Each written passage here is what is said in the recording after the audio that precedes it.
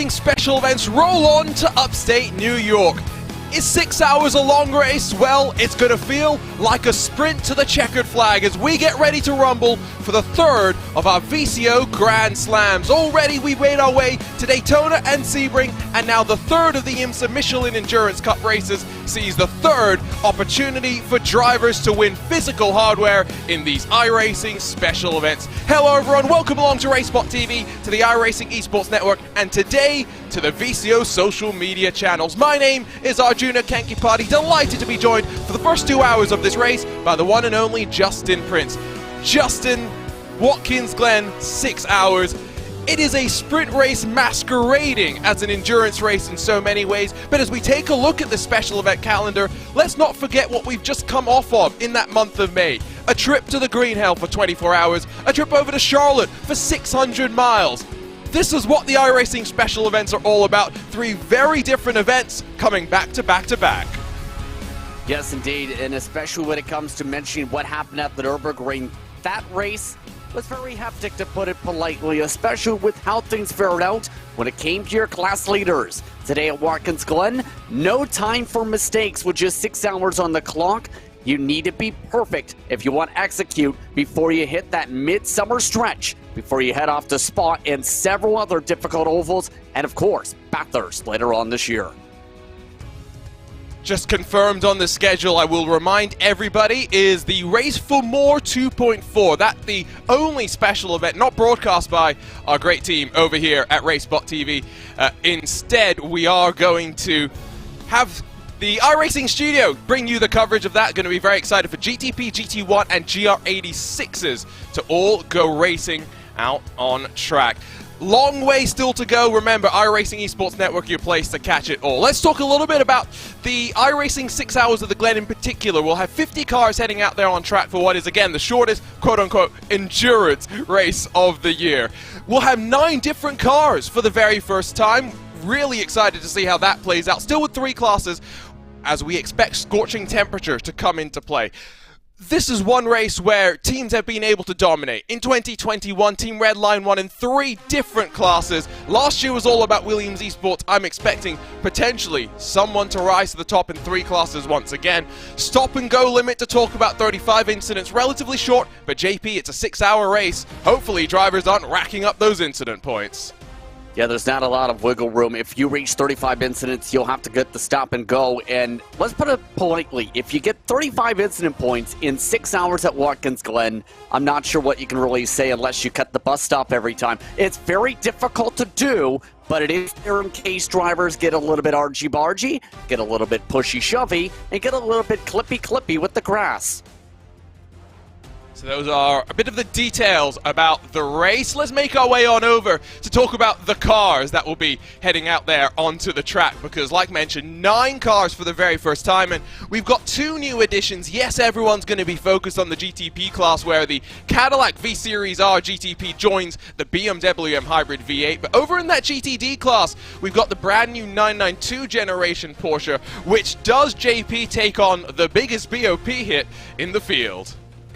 Yeah, a massive amount of weight, in fact, added about 10 kilograms, plus the fuel reduction to be able to equalize it out with the air classes. How about that for its debut, to say the least, on the endurance side? It's going to be interesting how drivers fare out in turn because of that extra bit of weight to the car, and it's that equalization point. I am very curious of the GTPs, though, because we're talking about this coming into today, and drivers have indicated this in several leagues with the Caddy as well as the BMW for GTP tire wear. Very critical for the GTPs today after the updates with the iRacing build, expecting the potential, some drivers reporting, of tire blowouts with how close they were getting after 45 minutes. We'll see how drivers manage that for 6 hours today. Now, one thing that you have short time to join us on RaceSpotTV for are predictions. We're not just doing this for the commentators. If you're part of our RaceSpot Discord, there is a form available for the next 60 seconds or so for you to make your predictions as part of what's going on. You can win a RaceSpot jersey, so don't forget to really quickly go and do that, because as soon as qualifying starts, your opportunity to enter will come to a close. We're a little bit split all across the board here, as you can tell, at least when it comes to the team at RaceSpotTV. Florian at VCO has to be slightly biased to his guys over at BMW Bank and BS Competition, so we'll forgive him for his bias. But JP, let's talk about our predictions. I'm Urano, your Redline in GTP. I'm Apex, your Williams in LMP2. And I'm Urano and Williams, apparently, in GTD. Yes, indeed. And the reason that comes up to mind, thinking back to Nürburgring, even with the chaos, Williams had speed with some of the classes there at the Nürburgring with the Nordschleifer.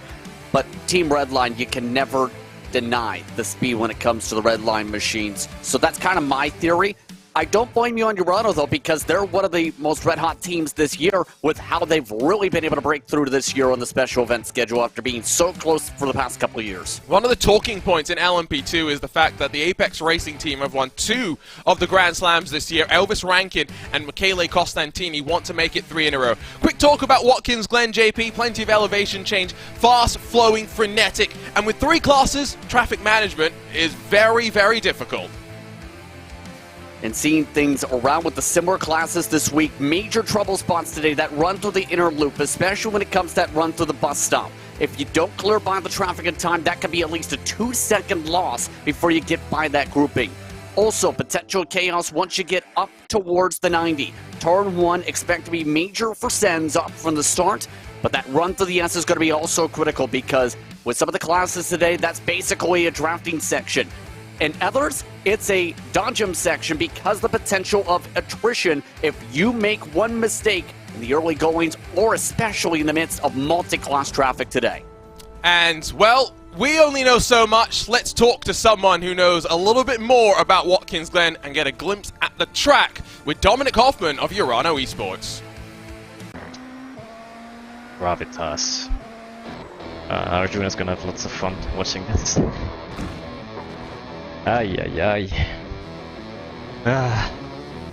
Post commentary would be so much easier, I swear to God. Hi, my name is Dominic Hoffman.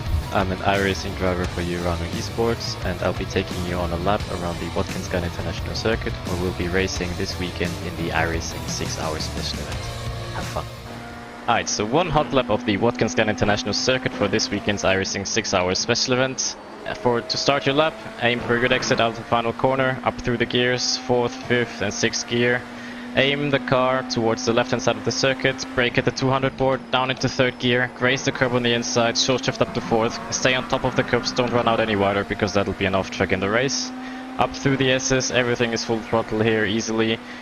And keep the car on the right hand side and only gently bring it back over to the left down the long straight. And you have lots of time to prepare for bus stop, one of the fastest and trickiest corners on the circuit. Tap the brake only slightly down 1 gear, aim as close as you can towards the inside armco, brake again for turn 5, keep the car on the inside and don't run out too wide on exit because you need to swing it back over to the right for turn 6. Brake earlier than normal because there's no camber to help you out in this particular corner. Up on the curb on exit, back over to the left hand side and aim for the 200 board on the left. Brake down into 3rd gear and be wary that you have lots of camber to help you out this time. Up over the crest, up through the gears and keep the car on the left hand side for turn 8. Aim for the 2nd to last board on the left hand side, brake down to 3rd gear, graze the curb on the inside and swing the car as soon as you can back over to the right for turn 9, the slowest corner on the circuit, down 1 gear. Keep it as long as you can on the inside and very smooth back onto the throttle on exit. And this 2nd to last corner is, well, in this car it's quite easily flat out. Swing it back over to the left for the final corner and bring it as close as you possibly can up towards the wall and exit, but don't go into the wall obviously. And that's one hot lap around Watkins Glen.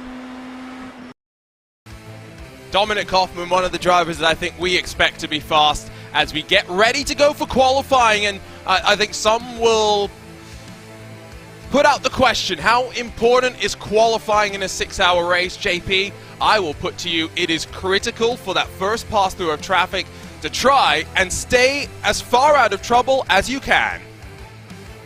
Again, I'm always somebody who prefers having the track position from the get-go in case of anything happening, not just with traffic, but more so in case of the mistakes.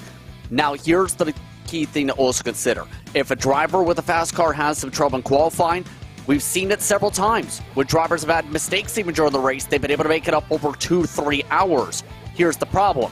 There's only 6 hours. You can only make one even minor mistake really on the timing sheets before you get to the point where you might not have enough time to get back where you were running at the time of said mistake. So in other words, you need to qualify, I think, towards the front of the grouping today. Make sure you give yourself the best possible position for the race today to be able to execute from the onset instead of having to be on the back foot of having to immediately try and push through the rest of the competitors to get up to the point. And so, qualifying already halfway complete. Let's begin to take a look at how we think it's going to form up. Drago in the GTP currently sit 1 and 2, as do Apex and LMP2. And then if we go down to GTD, representative lap times usually only come in the second time around. Red line up to second. We're waiting for a swarm of times to start coming in, though. Urano have jumped their way up to the top. Red line, though, and Chris Lullum find the point. Fast times coming in. Carl Janssen in the Williams Esports Fanatec car will try and join the Williams Esports Marla car at the front that has just gone to pole. Expecting that to go back and forth a little bit, but not too many laps to get the time down. About 2 laps to work with in the solo sessions to be able to get up towards the top of the board. Door Esports already looking intriguing with GTD with our notch competition, BS competition. That's going to be interesting to watch as well. But you mentioned the speed from Apex. How about a 1-2 to try and add to the Grand Slam?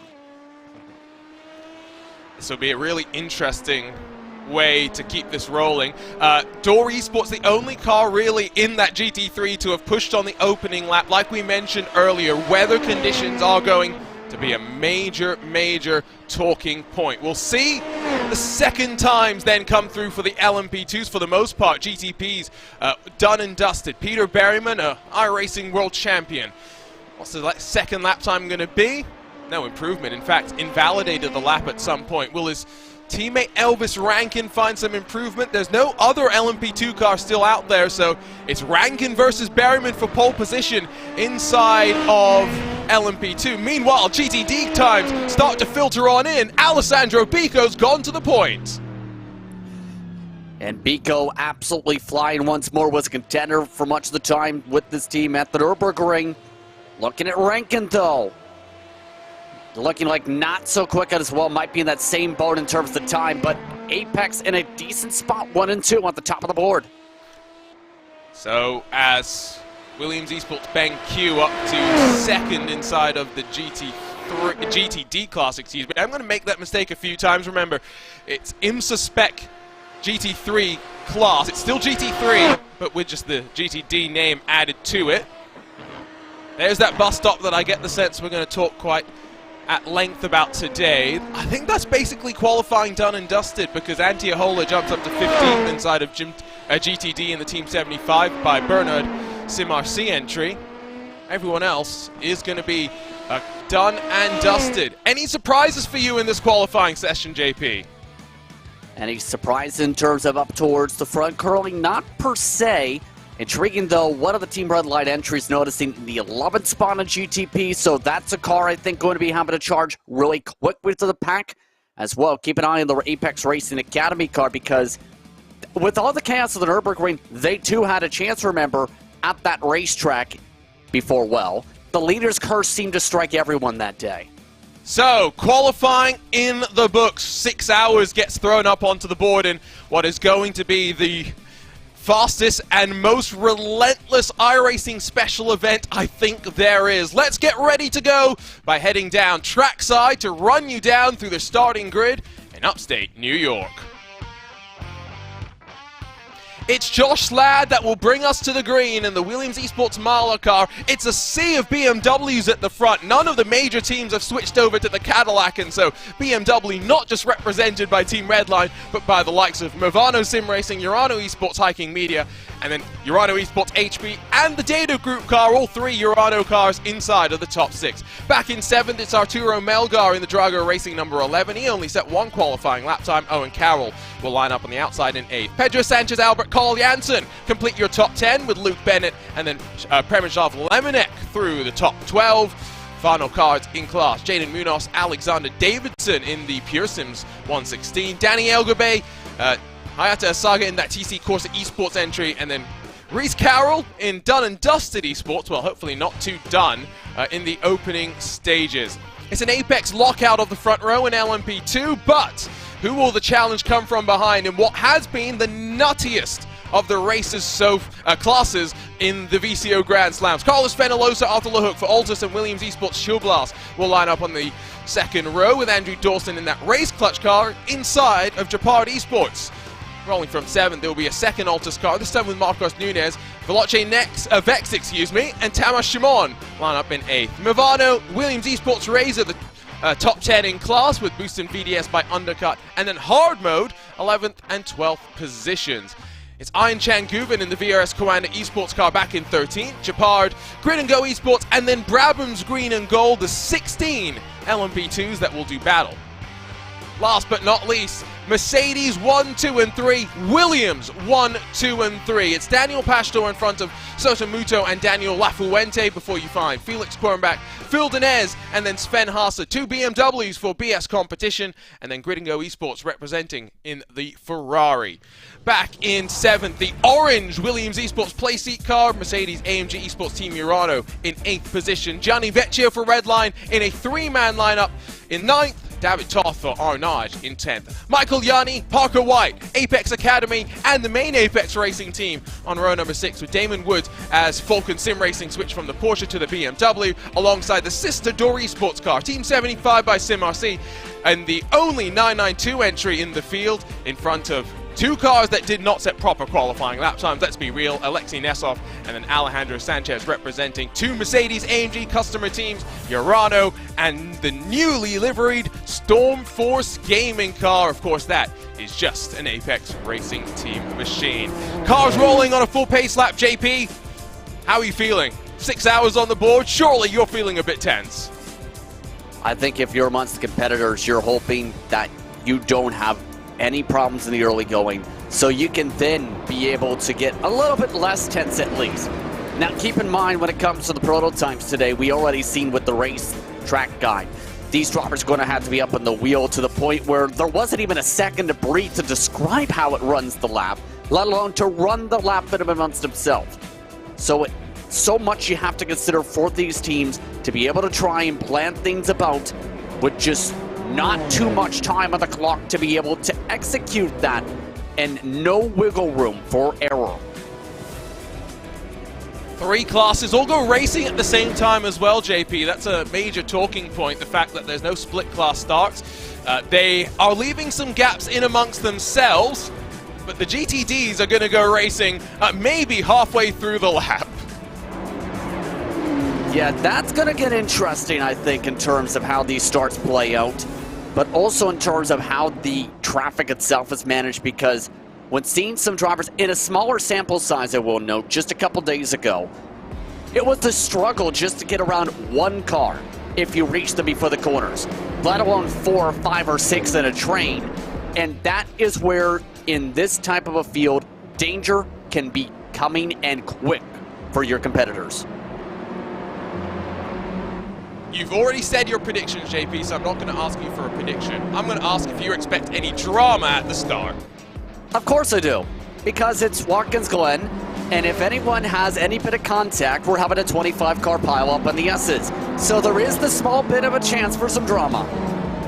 Well, we are ready to go for what is expected, like I say, to be the wildest of the iRacing special events. The 3rd VCO Grand Slam, the 3rd opportunity for drivers to win physical trophies. It's always exciting when drivers get that in the mail. That's what they're fighting for. GTP Storm to the green flag. We're racing in upstate New York. It's a great jump by the Williams Esports Marla car, but it's 3 wide behind as they descend down through the 90. Somehow they will get through there safely and now begin that rise up through the S's, where they're going to get single filed eventually, surely into the bus stop. LMP2 cars figuring themselves out through the 90 as well, but already watch the single file formation down into the bus stop as the prototypes fly to the bus stop. Nice, clean, nice, and no mistakes. No major stack-ups, no major drama for the first 2 classes. GTs also doing well. GTDs working their way already single file, in fact, off to their start with that. How they structure things, it's going to get interesting. How Berryman and company try and hold things about. but how they work their way in turn with the traffic up the hillside as they work their way to complete the first lap already in the GTDs. It might be amongst the coolest track conditions that we've had throughout the first couple of hours of the race. The driver's going to very much be trying to take advantage of opportunities. BMW M Team Redline in the GTP class have already lost a couple of positions, and their counterparts in GTD experiencing some technical issues, so they'll be hoping that they don't have too many more dramas working in the early stages of this race. Only Race Clutch in the LMP2 class seem to have had issues on this opening lap. It will be Josh Ladd in that Williams Esports Marla car that converts pole position to the race lead at the end of lap number 1. Movano up to second, Urano will be up to third. The battles will start to begin. LMP2, Apex, Altus, but look at that train behind. Yeah, a very long train of LMP2s in terms of how things have structured so far. Currently, a lot of those drivers separation amongst the top 10, just about 4 seconds in that choo-choo train. But this is almost towards the draft lock. Eventually, though, if you have the faster of the cars, you can slowly see that draft break up. I think we're already seeing some of those cushions form as battling going on in the GTPs. And Team BMW banged, and Pedro Sanchez Albert will be done. Big damage to their BMW M Hybrid. Side-by-side moment there for Movano, who have gone from 2nd to 8th because I think they got a slowdown penalty. One mistake can be so devastating, especially in the early stages when cars are so congested, which is why we talk about that first pass through of traffic always being the most important. Let's say hello to the GTDs once again as they head up through the S's of their own accord. 100 feet of elevation claim from the elevation change from the bottom to the top of that section, and it's where I am the most worried as we head off into traffic as to the speed discrepancy, JP, between the three classes. Yeah, especially if you get to a point where there's a battle for position, say amongst these GTDs, and you end up having them focusing on the battle, and they don't realize the prototype's coming within the next 5 seconds. That's where it's going to really spark things off in terms of incidents today. So you have to have your head on the swivel. You have to have your teammates communicating, okay, first layer of traffic is coming. Be aware of any potential lunges up through the braking zones with how this racetrack can fare out. That's still going to be the next few minutes here.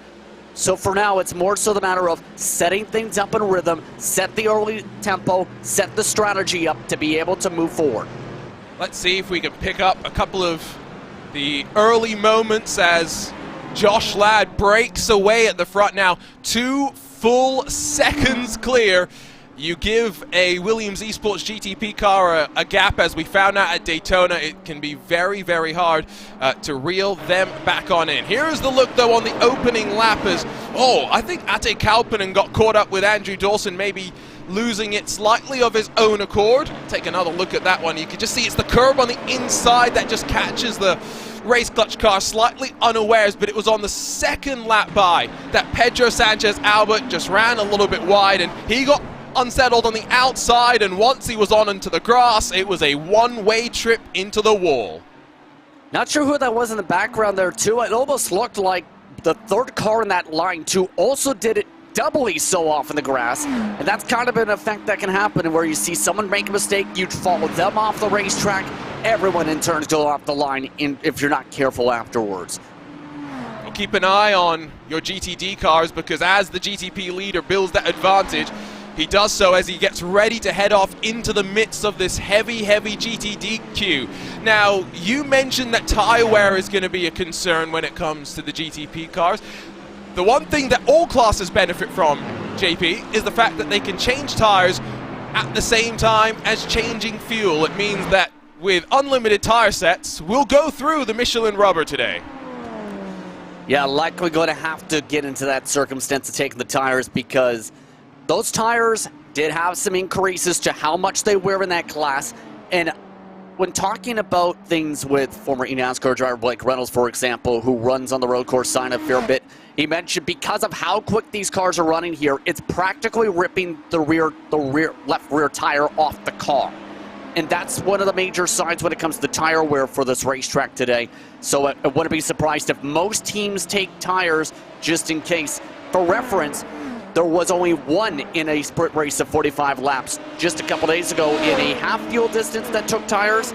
The driver who took the tires made up 4 spots in 10 minutes. So, traffic's about to be a reality. We are just 6 minutes into this race, and already Josh Ladd has had to pick his way past the Door Esports BMW of Jesse Jones, who has dropped to the back of that GT3 class. Former professional motorcycle rider Jesse Jones, to give him his full and accurate title. Can see that the LMP2 cars do have a bit more separation, so I get the sense that we aren't going to have to deal with the real 3-class bonanza until maybe 15-20 minutes into this race. Once that happens, though, boy, are we going to be in for a ride. I think the best thing that we can do in the early stages of this traffic, JP, is just look from the vantage point of Josh Ladd at the sea of cars in front. And this is where it becomes double the pace in terms of what we were talking about with the guide earlier on. Just trying to make sure you're aware of what's going to have to happen. Get out of the preferred line even, because those GTDs are going to need to prefer that top group. The problem is now, when you get to these battle trains of clearing by cars, you don't clear them by, you lose at least a second or two on the checkup, just like this one. Look from up above, and this is where you'll see some drivers be aggressive, some drivers being a bit more calm. And I'm hoping I don't have to get into my rants about traffic management less than 10 minutes into this race. For the time being, we seem to have gotten through relatively safely, but I thought for a moment we were about to go 3 wide through that very quick penultimate corner. Apex Racing Academy car fires it up the inside of the big Apex Racing team brother. Safely through for the time being, but if you're not nervous, I don't think you've seen a previous VCO Grand Slam. Yeah, with the amount of crossovers we're already seen, while trying to lap other cars, that's a recipe for panic, because you need to be predictable as lap traffic. You also need predictable as the faster car to be able to make sure to understand where these lines are coming through. Already look at that, having a crossover right side to left side up the S's. And now into that bus stop chicane with a very treacherous bump around some of those curbs. We've already seen cars being taken out. Surely drivers just going to be trying to settle into a rhythm. This is nice to see. Not really too much going on in terms of action, and drivers trying to take advantage. 1 second now the margin at the front, though, so it has closed up as a result of the traffic. Danny Helgabay in the Simufy esports car.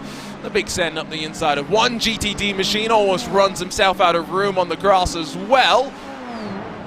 And so I don't think we've talked about difference in lap times just yet, but there's only about a 4-second difference in lap time between 2 prototype classes here. It's a bigger gulf to the GTDs, and so I do expect, JP, LMP2 versus GTP traffic to be quite difficult to overcome. Yeah, I think in terms of the speed, it's going to take a little bit longer to be able to make the move. Now, that being said, the GTP is very quick when it comes to straight lines, as we've seen, but more so, I think, in terms of the cornering speed, to be able to zip around potentially those LMP2s. Urano, though, looking solid, trying to work themselves together, it seems, or at least with some of their fellow color mates, to be able to get through this traffic cleanly, such as the HP and Data Group back cars. That was a pass by Owen Carroll in that Apex Racing Academy car on Urano Esports. I do believe, if I remember correctly, Owen Carroll, Apex Racing Academy, winners of the BMW M-Sim Cup race here a couple of weeks ago, so they'll have a pretty decent baseline, but introduction of the Cadillac GTP, changes to the BMW. Who knows how much the drivers and teams have had to adjust in the weeks since, and especially given what we have been talking about already with significant potential deltas in tires. LMP2 is starting to see a stretch away as we head off into their first cycle through of traffic. It is still Apex, Berryman from Rankin, and then Fenellosa now 1.5 seconds back. And JP, the important thing here in my mind is the fact that if you are Elvis Rankin, yes, you're breaking away, but maybe more importantly, you're saving some fuel to maybe spring a surprise on your teammate in the pit stops. I think I wouldn't be surprised if the lockstep on this decision-making in terms of strategy. But in terms of the various camps, you're right. Really helps Rankin in terms of their case, but for the first time, they have to deal with the lap traffic. Now it's going to be also key for them to keep up with their teammate, though, because they are the 2 quickest cars in their class in the racetrack. And if they get through cleanly together as one unit through this traffic, they're gone. They can pull away from Altus. It helps that they've got Stormforce and the Apex Racing Academy sister cars to work on past. Plenty of familiarity around some of these drivers, although I don't know if Alejandro Sanchez necessarily would have appreciated that. Peter Berryman has just turfed the Falcon Sim Racing BMW out of the way. It's going to cause LMP2 cars to scatter down to the wall. It might even cause an opportunity for Arthur LeHook to try and get past Carlos Fenolosa. He'll set it up out of the 90. Fenolosa tight. The Williams car so much better on corner exit, and what a move by Arthur LeHook. Once again, you have to keep your head on a swivel, especially when it comes to traffic management, and especially when it comes to the GTDs today, to be able to keep an eye on those prototypes. And that's the tough thing. With how quick it is, you have to almost expect the dive bombs with the prototypes. Now that lead cushion is lucky to still be decent enough to be around that 1-2 second bracket. Quick look at what happened, by the way, with one of our LMP2 machines a lap or so earlier. Oh, that is nasty, nasty for Stephen McDonald in the Brabham Esports green and gold. We're not going to be seeing much more of that, unfortunately, I would think. Well, Elvis Rankin's got to watch out. Almost a second Apex Racing car into a GTD machine in this first cycle through of traffic. However, one LMP2 car off the road. It's Movano and Sasha Gorla. Yeah, and another spin around in the midst of that traffic. And again, if you're amongst that Altus Esports camp, have to make sure to emphasize, you've got speed. Just do not make any mistakes. Downside, Arthur LeHook now trying to pull in that Williams Esports Joe Plas car. They're now in a better prime spot, and they're getting through the traffic even better than what Altus has been able to do, especially with some of the others 3 wide. I do have concerns about Berryman. I've heard some rumblings from some drivers that the prototypes, specifically the P2 machine, may be a little bit of a paperweight when it comes to specific contacts. Berryman hit the front, which might be a little bit stronger than the rear, but while Damon Woods unfortunately brings that Falcon Sim Racing car back down onto pit lane, let's see the reason for it. And let's ride with Berryman's perspective first, because I think it will give us a good insight into what he was thinking. I mean, he's a day late and $1 short coming from maybe a different country, let alone a different state. Well, technically the car speed is technically that. It could be a different state in this case. Maybe going up the I-90. But in that case, they probably thought that the door would have stayed open. This again, when you're 3 wide with other traffic, that is a recipe for getting spun around like we've just seen in the prototype. Further battling, by the way, 8th position in this P2 class. Really, really frenetic stuff like we mentioned first cycle through.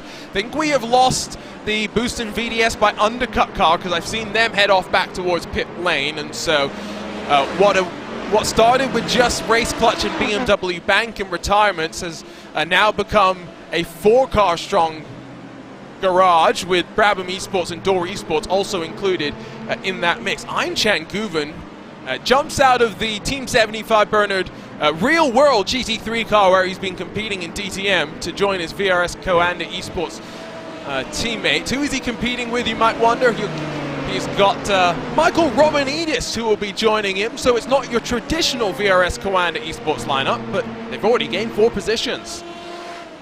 Guven, though, is still a strong driver to have in your camp if you're VRS Coanda Esports to be able to try and push forward. Downside, again, they didn't have the track position from the onset. So it's going to take a long while, I think, for them to be able to see if there's a chance to get up to the Apex group with how ART's been working together.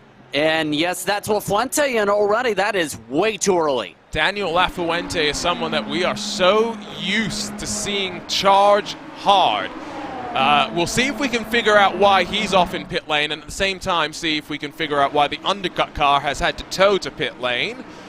I see the Williams car in front. Oh, I'm nervous. I'm very, very scared. The Grid and Go Esports Ferrari, I think, was the one that got into the back of the Williams Esports car, and in trying to take avoiding action, the poor boosted VDS car went all the way off the road. Right from the top of Sven Haas's perspective, though, in the Grid and Go Ferrari, and you'll just see, I mean, it's another case of going for a gap that's never really there.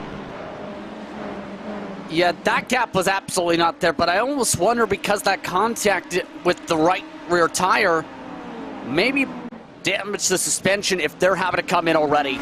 So that likely the possibility with that contact directly to the tire rod. Look at this GTP field. We've already gone through traffic once. Top 8 cars, no one split by more than 0.8 of a second. The second pass through of traffic might be equally terrifying for GTD machinery. Maybe the benefit is we've lost one of our 17 GTPs, excuse me, and we are down 3 of our 17 GTDs. Attrition already playing a big part as ever in an iRacing special event.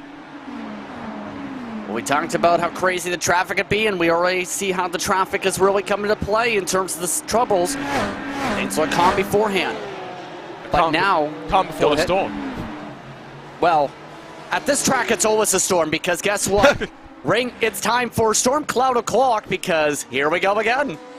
Dominic Engel jumps into our YouTube chat to say it finally feels like, starting to feel like a Watkins Glen 6 hours. Yes, I agree with that. We haven't had any chaos up through the S's yet, which, knock on wood. If you're trying to follow along with live timing and scoring, by the way, RaceSpot.tv/timing is a guaranteed way to be able to follow along. Timing 71 has a little bit more insight if you are a George Simmons type. If you like to be able to pick through data, I wish I could pick through data with the same level of analysis as George Simmons. We went 3 wide for the lead for a moment, and Diogo Pinto, a world champion no more, but the fight remains. Red line around the outside and through the traffic, a new race leader in Watkins Glen. That was a little bit brave to take it 3 wide again with the traffic, but Redline seen the opportunity. Pinto seen the chance, and you can almost feel the tension in that Urano car saying, where do I go? I don't know where to go. I'm sorry with the blinking lights. And Pinto just barely getting through without any trouble. And once again, we managed to catch the traffic in towards this penultimate corner, which is flat out in a GTP machine, and so they are having to be just that little bit more careful. Just look at this through the final quarter at the mix and mash of cars. You've got one of the few Cadillacs in the field, Jadon Munoz, who threw a move to the inside. And in fact, take a look at the only Cadillac in the field for just a moment. I say only Cadillac, we've got done and dusted esports, but Reese Carl is claiming he is done and dusted. Oh, Urano car in the wall without a shadow of a doubt. Joop de Ligt drops down the timing order, and, well, it can get messy up through the S's. It's going to get filtered up in towards the bus stop chicane as well. 3 wide, they're trying to get it sorted out in time. Jonas Wallmeyer slows down as well. Have Urano just lost 2 cars in the space of 1 corner?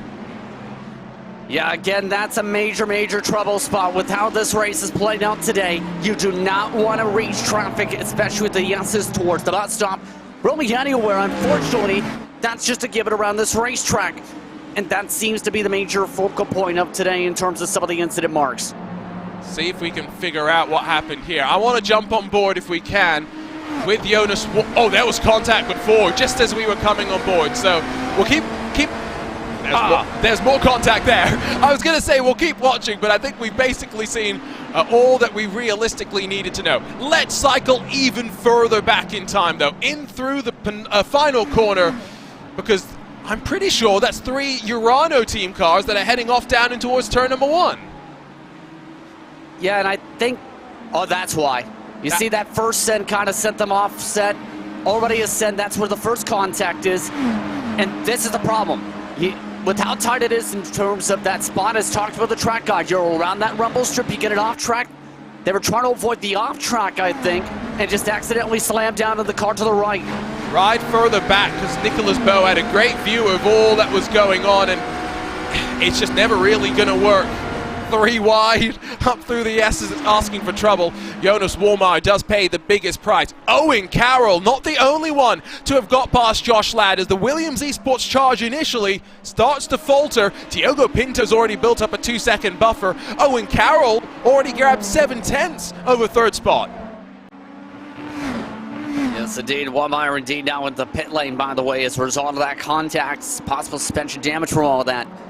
But you talk about a busy time. Things still very intriguing when it comes to talking about things such as this machine. Grid and go. really put themselves up on the spotlight at the Nürburgring when they qualified up towards the front there. Now, they're doing it again this time with how things have played out today in their car type. Second, their highest running car in the class. Yeah, you've got a Mercedes in first and third. You've got BMWs fourth, fifth, and sixth. And then the Ferrari represented quite well. Grid and Go Esports have an LMP2 car as well. They're running up in 11th spot, and so we'll keep an eye on all of that. Do remember again, RaceSpot.tv/timing. I did see a question in the iRacing Esports Network pondering why, at least when it comes to the GTP class, we are seeing mostly BMWs, and I think it's twofold. We've talked about tyre wear quite a bit already. That's surely a bit of a factor, but I think the second part is that a lot of these teams just have so much knowledge about the BMW now that it's very hard for them to develop a similar setup for what is a very different car in terms of its setup philosophy, because it runs a little bit flatter, less rake because of how the aerodynamic tendencies of the car play out, and so they had fast setups already and they didn't want to tweak it. Maybe when we go to Petit Le Mans, Justin, the final of our VCO Grand Slams around October, maybe then we'll probably, hopefully, see a bit more of the Cadillac contingent. I think so too, because keep in mind, when it comes to a special event, lots of teams start that preparation at minimum 2 to 3 weeks out at this level. So when you think about the time of the build being about a week and a half ago, that's a very tight turnaround to try and find every little nuance of the Cadillac to be able to try and match, if not surpass, the speed of a BMW. Now, that's not to say they haven't tried to put in that effort, but in that same case, too, you might have within the teams, for example, I've seen drivers go head-to-head on various setup philosophies, even different car types, to be able to see who's most comfortable with what car. And in most cases, BMW's had the more seat time for most competitors to be able to get that setup knowledge and data book ready to go. Give a shout out to Daniel Lafuente, Williams Esports, Mercedes-AMG Williams Esports have spent a good 7-8 minutes down on pit lane. They're heading back out onto track, as by the way did Race Clutch in the LMP2 class. That is the endurance racing spirit that you want to be seeing in special events where we don't have safety cars to bunch the field back up, so once you have the damage, it's very easy to turn the car off and pack things up, but the fight still there for the time being, as the Race Clutch car has to deal with GTP machines working past it. Almost halfway through the first hour of this race, LMP2, the top three, very much still holding steady in terms of that gap. Any fears that I had about Peter Berryman potentially having some damage after his contact in through that final corner seemed to be put aside. Elvis Rankin still tucked up behind and saving that fuel. You mentioned Sven Haase runs second, but he's 1.5 seconds back from Mercedes-AMG team Williams Esports. It's one of those surprising races at Watkins Glen where I expected the first 2 hours to be very, very crazy, and then maybe it to settle in a little bit. Feeling like it might be the other way, JP. First 2 hours might be a little bit calm. Is it going to get nutty after that? Well, it really depends, to be quite honest, depending on those who have fast race pace, in my opinion, but didn't have the greatest qualifying, to see if they naturally get up there. After all, here's the thing. With the GTPs and when it comes to the LMP2s, more pit stops expected for them because of the fuel times, around 40, 45 minutes, the very most you can probably get on a tank, for example. So that leaves more opportunity for close-up. It's GTD, where it's going to be more difficult, I think, based on what we've seen today, to fully close the gap. Especially with this updated draft model that so many talk so much about, so we'll keep a mind to that. Ate Kauppinen and Raquel Rack in the Williams Esports Razor car and Japard Esports machines. That's the 1 and the 8. Battling for 8th position, as mentioned. 2 seconds off the back of Tamas Shimon in the Veloce Vex car. Got a pretty strong LMP2 field, which is nice to see, even though the GTPs very much take center stage in the real world and the virtual world at times. It's good to see that the major teams have not dropped the LMP2 car, and so they continue to run themselves around the track. Slight swap around further back in the GTD class as the fight back from Alexei Nesov continues. No representative lap time from him in qualifying. Already gained 7 spots. He's up to 9th. Yeah, very nicely done so far to get through this field, make up these spots. So far, so solid. But I'm more so intrigued, though, in terms of the long run game, in terms of being able to make through all these cars, to be able to hold on to the positions.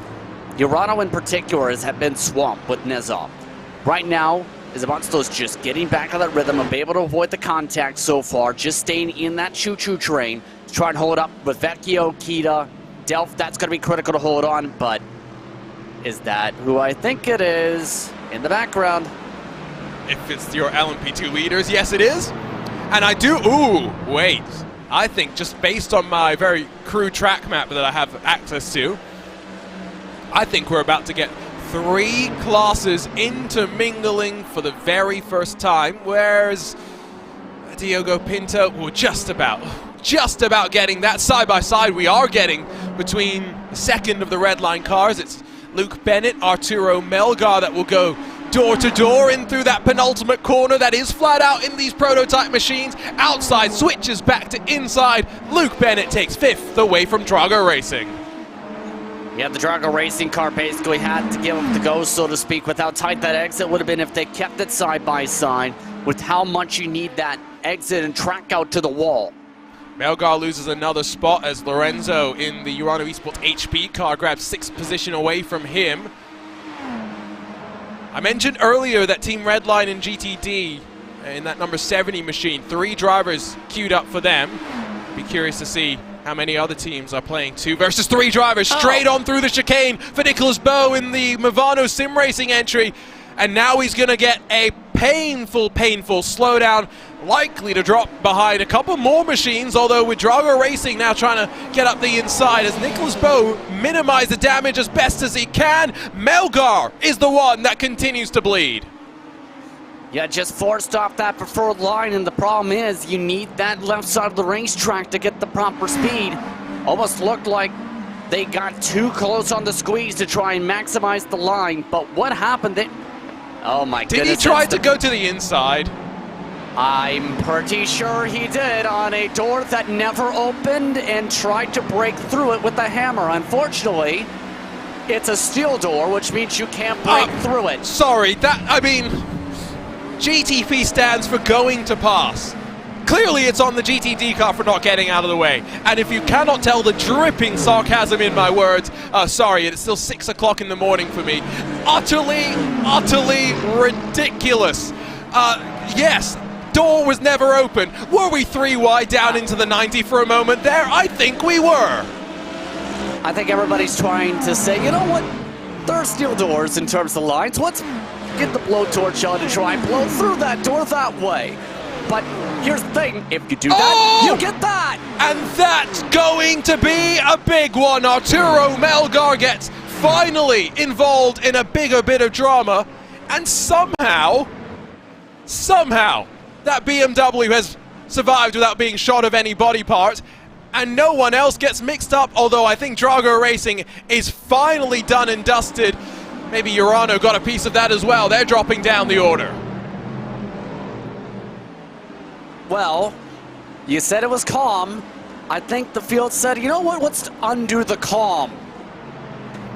This is to where it's getting a little bit absurd in terms of some of the traffic already, with them 3 classes colliding almost. So apologies for the commentator's curse that it would seem that I've put down on the field. There's some more side-by-side with the second remaining Drago Racing car in live pictures, but we're taking a look at the replay as we worked up through the S's, just as all of this chaos was going on. This is not actually the bit of drama that caught out Arturo Melgar. It was just showing you how chaotic it got with the 3 different classes all intermingling, because GTP LMP2, like I mentioned earlier, only 4 seconds delta in speed. It's not that significant. The second Drago Racing car, they're trying to get past Jaden Munoz in the fastest and the best running of the Cadillacs in today's race.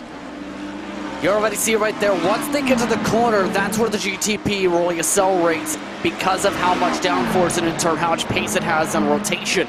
But that straightaway speed is so near dead even that it takes you that full straight to clear, and that's where it gets so difficult. It's almost like a parachute starting to build up with some of the traffic because of how long it takes. I think Arturo Melgar has had to head down to pit lane. He's not the only one. Parker White in the Apex Racing Academy car goes as well. And so 50 started. We've had 8 have to make trips to pit lane. It is one of those races now. Yes, here's the look at, and maybe why Parker White's had to come down to pit lane, because as Drago Racing go around, yep, Parker White gets a piece of the action. Let's take one more look at it and try and ride with that Mercedes. Yeah, already battling side by side right around that grouping. You have the Mercedes just trying to get out of it, and then right there, just a little bit of the push-up and nowhere to go. They already chose to go to the left with Parker White. Unfortunately, the spin was coming back to the left as they made that reaction. You know, it's one of those races where, yes, there's a lot happening, but surprisingly, I don't think we've actually missed too much of the dramas. We have missed a couple of the swap-arounds, though, and so I want to drill down into some classes just before we head off into pit stop windows. LMP2 in particular, where it is still Apex 1 and 2, yes, but we've seen a swap around for third that has seen the Williams Esports Chill Blast car take away that spot from Altus, who have dropped not just down to 4th, but to 5th behind the Japard Esports 73 car. And now Arthur LeHook is getting to the task of closing to the duo at the front that have led so far. Yeah, with the way things are playing out, there is still that chance. They got closer, remember, previously after some of the trouble and some of the traffic after originally passing by Altus. But now it's going to take a little bit more time, a little bit more help, because, again, LeHook has been able to get through more efficiently.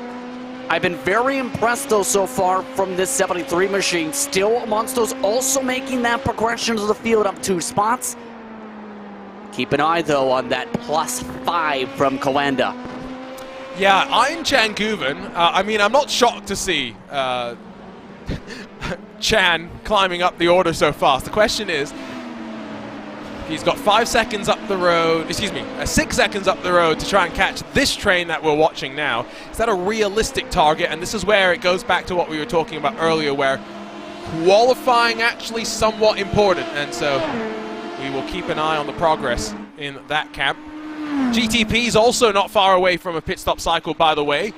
About 40 minutes-ish is where we think both prototype classes will head on in. And so 2.5 seconds, the margin that Diogo Pinto leads by over Owen Carroll in the Apex Racing Academy car. In that Academy car today, by the way, it's not a very Academy lineup. You've got Paddy Wolf and Danny Chivichabo, all three who have been pretty strong in this car in the BMW M Sim Cup. So I'm calling not Academy on this lineup. Williams Esports Marla, after putting it on pole, still running third, albeit just a little bit off the pace. Speaking of the Apex Racing team, by the way, they're not just leading in LMP2, they're bringing their partnership with the Stormforce gaming crew over to their also new partnership with Mercedes AMG. I love this livery, JP. One of my favorites in the Porsche Tag Heuer Esports Super Cup. Turns out it looks quite good on a Mercedes as well. It's very colorful, very yellow and black. I keep thinking it's a certain other team that's driven yellow and black a lot because the color palette's near identical with the yellow. But I will say, it's great to see some more investment into sim racing, into esports action by various esports groups to expand their presence and get with very secure drivers like Sanchez. Well, here's the team that used to be the Bumblebee. But they're now Spider-Man. JP, I'm not sure if you're aware of the story that we talked about at the start of this year or last year. I forget when it was. But Team 75 introduced this new blue and red livery. We saw it carry over into their partnership with SimRC as well. And so the classic SimRC yellow and black colors replaced by what, in my mind, has become a classic blue and red. Yes, indeed, especially with some of that real-world speed. And it's it's been really strong over his sim racing career. Keep in mind, usually amongst those who could bring a car into the top 10, Technically 13th, and technically everybody's first layer of traffic today, it seems. On the bright side, no one has hit the car, despite despite the field's efforts. Yes, Dominic Engel quite correctly says a lot of prototypes are focusing on hitting their targets. Yes, target acquired, it would seem. GTD has closed on up, though, and this is where I think we're in for potentially some fun. It is, yes, Mercedes, Ferrari, Mercedes, BMW, but we've got 3 different manufacturers within, what, 2 seconds of one another, and that's after traffic's tried its best in the first 35 minutes. Yeah, and again, not a surprise with what we've seen from the Nürburgring Mercedes-AMG Williams squad. Really quick when it comes to their team, but still, Sven Hasse, part of a group that is focusing more on the setup side of things, trying to keep in this train, now in this Williams Esports sandwich here. No, JP, that's wrong. What? Do you eat a bread sandwich? Are you calling Sven Hasse's car a piece of bread? No.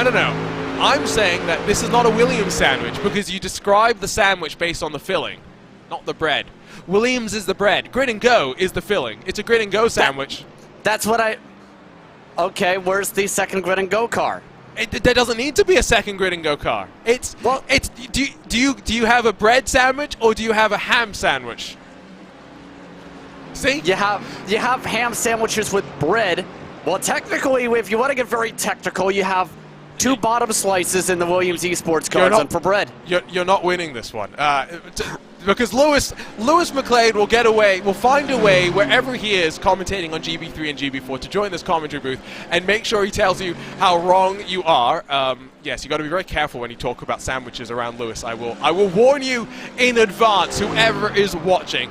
Unfortunately, I will also warn you that the bus stop chicane can be quite venomous. I think this is the 3rd car that's found it out. The TC Corsa car goes around in front of the LMP2 leaders. I'm sure they weren't scared at all.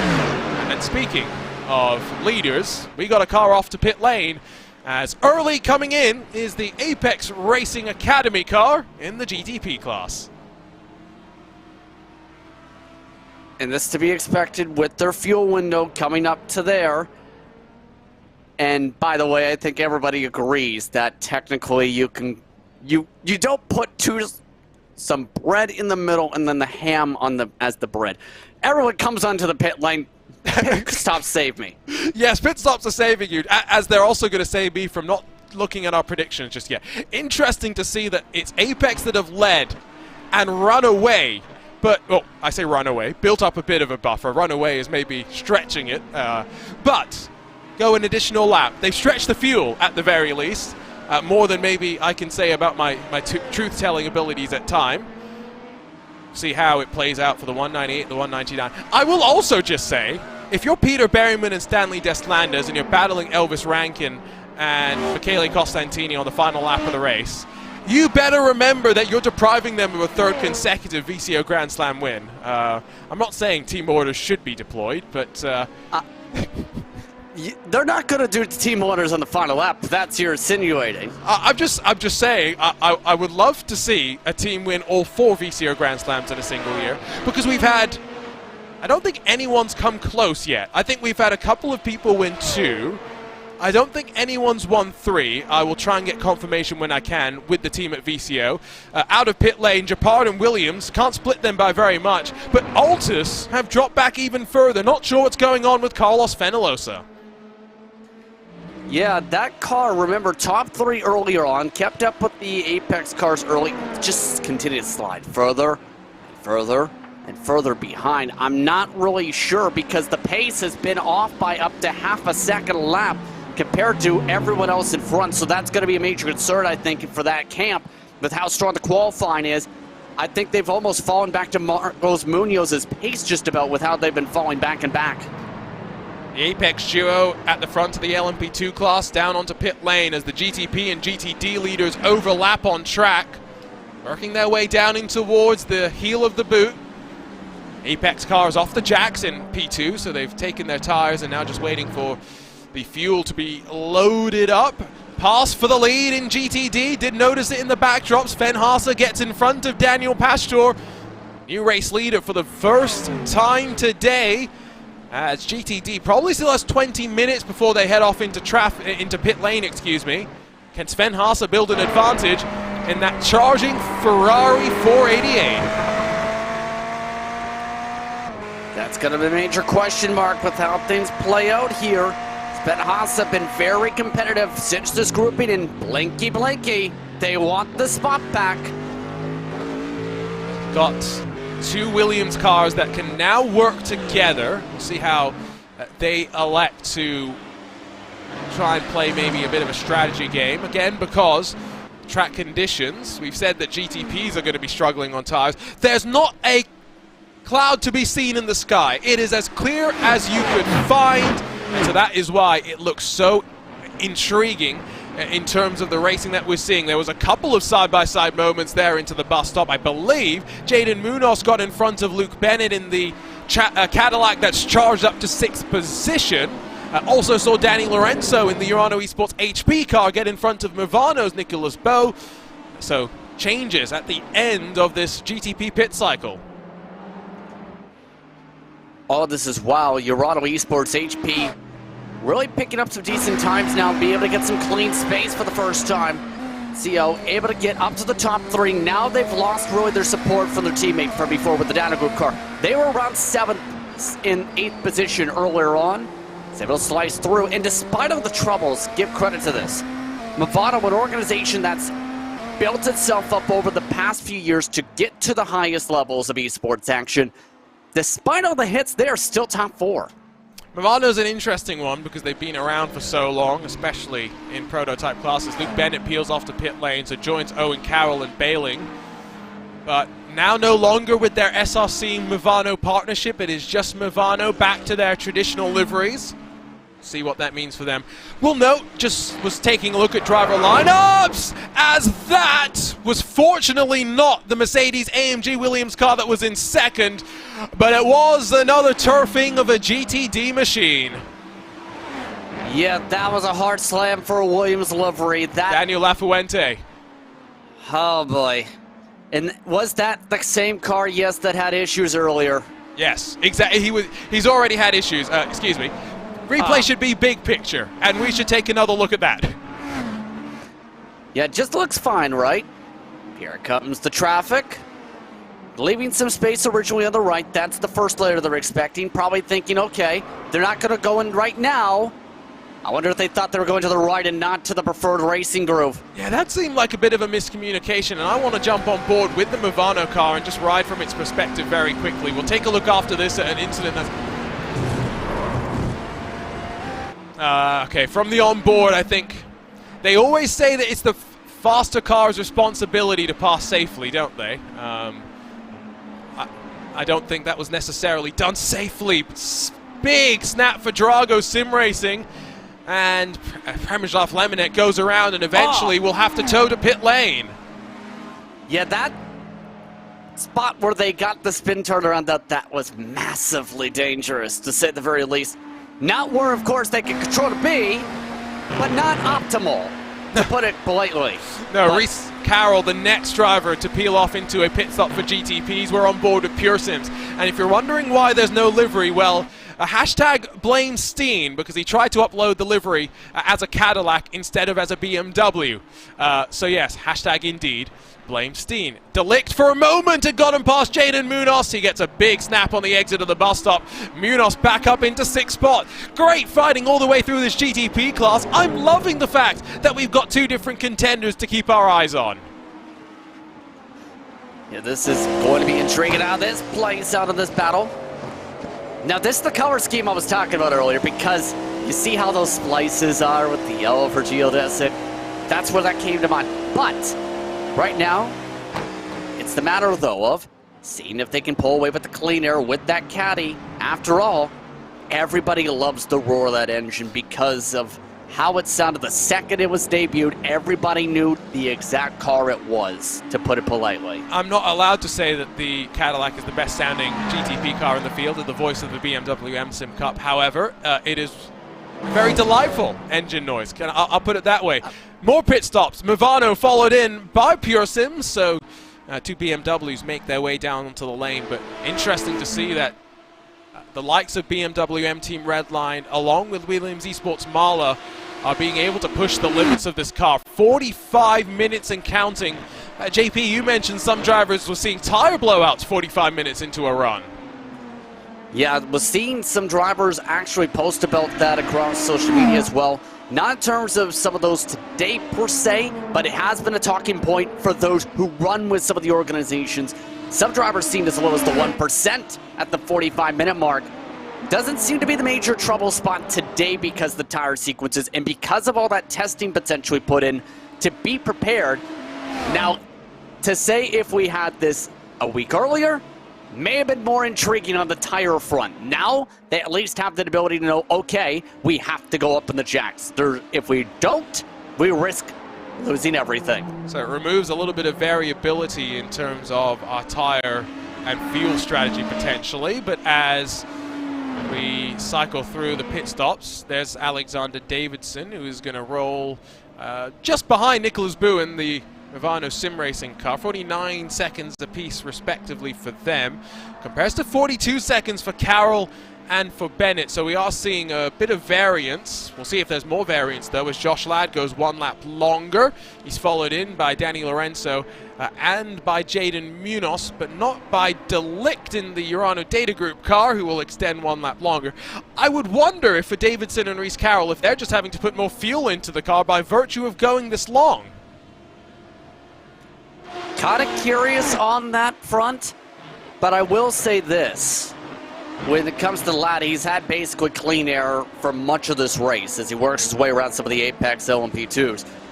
In terms of that, that's a major advantage that's been a talking point as well, because for whatever reason, once you are able to break that toe, it's very difficult to close back up because of the impact of the aero, some drivers have described almost, compared to even evenly footing. So I think for Ladd, it's more so, I think, important to break away like this and have that cushion and have this clean space rather than be in a drafting train where you're draft locked almost. Well, having the chance to save, also get the feeling of being stuck on the tempo and pace. So BMW Team Redline drop and roll and are going to end up behind Owen Carroll, but by about 9-ish seconds, the gap stabilizes off a pit exit. Important because new net race leader is an Apex Racing Academy car. I'm trying to calculate backwards here, and this is where I'm going to send a message off to Mark Tranter, George Simmons in the probably just Mark Tranter. George Simmons probably busy this weekend in McLaren race control, McLaren Formula 1 race control. Oh, that got close for a moment, but Diego Pinto had it under control. Curious if Owen Carroll and Apex Racing Academy here are planning on going to do an additional delta, because you have to make up on the track, including the stop in the box itself about a minute. Can you make up a minute on the track on a tire difference? Well, they're only 11 seconds in front of BMW M Team Redline as Josh Ladd stays for a 33rd lap on track. It is remarkable, the run that we're seeing out of him. Carroll through the 90 up towards the S's. We're still waiting for Joop de Ligt to head off of pit lane, so we'll only really know what the strategies look like and how they're really going to fare come the end of this race. But I think we have some split calls going on, and only the Apex Racing team strategy guys can answer if that is going to be the case or not. Let's check back in with GTD, by the way, as I got very scared that we were going to go 3 wide behind them.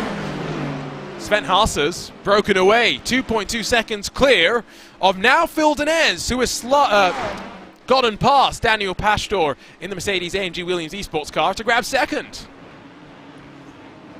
Again, just taking the chance to say, you know what, I'll just make this pass while you go 3 wide for some reason up through the S's. Why not? But that is in the same respective grouping per se to be able to work with in terms of the notebook.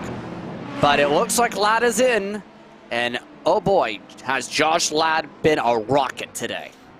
He's been steady as well. He was starting to pull away towards the front initially, and then elected to just slow his momentum and I think focus on the fuel mileage, while the likes of Owen Carroll did indeed start to push and build what is now going to be a net race lead. Josh Ladd has finished up the tires. He's probably got another 10 seconds before I expect him to roll, and so Diogo Pinto should grab second. Team Redline should grab third, but Josh Ladd should slot into fourth in front of the Urano Esports HP car, and indeed there is the 192. Ladd releases himself from the limiter and will have to get his cold tires up to temperature and pressure, but I love when we get strategy battles, even amongst those who are on the same strategy cycles, JP. We'll have different pit stop times come the end of the race. Something to think about. And that's something I was actually thinking about in that point too. I'm still not sure about the strategy call with Apex Racing Academy. Not sure if that's going to be able to work in the end, but it's the Academy car. And think of it this way.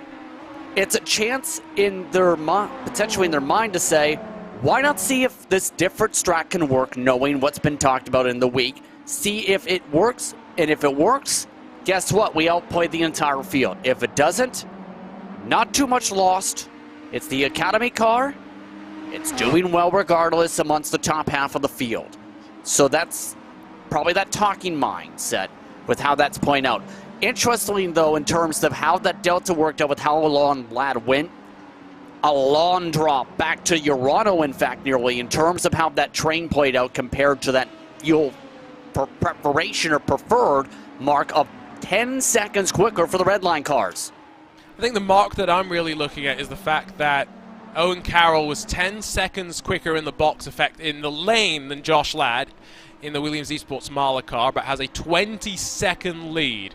So just keep that in mind. LMP2's duking it out. This was 5th position. Fenalosa in front of Kauppinen and then Marco Nunes. So there's 2 Altus LMP2 machines, which is interesting. We're not necessarily the most familiar with Altus in prototype machinery compared to GT cars, where of course they've won events such as the iRacing 24 Hours of Daytona, but Altus do have over their shoulder the fact that they have the latest iRacing World Champion part of their squad in the form of Jordan Caruso, as that's a slow Urano HP car, as Danny Lorenzo just been caught victim of the bus stop chicane.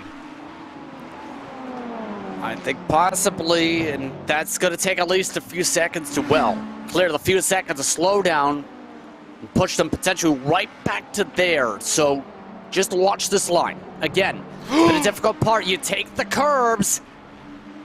Yeah. Oh, and the Pure Sims car behind. Oh, my days. So I think we need to probably watch. Let's just ride with Pure Sims here, because we saw the launch from Urano. Just see how uncomfortable the car gets over that bump, and Pure Sims is lucky there was a hole to aim for there, and it wasn't BMW on BMW contact.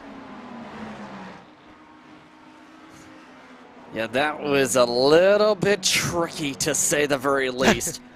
But I just did some quick math in terms of the GTPs, because of the thought process of, is it good to go all the way to the tail of the fuel tank? Well, here's something to chew on in terms of thought. You go 50 minutes on the tank, like we just seen with Ladd. You're talking about pit stops at 1 hour and 40 minutes in, 2 hours 30 minutes, 3 hours 20, 4 hours 10 minutes, 5 hours. But the final stop, Arjuna, critically, 5 hours, 50 minutes. I think that's the thought that we're now seeing from teams saying, we have to make a last stop when we go all the way to the end. We're short by 10 minutes. Why not shorten the pit stop delta each time and be able to just even out the times to about 40 minutes a run instead of 50? Marcos Nunes back pass Ate Kauppinen. Intrigued to hear that. I'm not surprised to hear that. Intrigued to think that some teams are playing it differently so early, because track position, I guess, is so important. Again, outside fade for Kauppinen in that Williams Esports Razor car. He'll bleed back into line. Does not want to force the issue. again, because 50 cars started, we are down to, I believe, 44 or so left running. They'll split the GTD leader either side of the grid and go esports. Ferrari, Kauppinen still searches on the long way around as they descend down into the boot. The Williams Esports Razor car finally back in front and into 6th. And that decline continuing for the Altus Esports cars. This has not worked out well at all since the strong qualifying runs. And you have to almost wonder what's going through the camp's minds right now, seeing that speed drop slowly further and further back. And you can already see it just on the rotation speed. Those who have been able to pass by just much better on the corner exits to be able to get away by a car length each corner exit. JP, you're getting confused, I think, between Carlos Fenalosa and Marcos Nunes.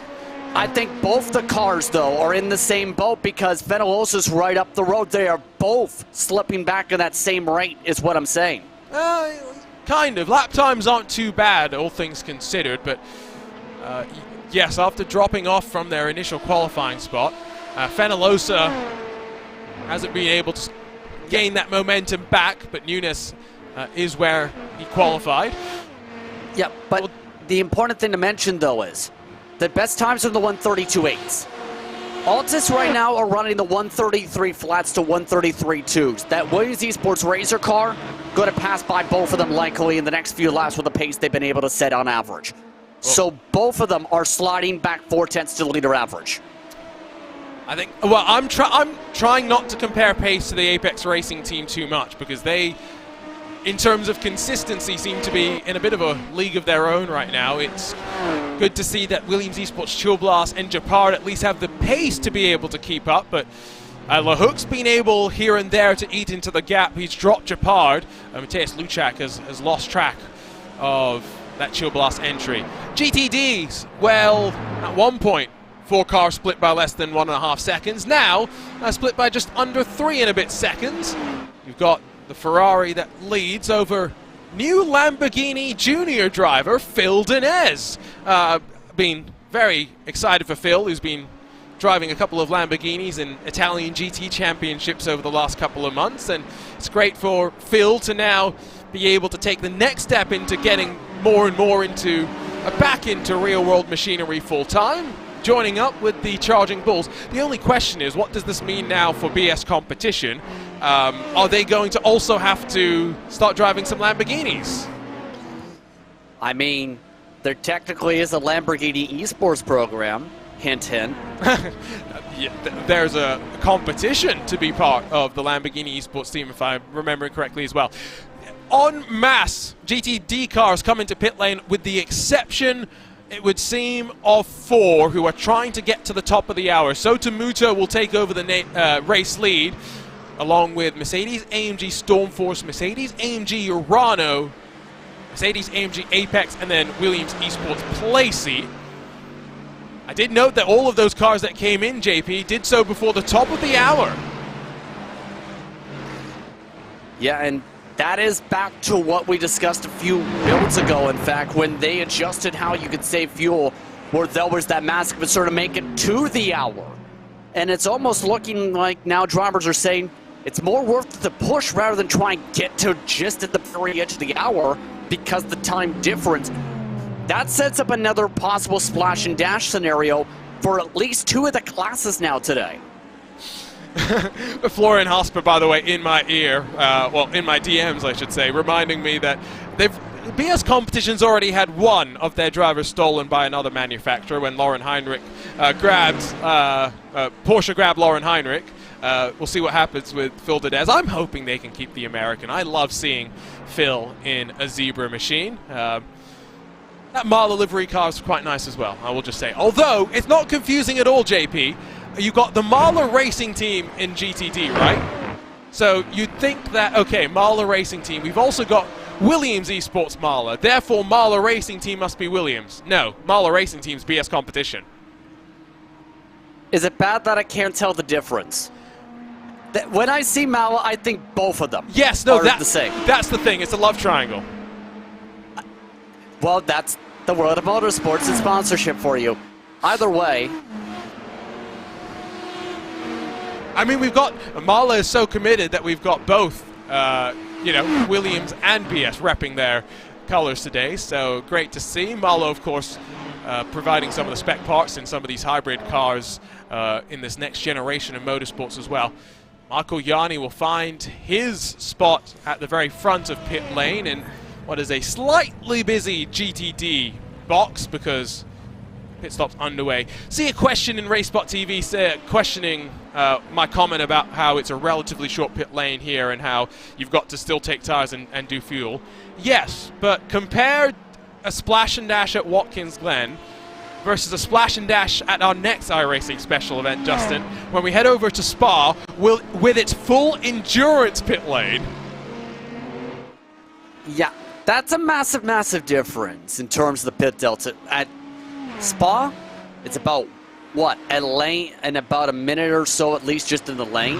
At Watkins Glen, it's about, you go in the box, it's about maybe a 25, 30-second run cone to cone at the speed limit. So that's the major difference in terms of that. And also at Spa, pretty sure it's a little bit slower compared to Watkins Glen. I think it is. Yeah, it's a little bit slower. I think it's slower because you got the hairpin as well that you've got to navigate your way through. So good call, a good point. Did not even pick up on that one. Race lead is starting to close, albeit slowly. If anyone picked Team Redline in GTP in our predictions, by the way, we'll get an update on that very shortly once I get some time to actually go and put in the numbers of where the cars are sitting on track right now. You're in a great spot. It's not just Redline second, Redline third as well. Yeah, and with how things have played out, Pinto and company have been very quick. I was expecting Team Redline, though, in the 69 car to eventually have their way through the pack because it looked like, based on the time for their second car on the lineup, that it almost looked like a fluke in qualifying, or at least a mistake in terms of the off-tracks to put them in behind. But as I said before, if you've got a fast car, Arjuna, the natural pace we've seen throughout the year for endurance races can get you back up there within an hour or two. Guess what? It's been about an hour. Bennett's there. I guess the good thing is he had the time to make up in the early stages of the race. The problem is if you're trying to make up time towards the end, you just run out of time. Realistically, you just don't have the laps to be able to get things done, and so that's where you always want to be making your charges slightly earlier, if possible. Up through the S's for Diogo Pinto, who, like I mentioned, is no longer the Porsche Tag Heuer Esports Super Cup World Champion, but Jordan Caruso taking that crown. Diogo did not have a unblemished season, got mixed up in a few different dramas, had to start down the back a couple of times, and in a championship like that, you're never going to be able to realistically bounce back from there, and so that's why what ended up being relatively dramatic in terms of a championship fight in the final round realistically wasn't, just because we saw Jordan stay out of trouble so much. 17 cars started in GTP and in GTD. We had 16 in the LMP2 class. For those wondering, we still have 15 of the GTDs, 15 of the LMP2s, and 15 of the GTPs. So 45 cars still running here after a full hour's been complete. But more intriguingly, 11 of those GTPs on the lead lap still, in terms of that consideration. Talking about how things are playing out for the Apex Racing Team cars, well, looks like Berryman's been able to at least build a little cushion now over Rankin. Does this close back up? Long term is going to be the bigger question, I think, with their about 3-4 seconds to play with compared to the Williams Esports Chill Blast car. I get the sense that 0.7 of a second is just management of the race for the time being. If you're doing this as a two-driver race, 6 hours, traditionally I would assume that you're going to triple stint a driver, which means 40 minutes times 3, about 2 hours apiece. I would guess that the driver that starts the race is also the driver that ends up finishing the race, which means we'll only get 2 hours of Michele Costantini and 2 hours of Stanley Deslandes. The pace that we see now is kind of indicative of what we should expect come the end, JP. I agree in terms of that. because if you've got this car built up, expect this to be all daytime, obviously, so you don't have to factor in adjustments to be able to be fast for the nighttime conditions when the track temperatures really cool down. Now, that's not to say the track temperature is not going to go down. As the sun goes down, progressively around that 2 o'clock onward mark in sim, that's where it starts to get a little bit cooler. By about, say, a 5 o'clock in sim, it's where it gets relatively cool around the 20 degrees Fahrenheit mark, lower. So I think this is more towards what we're going to see for the pace, raw pace lies, much of this race day today. Now, problem is, they've got some GTPs again, I think, right there and stuck in this line almost.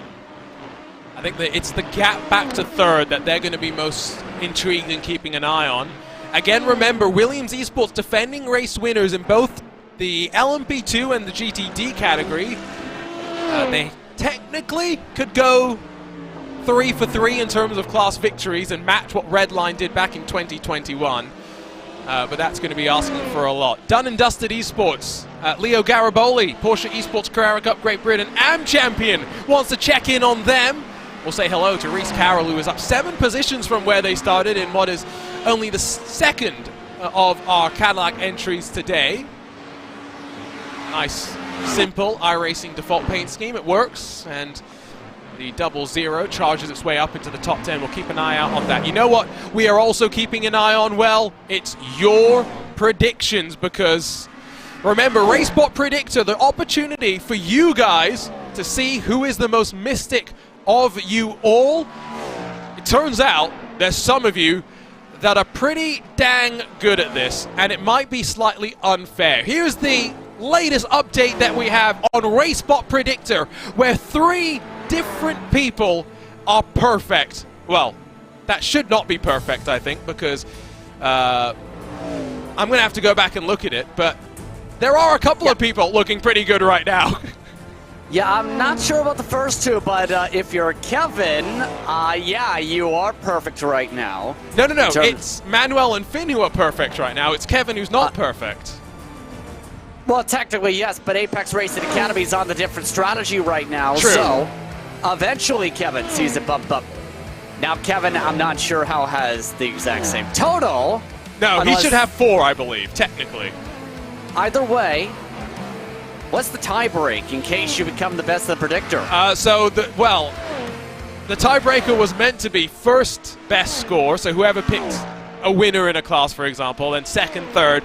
But if you've matched identically, then it's whoever submitted their submission first, which is not reflected on the graphic, I should note. So I will check out why the graphic is broken, because you can probably hashtag blame Arjuna on that one, and we will get you an update. JP, as far as I'm aware, you're looking pretty good in our RaceSpot pick, so keep your smile up for now, but we still got 4 hours and 50 minutes to go. I mean, I expect the Team Redline cars to be quick coming into the day. They've been very quick coming into the day. Expecting some of the Williams back machines to be quick in GTD. Well, they've started to fall back a bit. And Apex is Apex right now, but Williams is also in that conversation. Turns out, by the way, you can very much hashtag blame Arjuna, because it was the fact that I put a 2 instead of a 1 into the box next to Team Redline. So we'll grab a very quick look at the points again. This is the RaceSpot points, because we'll start with how badly some of us are doing, because that Arjuna guy is not doing very well right now. JP's doing well. Dane Baird on holiday will be smiling that his Apex boys are accepting GTD, keeping him up there. Lorenzo, Will Chadwick, Connery Maddox there. Zach Sweeney, who joins us in 50 minutes time. Well, he's at least doing worse than me, Justin, I can say that. How do I put this politely? Florian's not looking the greatest. Team BMW bank with the crash early. BS competition with the troubles. Well, that camp's not been having the best of fun. For those wondering if we disagree and argue with each other the entire broadcast, sometimes, JP, we're just playing around here. What argument? Would you prefer everybody to have the same opinions? Oh, okay. I mean, I can try. What? Either way, Manuel and Finn, you're in a great spot. Yes, and again, the winner gets a RaceSpot jersey in a choice of their own color. We get 2 options for them to pick from. They can get their name put on the back of it if they want to as well. And so we'll reach out to the winner at the end of this event. Looking forward to that. VCO ran a contest as well to guess what split people will end up racing in on social media. 100 iRacing credits went to the winner. It's always nice that we can do some extra little things around these VCO Grand Slams just to add a little bit more. And don't forget, trophies are on the line for our top split class winners, and that's why they are going to push that little bit more. 1.3 seconds the margin in the GTD class though. 10 minutes outside the pit stop window. Fildenez is charging down, and that Ferrari in front. Indeed. Still keep an eye on the Fildenez machine. JP's trying to agree with me, I think, right now. Well, yeah, either way, Dinez, I think, agrees that he's having a solid race, if you're from the mindset. Sven Haase, though, again, just trying to keep things at bay, trying to keep the distance a little bit right now. It's still a sizable gap, about 2.7 seconds last time about. So it's just going to have to make sure and just let the natural pace carry forward. That BMW as well, running relatively strong. We've got another BS Competition ran car in 4th, Redline with Vecchio in 5th. So there are a few of those M4s lurking around. Josh Chin says in response to George and Johnson trying to claim that Pure Sims is the best car in the field, Josh Chin says, how can they be the best car when they forgot to submit their paint scheme correctly? I agree with that, but I also do have a healthy dose of Pure Sims esports bias. I'm not wearing my Pure Sims t-shirt right now, but I can always go and throw it on. And my t-shirt on any broadcast is available for sponsorship. If any team wants to send me a hoodie, a shirt, I'm always willing to wear and represent you. Including on a BMW M Sim Cup broadcast where me and Lewis McClade cycled through about 4 different t-shirts each. I just wanted to be where, I've said this before, it's just this, you have 4 different t-shirts where every time you appear on camera you set up with a different t-shirt. Not take them off simultaneously on the camera, but make it to see, does anyone notice there's a difference? Or better yet, even if it's between packages, like say you go to a quick interview with you off camera, you switch the shirt, boom, you have a different shirt 10 seconds later. Go back to the full cam of the person talking, different shirt 10 seconds later. See how many people notice. But continuity, JP. So, you know, when we do some of these pre-taped interviews for some of the events that we do, I've got to make sure that I wear the same shirt as I'm going to wear on the day of the event itself. That too. My continuity. I'm being reported that those points may not be entirely right, so I'm going to have to go and figure out, is that an error in the spreadsheet where I'm calculating it, or is it an error with how it's being just integrated into the broadcast itself? Don't worry, we will confirm the results are correct before Armour GG receives an order for our winner's respective RaceSpot jersey. Nicholas Bowe still on the back of Josh Ladd after Diego Pinto, who at one point was closing on Owen Carroll in the race lead, has started to drop off slightly, and it comes at a slightly important point, I would say, JP, because I think the Apex Racing Academy is not far away from a pit stop. Mivano was not far away from disaster. How in the world did they just survive that? I believe that was one of the new back cars for the Apex side of things, right at the inside. Where do they expect them to go? They're lucky that they didn't, where they were about a couple feet more further than they thought they were, because if they were a few feet further back, Mivano car would be going bye-bye right now. I want to just super slow-mo this, because it's not often that I think the super slow-mo tells more than live full replay shots, but my days, that was close to disaster. Once again, this is why the 3 overlapping classes, though, is so treacherous. Reminder as well, timing71.org if you want to try and dive into some of the analysis of what's going on today. If you're just looking to follow along with your favorite team and driver, head on over to RaceSpot.tv/timing.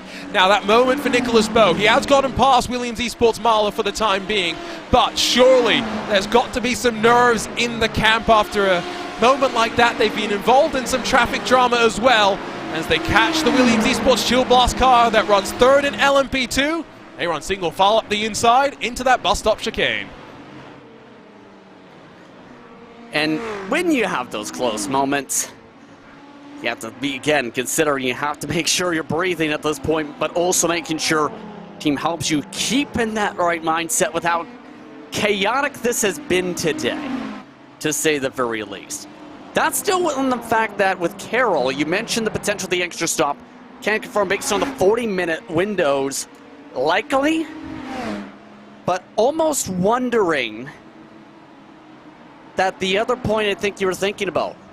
Is there the possibility of, if they go with the 40 and then the 50s from here on out, do they have it work their way? There is a chance because of that top off at the end of the race that they may have just decided to try and go towards that window early for the top off.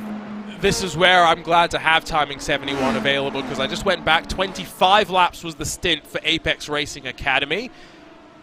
31 was the stint for BMW Team Redline. 32 for Urano Esports Data Group. So there was a 7-lap variance in that first stint length, and so just keep that in mind. Altus head off down towards the pit lane. You were saying their cars didn't necessarily look too happy. I wonder if this is weather related, as they come in just a tad bit early. We saw 24-lap stints in the first run through for LMP2. They've come in at the end of 23 laps. Yeah, this looks like, again, something they may have considered too, since the windows are looking towards that Mark II. It's a little more towards the 40 to 45, but already a driver swap. Aaron Velasquez into the car for the Altus number 2. Looks like Penelosa staying in for now, so we'll have to see if teams make their first driver swaps. Maybe split the stints in half to where you have 3 hours per driver, or per driver, or 2 hours per driver. It looks like Altus, at least for one, is a 2-hour. I'm of the opinion that you probably want at this level of sim racing to do 2, 2, and 2 just to keep your drivers a little bit more fresh. But we do have the reality that it also makes sense, because typically, even at the top level of sim racing, from track to track, one driver will be slightly better. It's just a 10th here, it's a 10th there, but these teams are always looking for every advantage that they can get. Don't think we're going to see too many teams try and split this down the middle, with the exception of GTD, where because they go to the top of the hour for the most part, 3 hours each is what we should expect. Williams Esports, Chill Blast, and Japard next in LMP2, another 24-lap run. I think we're going to see some consistency there for the P2 cars. Yeah, there's not too much wiggle room compared to what we've seen with GTP today on the strategies, I think, per se. With the LMP2s, it's more so predictable around the 40 to 45. But if we could talk about that Academy car again, the 298. Just did the quick rundown. If you go 40 minutes for that first lap, what they did, but then 50 the rest of the way, if they can hit 50 minutes, the 298 each mark, they can make it on the same amount of pit stops, basically, as those who are going 50 minutes. So that might be their play right there, where they're taking that top off to make sure they have an extra 10 minutes run-up on an undercut to the rest of the field in GTP today. So keep that in mind. I've got some requests in to some GTP teams trying to understand where they stand on strategy, what they expect to do. One thing that I think we likely can expect is that the Apex Racing team prototypes that run 1 and 2 should stay out 1 lap longer. And I say this because there's a GTP car directly behind them. No, in fact, on Q, they decide 24 laps is enough, and this cycle of pit stops, although maybe that's just the way it's being reported on the timing screen, because they will have a relatively early box. Pete Berryman, Elvis Rankin, see if they stay in, if they end up jumping out. The thing that I guess we have to keep in mind when it comes to Carroll and Pinto is that even if Pinto was catching earlier, by the way, JP, Owen Carroll will have the benefit of a lighter car at this point. He'll just have less fuel to carry. He'll be able to push maybe that little bit more. And so the gap has grown back up to 8 seconds. And there'll be some give and take here. Not sure which side I'd rather be on right now. Yeah, Pinto is still a little bit quicker, yes, but because of that difference on fuel load on that first stop, that's going to make it to where it's a full race catch-up for everybody else in the field to get up to this car. Because if they are, in fact, going to try and target for a pit stop at the 90 minutes in mark, which is already looking very likely since they already passed where the first window would be if they were going for the extra stop call, that's going to be where they're going to have to be perfect every single stop the rest of the day. By the way, it's time to see if the second drivers for the Apex cars are ready to go in LMP2 because they are both in. Yep, Deslanders, Costantini. Deslanders, the Daytona 24 winner as part of the 4-man effort. And of course, Costantini Rankin, the 2-man effort that came up on top at the Sebring International Raceway. Already a bit of traffic separates them out for a moment, but expect them to be brought back just that little bit closer. Check in with our two Cadillacs very briefly as well. Done and Dusted Esports, still running in the 10th position, but a little bit by themselves for the time being. Jaden Munoz still behind the wheel of the Hydra Race Geodesic Racing number 17. Is it the best sounding car in the field today, Justin, across of all 3 classes? I still think this is a really great sounding race car because of the raw horsepower you can hear of this Detroit-built engine. I'm just enjoying the engine. I thought people could not listen to us for a second and enjoy the engine. I agree, it sounds spectacular. I like that this latest generation of... That's Owen Carroll heading off to pit lane 28 laps into his stint.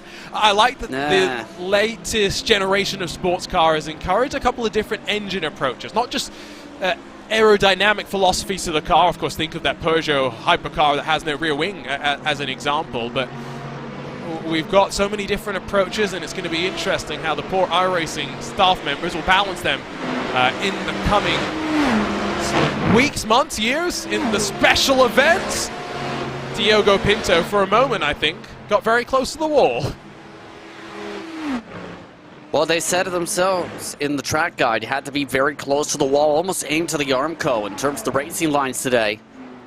Daniel Zazo now behind the wheel with the 298. By the way, after the driver swap, here's the reason for the close. That was close. Well, you could see his thought get to the right side of the traffic before the door shut completely. Thankfully, they were able to jam their foot in before that door started to slam across them. And this is where the Movano car maybe slightly misjudged it earlier in trying to go for the inside. Pinto, yes, was it close? Yeah, it was close, yes, but I don't think it was necessarily ever really a dangerous spot. Shivi Shabo will roll away after a 47.3 second pit stop into some somewhat clean air. Has got the hard mode LMP2 car that he will get up the inside of, heading up through the S's where the hybrid deployment will spool him up just that little bit faster and head off in towards a corner that hasn't caught too many people out of late, which is what we like to hear. I say of late, go back 10, 15 minutes, and poor Drago Racing, who've already been through the wars, well, I think they gave up at some point there. At that point, it's like, there's no way I'm saving this. With how much that car was being lost around the second they were seeing that Armco after the second hit to the rumble strips, you're not saving that race car. Just look at the inertia. Look how the hood goes flying to the other side of the chicane. That's impressive. New damage model on display. Yeah, seeing how much these parts can fly around here, especially with the engine covers. But again, for those wanting to keep track of the strategy for Apex Racing Academy, the reason again for the early stop Sometimes you forget when adding up the fuel that technically, with the 40 minutes, you just can only make it about 40 minutes on the tank, potentially for the next run. They're still now with about a 17-minute run-up, rather. So that same thought still plays into mind compared to the BMW M Team Redline car, who is now in the race lead again. I did get confirmation, by the way, from Mark Tranter that it was actually a call from the drivers to make that stop early in the Apex Racing Academy car. They saw a gap in the traffic and they said, you know what, we want to get out of Dodge. Luke Bennett comes in at the end of lap 27. I get the sense that now, for the most part, 28 lap stints with the exception of maybe one longer stint. See how that fares out for the rest of the teams and drivers. But while one Redline car is off on pit lane, Diogo Pinto still out there on track. Now, when you say that, I kind of understand it, because they probably thought if they were in that traffic, Arjuna, they lose a lot of the buffer they have to the Redline car. And for their strat to work in the end, they need to have the cushion by a couple seconds by the final stint of the race for it to fully work to play defense and have enough to where they might be able to hold on in the final laps. Now with the strat, with how they played it early, taking the top off early essentially, they do technically have that window to play with to have that flexibility where others do not have it. It's going to be Enzo Benito that jumps into that 69 machine, paired up with Luke Bennett. So it's Chris Lullum to confirm who will share his number 20 with Diogo Pinto. We saw them be pretty quick back at Sebring, but things just not all going their way. This is going to be Redline back on top at Watkins Glen after their 3 victories in the prototype, the GTE, and the GT3 class in 2021. Well, Diogo Pinto onto lap 26, probably 1, maybe 2 laps more before he heads off down to the lane. 69 machine ends up about 15 seconds off the back of Danny Chivichabo. If the gaps hold similar to what it was when the Apex Racing Academy car came down to pit lane, expect the BMW M Team Redline number 20 to still be about 10 seconds off the back of the Academy car at the end of this pit stop cycle. And I think that's going to put a lot of pressure now on Daniel in particular, who coincidentally also part of that quit and go camp, and oh boy. That's Pierre Sims in the factory liveried BMW that goes straight back to pit lane. Not sure what went on other than probably with some traffic and maybe with Carlos Felinolosa, who shortcuts the bus stop and maybe has some damage. My days. Race had seemingly calmed down. You blink for a second and you'll miss what may have been a major turning point. Well, it was 2 into 1. Not sure you can say anyone's to blame other than the car trying to do the passing. Yeah, I want to see this further up because, again, we talked about the difficulty down the straight line. Take a listen. So maybe Altus trying to leave a door. Pearson's not recognizing that, and this is why they say, as the slower class, run your racing line, and you'll just see as they work off the corner here. I don't even think there's enough time to get to the door. That's a good point, actually. That's almost like a zone out where they're almost expecting Altus to go to the right. But that's, I think, what they are. So I don't think Altus turns in here to the corner.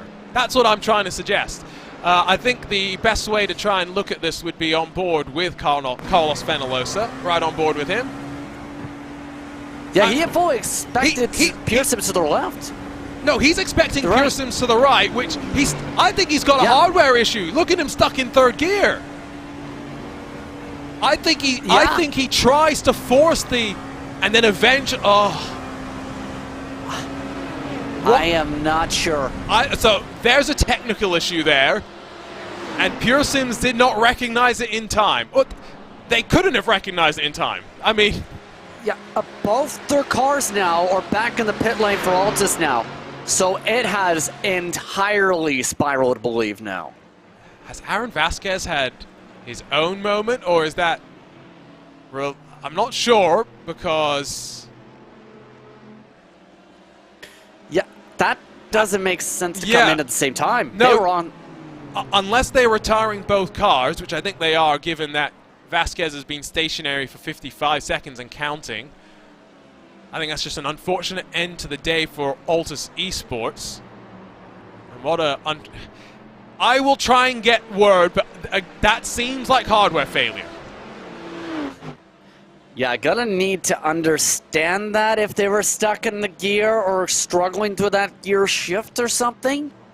But at the same time, I'm just not sure what to really say in terms of that. Again, traffic management, such a difficult place throughout the day, and, well, even right now with the biggest competition card, they're trying to make sure their zebra stripes don't go on and get onto another car by accident. Yeah, they've dropped behind the likes of Gianni Vecchio, who's had a pretty good second hour. Redline running as a three-man effort in GTD. Ollie Starbratton and Josh Thompson, the other two drivers that we'll see. Mainly because they were meant to have two different GT3 cars, but Tom Burns' internet decided that it no longer wanted to internet. And so two cars became one, four drivers became three, and they made the best of the bad situation. They're 6 seconds off the back of Phil Denez, who in his own regard is 2.5 seconds now behind Sven Haas. So GTD very much stretching out, as it looks like Grid and Go Esports might be on course if they can stay out of trouble for a potential major breakthrough victory. On to pit lane though, Diego Pinto finally will bring the BMW M Team Redline number 20. And this is right on their schedule. In fact, a little bit further than beyond schedule. And now this is going to be something to watch for, because think about this window, right? We talked about 50 minutes on the average. About 6-7 stops in the box. You push it 2 laps further from here as a team, you take off the top off absolutely, and you reduce to a 5-stop race too. There is so much in terms of the strategy with these cars today that, because of the short time, have to be right to the minute to be able to execute today. 3 wide into the penultimate corner. The Apex Racing Academy is not hanging around. They forced the Grid and Go Esports LMP2 car wide and to take an off-track penalty, or incident point I should say. It is going to be the swap. Chris Lullum waits to be released. Shivi Sharbo down through the 90, tires up to temperature. He's into the rhythm of the race as well. Lullum is finally released, and the margin will not be the 10 full seconds that I thought it would be. It will be closer to 7, maybe 8. But now, with the strategy still really wide up in the air, 6 laps of difference, this middle phase of the race is going to be so important to stay out of trouble and to keep yourself in touching distance for the final 2 hours of the race. And the timing of this is going to be, here's how critical being able to make it 52 is today now, from this point. You make it a 52, you run out of gas on the final lap possibly. That's how tight this window is up to the minute. So if you are Loam and Company, guess what? Now you can save about a 40, 50 second pit delta if you can save the gas. And right now, this is one of the craziest GTP races I think we've seen of the year since this car's debut on the, or rather this class's debut on the platform, because of this tight margin today, with at least 3 strategy windows now presenting themselves from the field. And it turns out, as much as I hate to admit this, you don't need multiple cars in a class to put on a show. LMP2 has proved that for many a year, both in the real and virtual world. Track conditions about as scorching as they're going to get, maybe a bit more toasty in the next hour before things finally start to settle off and taper off as well. 50 degrees Celsius in terms of track temperature, and for those of you that use imperial units, that's 122 degrees Fahrenheit. I wonder what all we could cook on that track at Watkins Glen. Well, at 50 degrees Celsius, you double check the Fahrenheit. I don't think that's as hot as a stove. No, I don't think it is. So, if it was in the 120s Fahrenheit, you can cook something. Well, we're 122. We're 122. So you can cook an egg, maybe. It will take you 25, 30 minutes to fry an egg. But it will cook somewhat.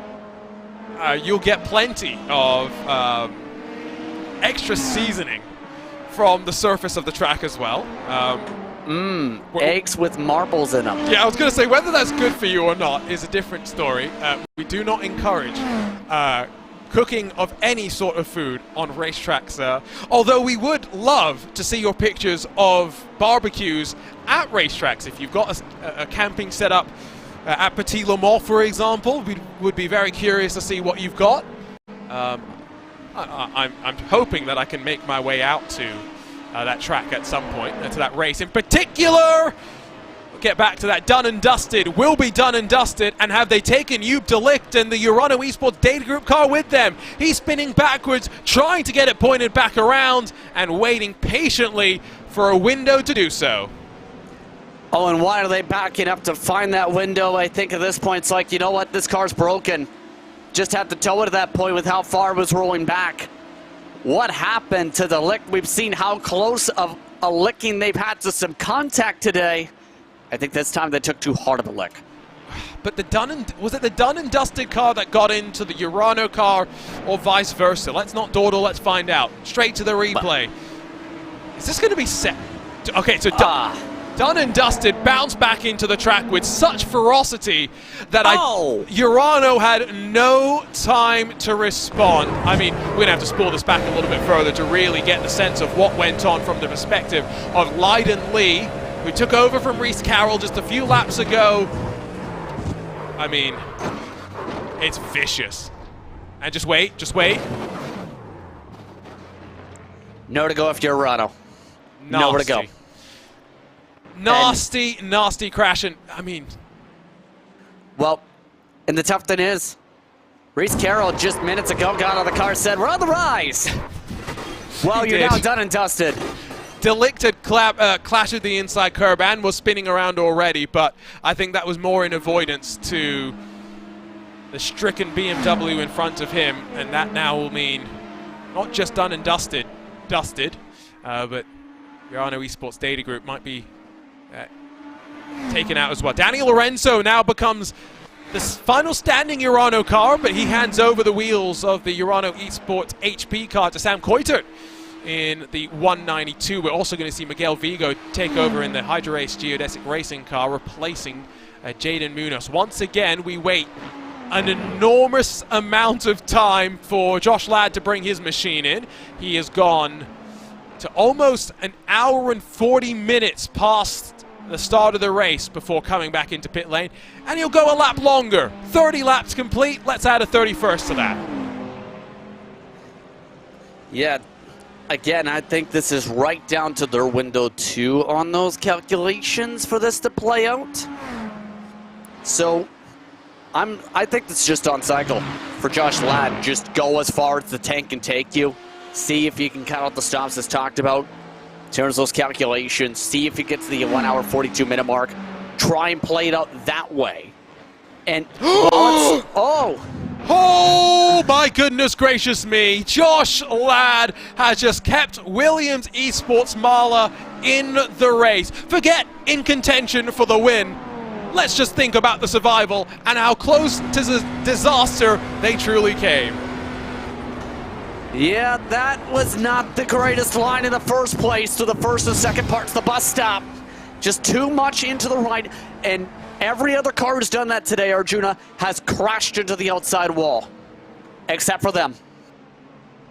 The level of car control displayed there, I cannot speak highly enough about it.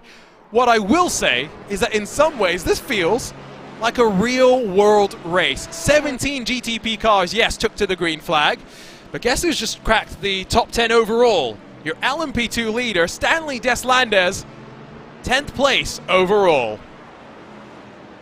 I mean, technically everyone is racing throughout the real world, but in a virtual construct. True. We are not robots or AI. Not yet. Not until ChatGPT can replace us, not just in the commentary booth, but behind the wheel as well. Please do not do that. That's not easy to do. Pit stop for Ladd. Right on schedule, though. But in terms of this, it again is important in terms of those ramifications, like in racing to real world, and this is why it's so critical at iRacing on the sim side. Oh boy, here we go. And that, Miguel Vigo's broken the rear suspension on the Cadillac for the Hydro Race Geodesic Racing team. And that's another car claimed victim at the bus stop chicane. What are we at now? 5, 6, 7? I've lost count. It's around 4 or 5. And is this going to be too much curbing left side? Yes, it is. And that just again emphasized that control from Vlad when he did the same thing just a minute ago. Every other car has slid to that safer barrier today, who's hit that right side curbing up to the first leg of the bus stop. That's right on board with Vigo. Such a experienced driver in so many cars, but it goes to show that even though the Cadillac is meant to actually be a little bit more compliant in some ways over the bumps, it's less aero rake dependent, so you don't have to have the front end of the car lower than the rear end to get aerodynamic performance, which requires stiff springs to keep each end of the car where you want it to be to maintain the same flow of air. I hope I explained that relatively well for those who are even less setup inclined than myself. But because the Cadillac runs flatter, it can be softer, be a little bit more softly sprung. Interesting to know. Okay, ChatGPT. I've asked it, write me a joke about GTP cars in IMSA crashing at the bus stop chicane when racing at Watkins Glen. JP, are you ready for this? You've got 20 more minutes left, so I might as well make you sick of me now. I don't know where it would get the out of the oh my, that was nearly a bad run. Daddy Shivy Sharbo saves the rear end of the Apex Racing Academy car. Well, I tell you what, because they could not resist the temptation to take a pit stop for a quick game of Simon Says with the wall. Yeah, that was about the worst joke that I think ChatGPT has written for me, and it's written me some pretty bad jokes before. Wait, that was a joke? I know, exactly. Where was even the lead-in? Oh no, the joke is, why did the GTP cars in IMSA crash at the bus stop chicane during a race at Watkins Glen? Because they couldn't resist the temptation to take a pit stop for a quick game of Simon Says with the walls. Yes. What? It's not great. No, I know. Okay. In what sense is that a joke? Our jobs are safe for the time being, I think, is what we can say, Justin. Indeed. I guess you can say. The one thing that is not guaranteed is Zach Sweeney's job, who is coming up next in about 17 minutes' time when JP steps away from this commentary booth.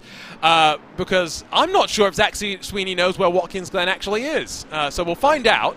We'll find out what other tracks he does not know, because the list of those is numerous. How do you not know Watkins Glen is my question, because it's a good question. It is a former Formula 1 track. It is a track that's been around a long time. In fact, used to be very much the staple of the US GP schedule and known for its very electric infield atmosphere. I do want to make my way up to Watkins Glen at some... I want to make my way up to all IMSA races at some point. I was hoping to head out to Daytona to be part of the start of the GTP revolution. But unfortunately, real-world commitments sometimes come into play. I mentioned that we had one LMP2 car that had cracked the top 10 in the overall field. Well, with the 3 issues that we've just seen in the GTP class through the bus stop, add Michele Costantini and Arthur LeHook to the top 10 overall in their second and third place LMP2 cars.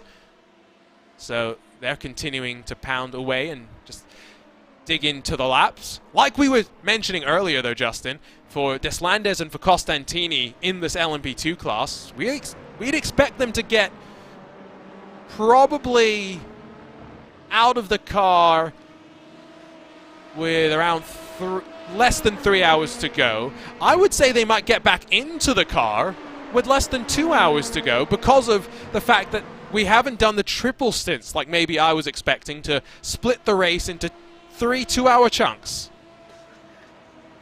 I mean, another thing to consider in terms of the chunking, though, is, too, a lot of drivers may say, or teams go maybe, okay, 2 stints per driver, make sure they're fresh for the next rotation.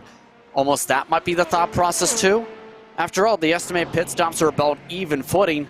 just one driver gets an extra stint in another extra fuel stint in the car. So there's that scenario where you can basically break it up. Or you have to think about it this way. This is a pun, by the way. Okay. Or you might have enough time for that driver to be able to go to the Corning Museum of Glass that's advertised on that front stretch billboard. Justin is confirmed funnier than ChatGPT, but that unfortunately is a low bar. I mean, I'm serious. I looked up the museum because I know. that billboard a few years ago. It is nearby. You're talking about the gorilla billboard, aren't you? No, I'm talking about the one that says, wow, for the glass down the front stretch. I know which one you're talking about. The one that I always love is when you come around here. I don't know if we're going to be able to see it on any of the camera shots that we have. No, you can't. Just to the right side of the billboards there's a gorilla that's advertising for Corning as well. Yep, that one, yes. That's the one which, for me, I actually went to school in Pennsylvania, one of the states that's quite close to New York, and so I had some friends who grew up in the Corning area, and so I was aware of the fact. I knew about Watkins Glen, don't get me wrong, but I didn't know that Watkins Glen was. I knew that Watkins Glen was near Corning. I didn't know that it was the other way around. You get what I mean? I found out that Watkins Glen was near Corning. You don't realize until you take the highways on through, such as, say, I-90 or the I-86, how close it really is. Or even technically when you're going up that highway towards that region, that you're technically weaving in and out of Pennsylvania for about 5-10 miles, actually. Yes, no, and I've driven up to we'll get back to that. Two red and black prototypes, one a GTP, one an LMP2, have decided it was time to get tangled. It's the sole surviving Urano entry on the lead lap. Sam Coitert tangled with Andrew Dawson, the race clutch LMP2 that had its issues on the opening lap of the race. This is going to be an interesting replay to take a look at, I get the sense, as Coitert tries to get past the grid and go LMP2 car inset in your live pictures. Check out the replay. Race clutch in front, trying to get past Redline's GTD car. Redline, fortunately, get through that safely, running third in class. Andrew Dawson comes off the worst of them all. Yeah, they are very lucky, though, that secondary red car to be able to hit on the brakes at the time. To be able to significantly avoid the contact, the 192. Sam Coitert, just lock it up. The little kiss not too big. Just keep on going. After all, it's been an eventful past few days when you include the special events just a couple days ago here on RaceSpot. We've had some interesting times here. Sam Coitert was part of the Next Level Racing Formula Frenzy, and in what was that? The Formula Ford at the Circuit de Barcelona, Catalunya. We had a really fun day. I'm surprised that JP, you and myself both still have our voices after that. I mean, it was an interesting time if you're talking about the race at Barcelona. And going to about, so several World Championship drivers in the past, very competitive there, to say the very least, in those very fast machines there. Still, a lot to keep an eye, though, on the strategy, because here's the downside for Daniel. Unfortunately, Civi has Lohem, who has closed 7 seconds in that for that respective team and co. Since the last time, around this time of the pit stop delta, remember, 8 seconds was the gap before the last window started to solidify. That gap is gone. Look at the times. It's 30s and 31s, and more consistently high 30s for the Apex Racing Academy car. For the Redline machine just behind, since coming out of pit lane, it's a little bit easier to dip down into the lower 130s, and so Chris Lallam has lulled Danny Civi-Chabo into a sense of complacency slightly, and that margin very much being brought down. I always liken these sort of strategy battles where you go split early, where teams end up split quite early, kind of like a Marvel multiverse. And bear with me here, I promise you this will make sense eventually. Think to the multiverse starts with everyone going off in different directions, right? And we've got different teams that have different ideas about strategy. For example, the Apex Racing Academy wanted their track position. They will let the BMW team red light go on through. Urano spins around in front of them. Vlad Kimichev, 8th in GTP, got a moment. But it is a swap around as the Apex Racing Academy seen Chris Lullum and Team Redline hit the point. Not sure about the reason for the slowdown there, but it was almost too calculated. To the point where, how do you guess that a car would spin in the exact spot you would be if you didn't slow up? If they didn't slow up, we have the big one for the GTP lead. Instead, they're clean, and Lullum is rocketing away by 4 seconds. Something's wrong with Civi. Yeah, there's something wrong. There's no slowdown. This is just damage. Was it through the bus stop where he just took a curb badly? And we've seen this before. The bouncing can damage the floor of the car. That car looks like it's sidestepping. It looks like it's crab walking. He's straight down to pit lane, and the Apex Racing Academy will be feeling heartbroken. Which leads to the question, what broke? Because damage can accumulate with these cars, mind you. Was it just something that accumulated over the run? Was it something drastic that caused it to just snap?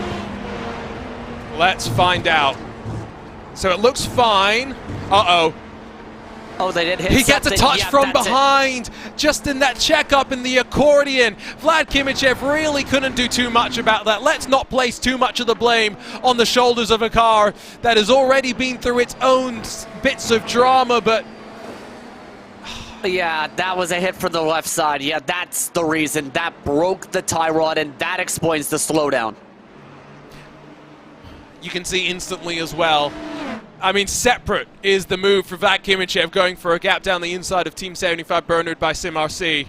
Paddy Wolf jumps in to confirm the hit from behind on the Apex Racing Academy car. He was scheduled to jump into that machine, but we are less than 2 hours in, and what was shaping up to be a fascinating head-to-head battle of wits and strategy and then pace on track, unfortunately peters out.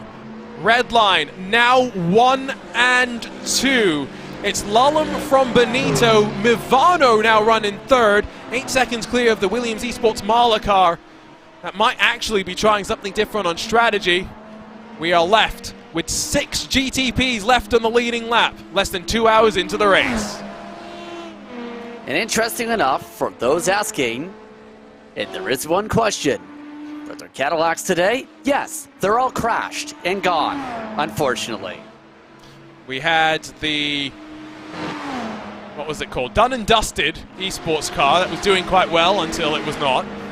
And then we had the Hydra Race Geodesic Racing machine that is the most recent retiree in the GTP class, not including a potential retirement for the Apex Racing Academy.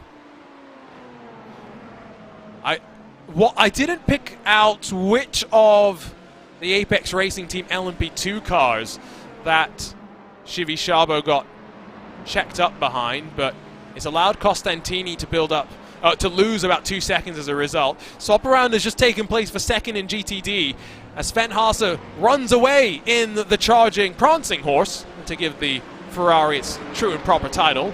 7 seconds back now to Gianni Vecchio in the red line number 70. Now, where have we seen this storyline come from before? Oh, yeah, 2021 and 2022. Vecchio, with a lot of experience behind this machine for the GTDs, to be able to get that consistency in that notebook very strong and in depth for Redline. And another LMP or GTP nearly starting with an arm coat, trying to avoid them. Attrition, as expected, is playing its part. You can see on the left side of the screen inside of GTD just how much is being shaken up. Alexei Nesov has gained 11 spots. Sanchez in the Stormforce Mercedes AMG car is up 10. Some big movers, some big gainers. Urano still has a chance to crack a podium. I do feel like it's ominous for any team not named Grid and Go right now. The way that slowly but surely Sven Haase has been building up the advantage. We don't often see the Ferrari be in vogue at the front of a field, but this kind of reminds me of back in Sebring, the last of our VCO Grand Slams, when a certain Max Verstappen was driving a Ferrari, was saving fuel and pulling away like it was child's play at the front, until he had some contact with some GTP traffic. I mean, if you're Sven, you're thinking this is great advertising, not just for him, for the side of his business that he started up, but I don't know about how much Sven was involved in the setup side, but this has been an incredible stretch since going this route, running his own cars like this, to where he's been in contention in both the major races since the switch over to the Grid and Go colors.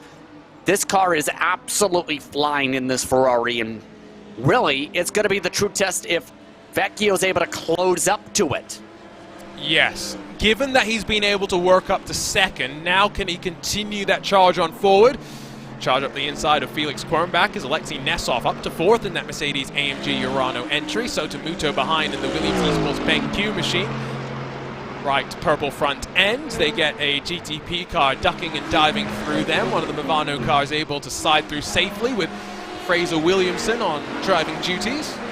These cars do have some gaps behind to Sanchez in the Stormforce car, to Cody Deeth in that Williams Esports Playseat car.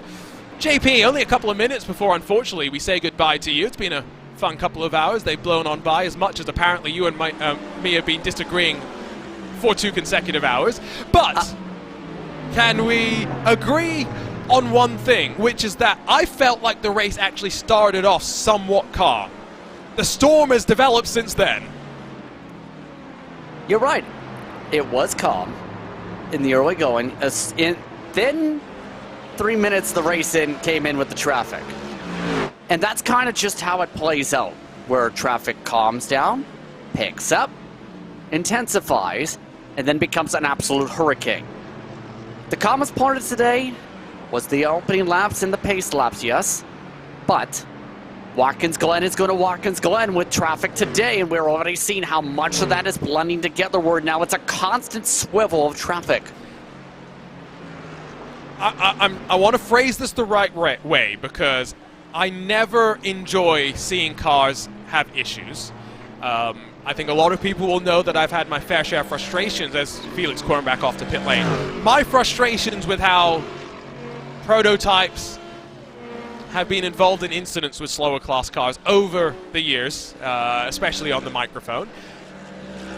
I'm glad that the GTD cars have not been impacted as much this time, whereas it's the prototypes seemingly that are being affected in their numbers. 17 GTP started, we're left with 6 left on the leading lap. There's maybe 8, 9 of them still out there and running.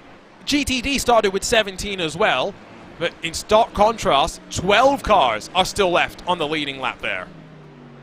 It almost seems like 2023 is the year of trends being smashed apart from the past 3 years leading up to this year. Because coming into the year, the trends usually lots of attrition for GTD with traffic. You still pick up some for the GTP / the prototypes. You go from there.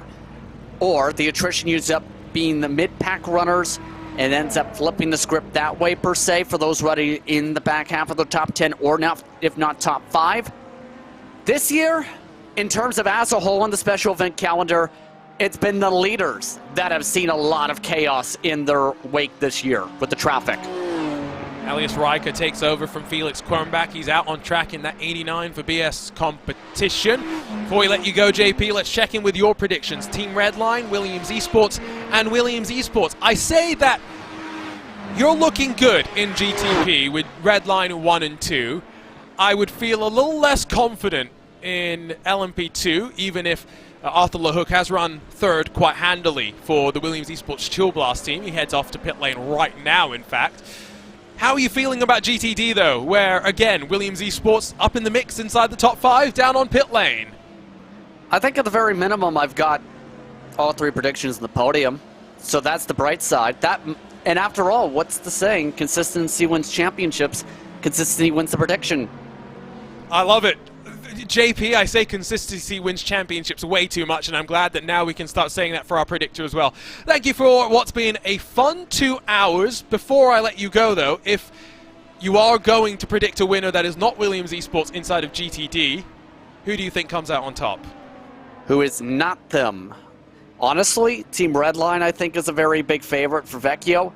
I will give a small leaning towards Glen Esports because they've done really well with Hasa. I think if Wenzel matches the pace, they've got the upper hand. If they can't, give it to Vecchio and Team Redline. Well, there we go. 2 hours done and dusted in this third VCO Grand Slam, the iRacing 2023. 6 hours of the Glen, and Justin Prince says goodbye. Zach Sweeney says hello. Zach, I've been seeing you keeping an eye on all the proceedings in the chat. I saw you get thrown, well, I threw you under the bus, let's be completely fair there, about maybe not knowing where Watkins Glen are. Have you situated yourself in upstate New York now? I have. I actually managed to recall the address from memory.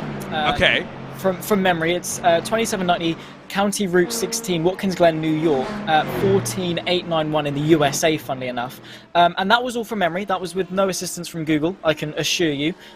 Because I know my tracks are, Juno. I know exactly where each and every single track is in the world, and I'm an expert on all of them, as you are very well aware. I'm very well aware. Now, one thing that you and I both share in common is that we're either pretty good at our predictions or we're pretty rotten. Oh, no. We'll get to that in a few moments' time. Apex Racing Team onto pit lane, and as quickly as they're off of pit lane, Deslandes still leading Costantini. That margin growing slightly, though, just by virtue of the traffic playing itself out.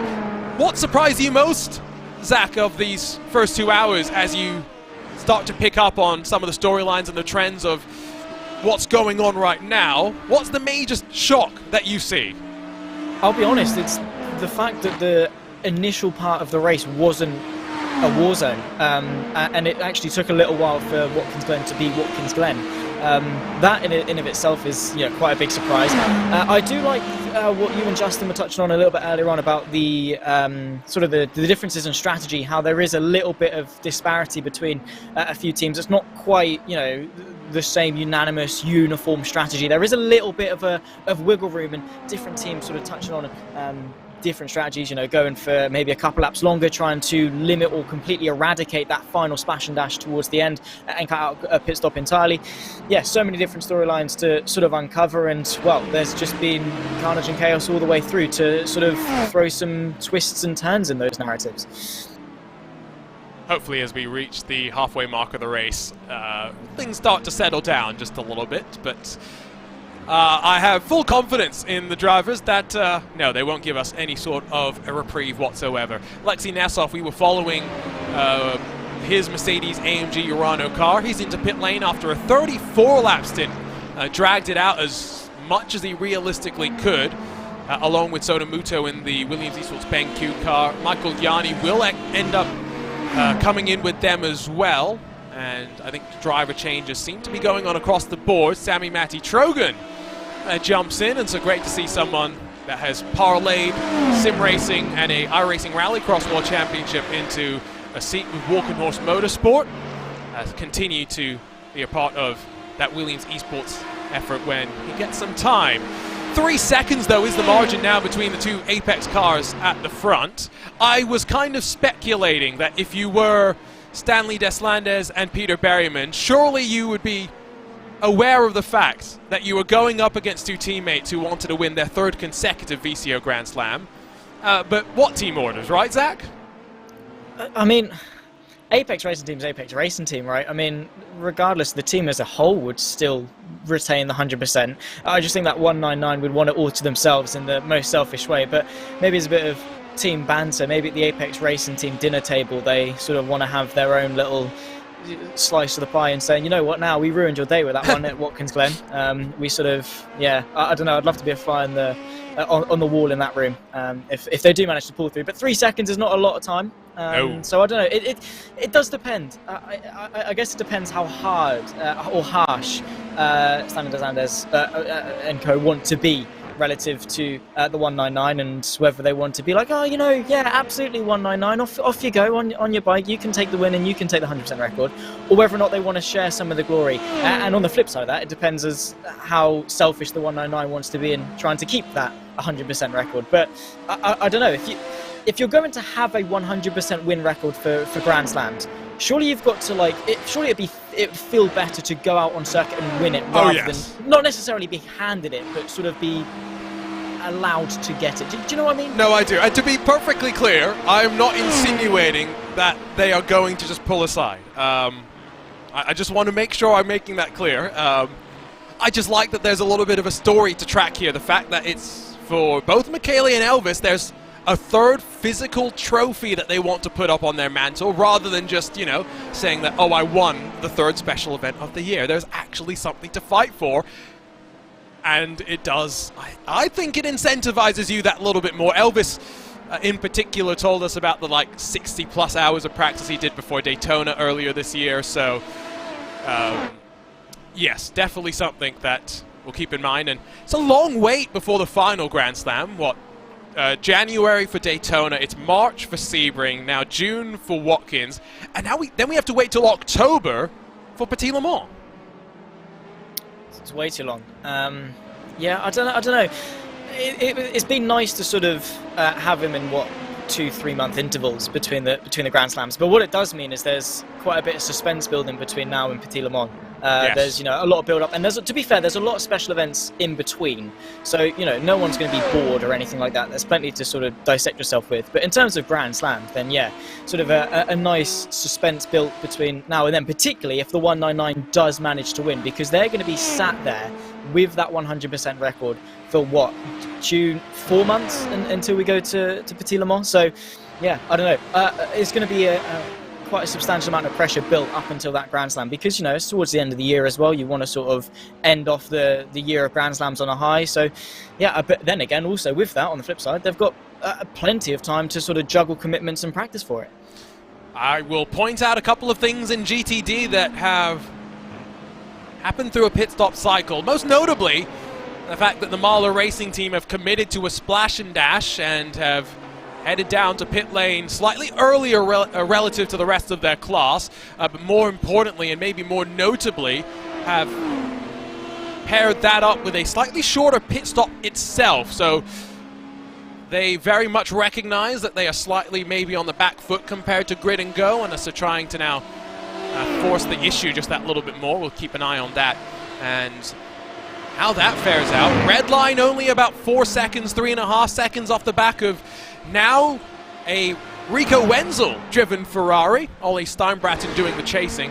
This should mean that for Redline at least, because they're one of the few teams, Zach, that are doing this race with 3 drivers, 2 hours to Gianni Vecchio, 2 hours to Ole Steinbraten. Expect Josh Thompson to be in for the final 2 hours into the number 70. Well, if you are going to do a race with 3 hours, they're probably 3 of the drivers you'd want to do it with.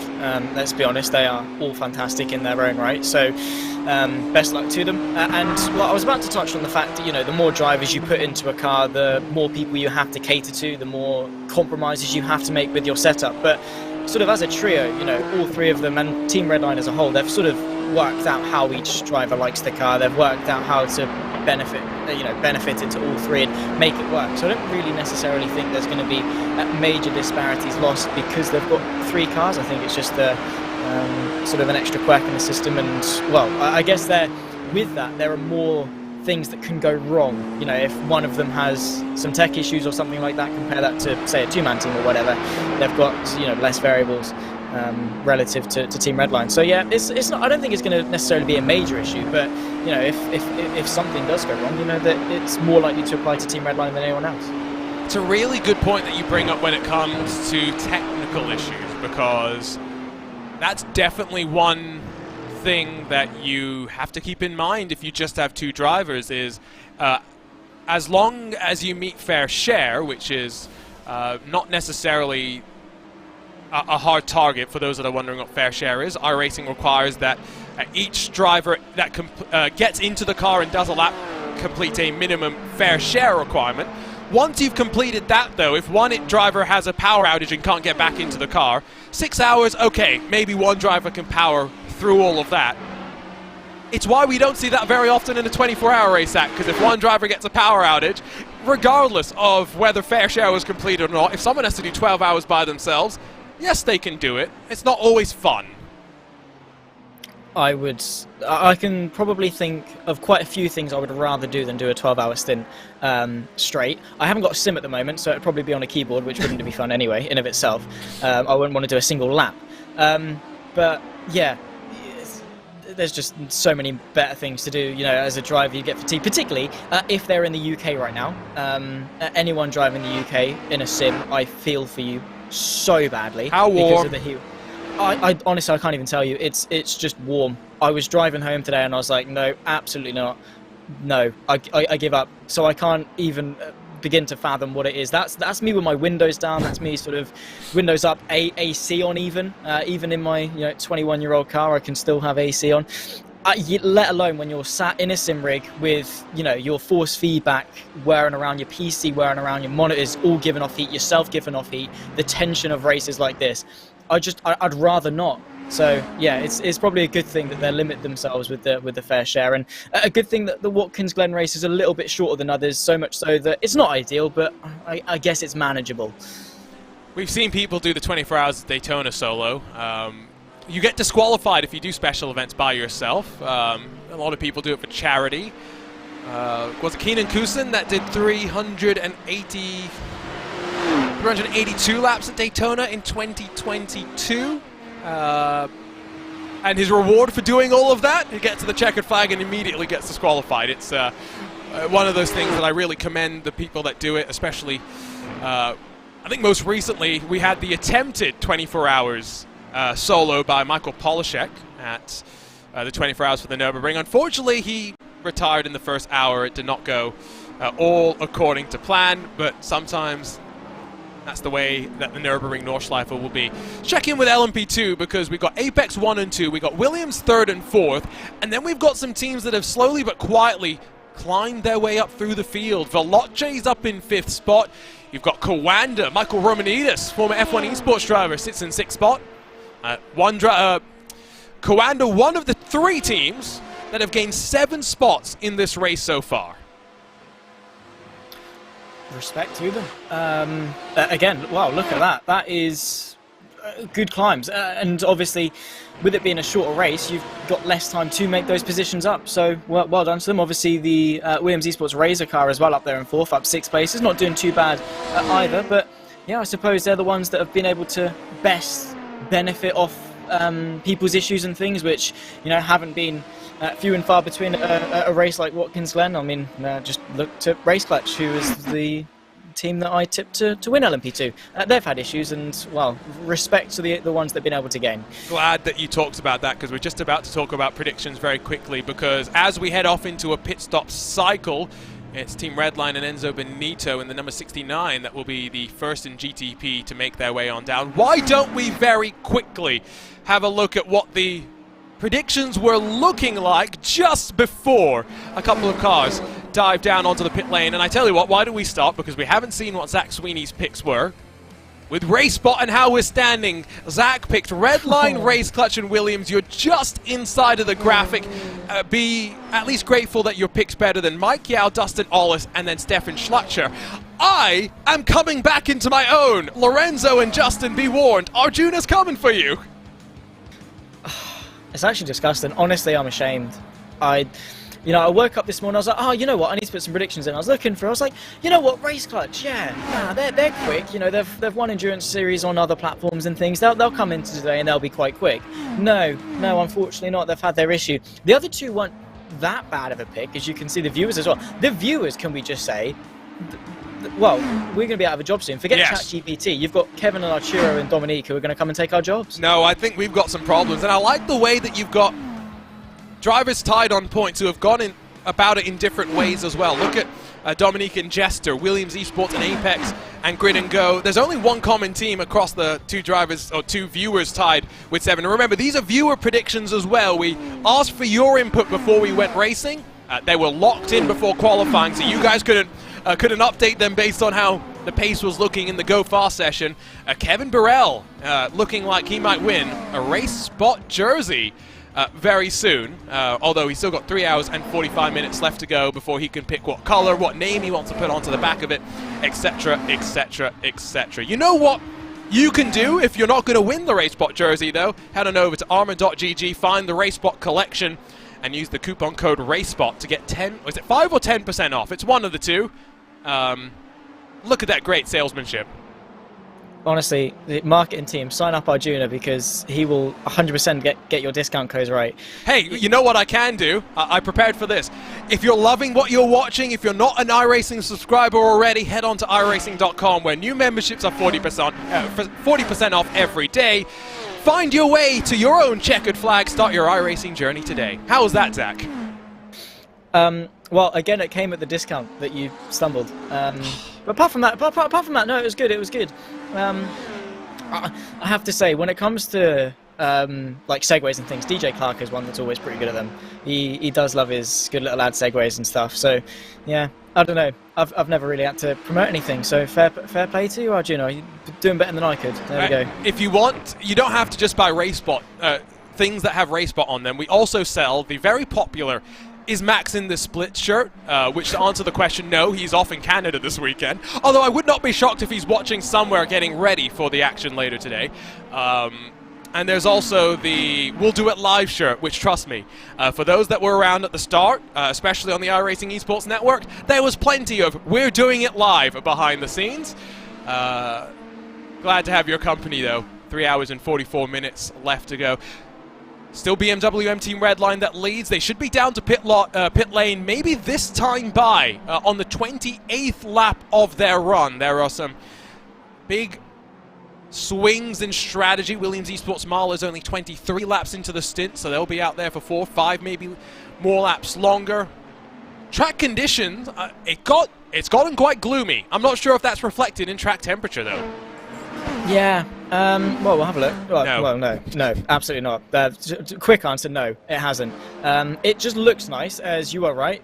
Chris Allen peels his way into the pit lane for another stop. Yeah, the track temps have been scorching today. That has been quite a huge demand. And it must be said, Watkins Glen is not an easy track on tyres. You know, the S's, the bus stop chicane, the long corners, just in general. It's a track that's going to be quite hard on your tyres. And, well, again, add on to some thermal deg into that thing and, well, you're going to be slipping and sliding all over the place. Look at all of those marbles everywhere, by the way. Huge chunks. We were talking about cooking on the racing surface earlier. I definitely don't want to be cooking on top of those marbles. Williams Esports Marla cook their way, though, to the race lead once again. And they do so at a time where we may have just lost another GTP car to the bus stop chicane. As poor Fraser Williamson, Mirvano back down on pit lane.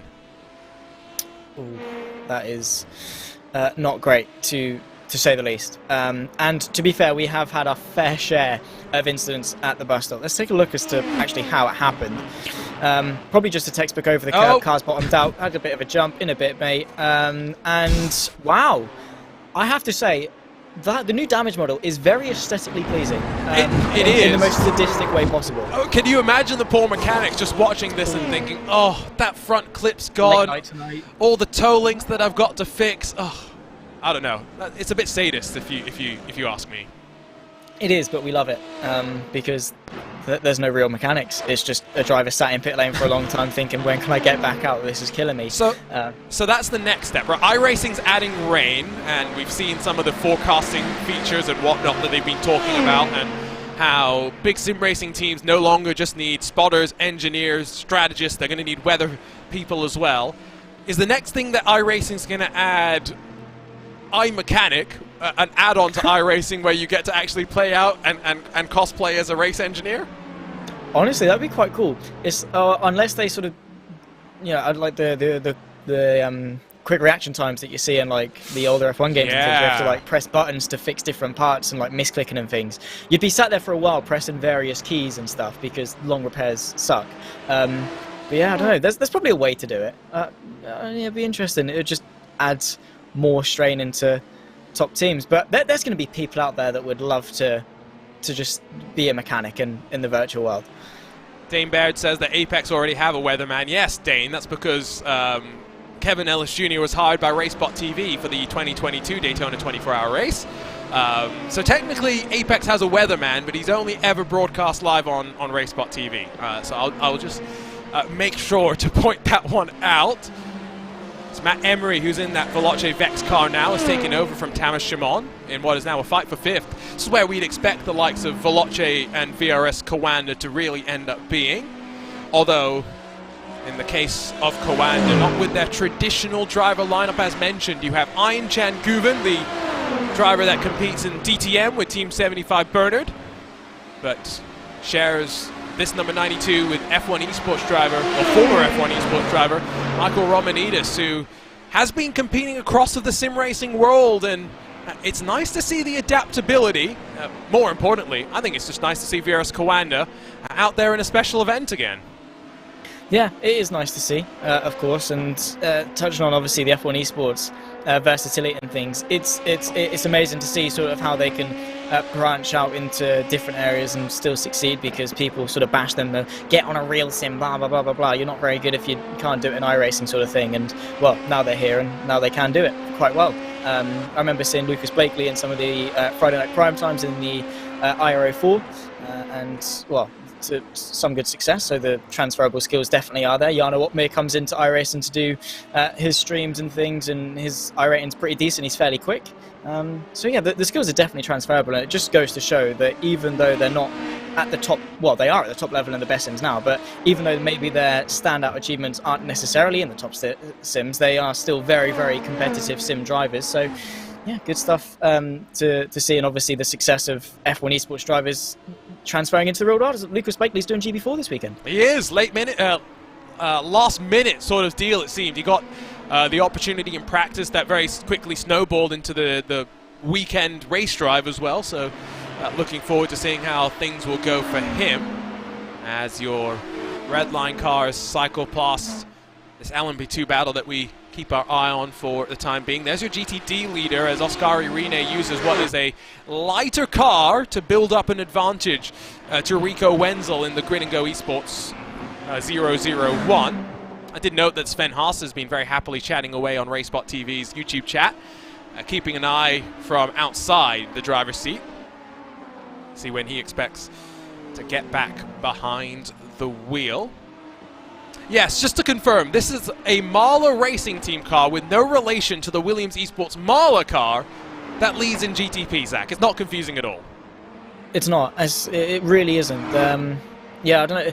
It's BS competition, isn't it? It is, yes. Yeah. So, right. Okay. Well, Mahler, you're just sort of getting around, aren't you? I mean, they're just sort of dipping their toes into all the sim racing teams. I don't know. Williams and BS competition can sort of decipher that for themselves. You know what we need? We need a battle of the Mahler cars. We need. This could be something that we do like an event out of Williams versus BS to determine who represents them for Petit Le Mans. Or we make the longest sim racing name ever and have Williams and BS. Go on. I knew where you were going with that.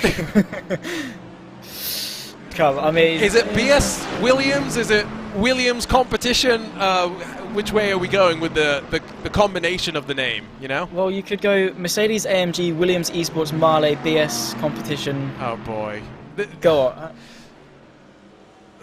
Yeah, okay, yes. We'd still call it Marley, we'd still call it Williams, and we'd still just call it BS anyway. We did still end up calling it Williams BS, wouldn't we? Just because we're lazy.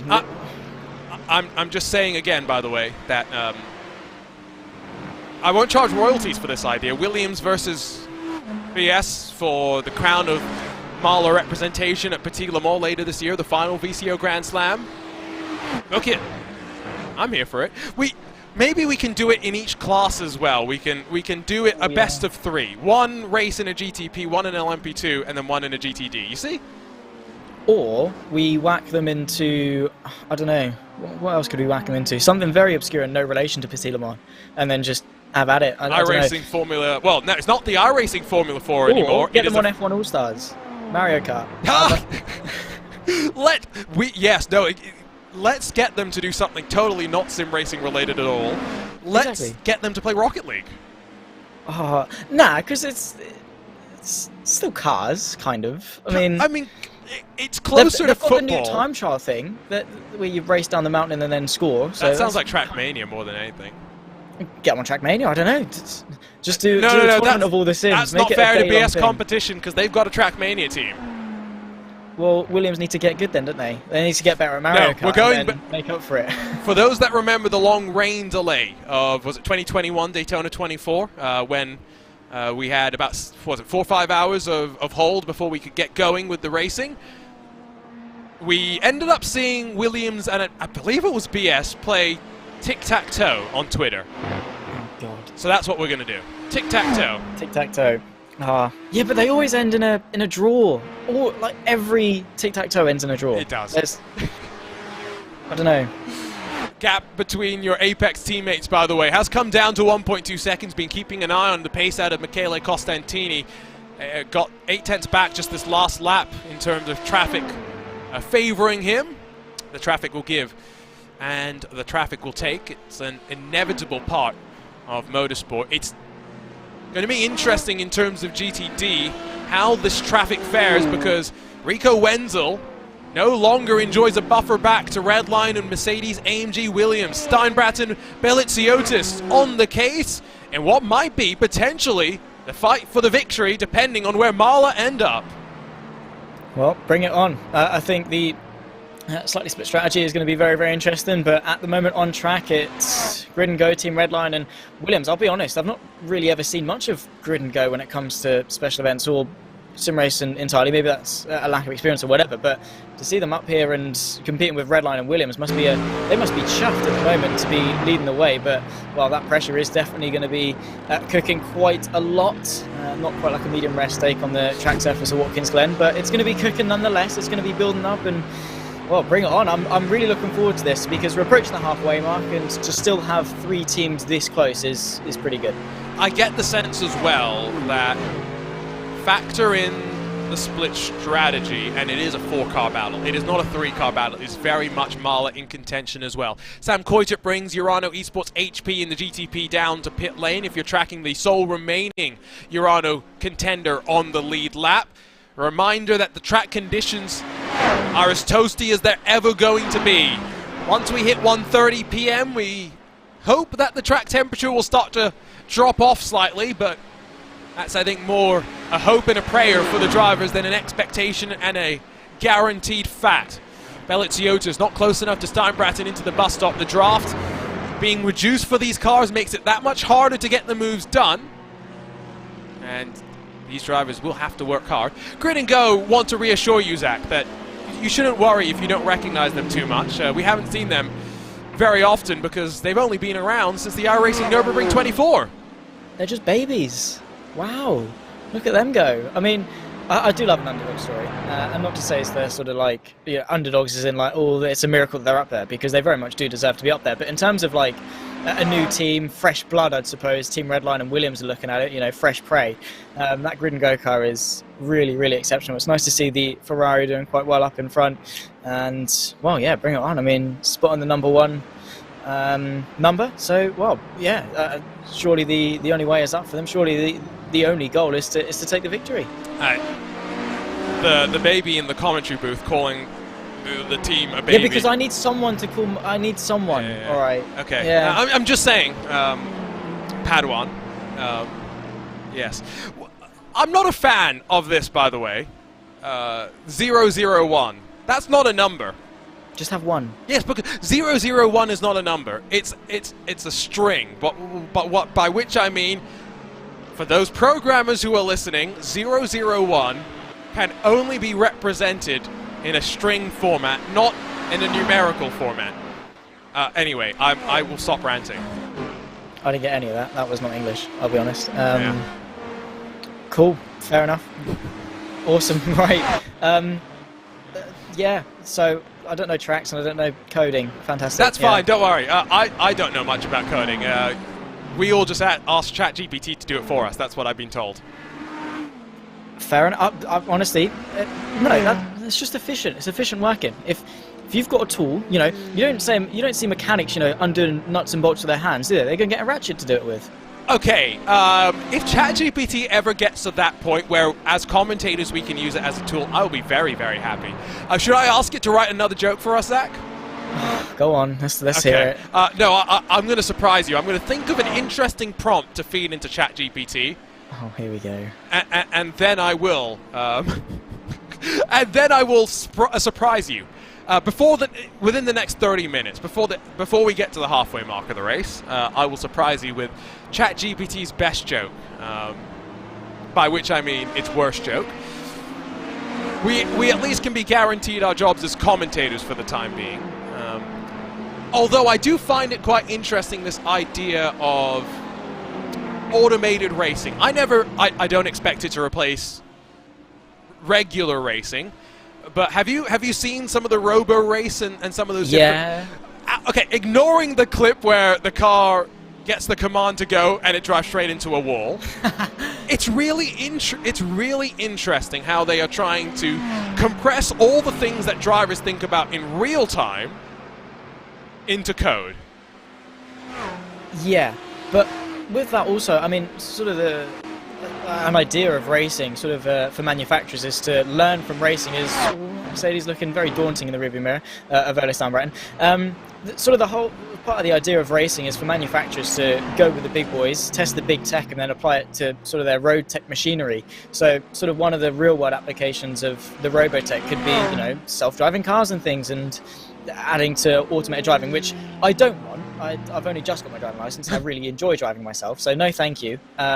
But sort of with the racing aspect, I don't know, it's just that it's more for the nerds out there more than anything, sort of to see that technology grow and develop, and teams, it's not necessarily training your driver up, it's not necessarily, you know, getting the best driver and things like that. It's more developing the best driver in the computer, and with that, I suppose, you do take a lot of the human aspect out, because bar any glitches and things, a computer isn't going to make the same, you know, human error mistakes that we'd see sort of a race driver would make, because they've got, okay, the track is XYZ, the conditions is this, the tyre wear is this, the engine temp is this, I know how to tackle this corner because blah blah blah blah blah.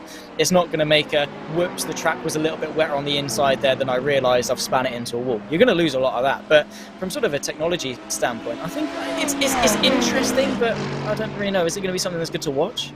I like it. I like how you just described it as well. Where I feel like the application of automated racing is going to be to hopefully improve self-driving technology and to hopefully make it quite appealing to the people that do not want to drive. Hopefully there's freedom for those that want to be able to continue driving to be able to do so, but it would not be the worst thing in the world to have some sort of automation.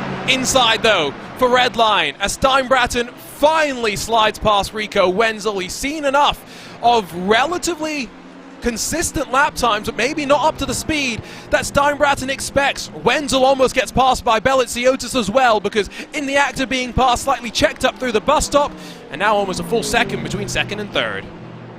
Yeah, Steinbretten has got some good pace tucked up in that BMW then, and well, now's the time to use it, and you could see very quickly the Mercedes in the background was very eager, looking to the inside once again. Is, oh my goodness me, that is the Male car as well in the bottom right, into the pit lane, slightly off strategy relative to the rest, but this fight right here, Wenzel trying his absolute best to keep the Mercedes behind him, but well, for how much longer can he really do it? Belitsiotis is going to really try and work his way through, because pretty much as soon as Steinbretten found a way through, immediately was onto Wenzel's case, immediately tried putting some pressure on and tried to capitalise off the lack of rhythm shown in that Ferrari. But yes, Steinbretten has got some sensational pace in that BMW, and well, clear air. Now's the time to use it, build the gap to Williams. Almost wonder if we saw Steinbretten make that move because of how close Belitsiotis had been on the last couple of laps, and putting that pressure on. 50.6 seconds, another lengthy stop for Matt Farrow, but it is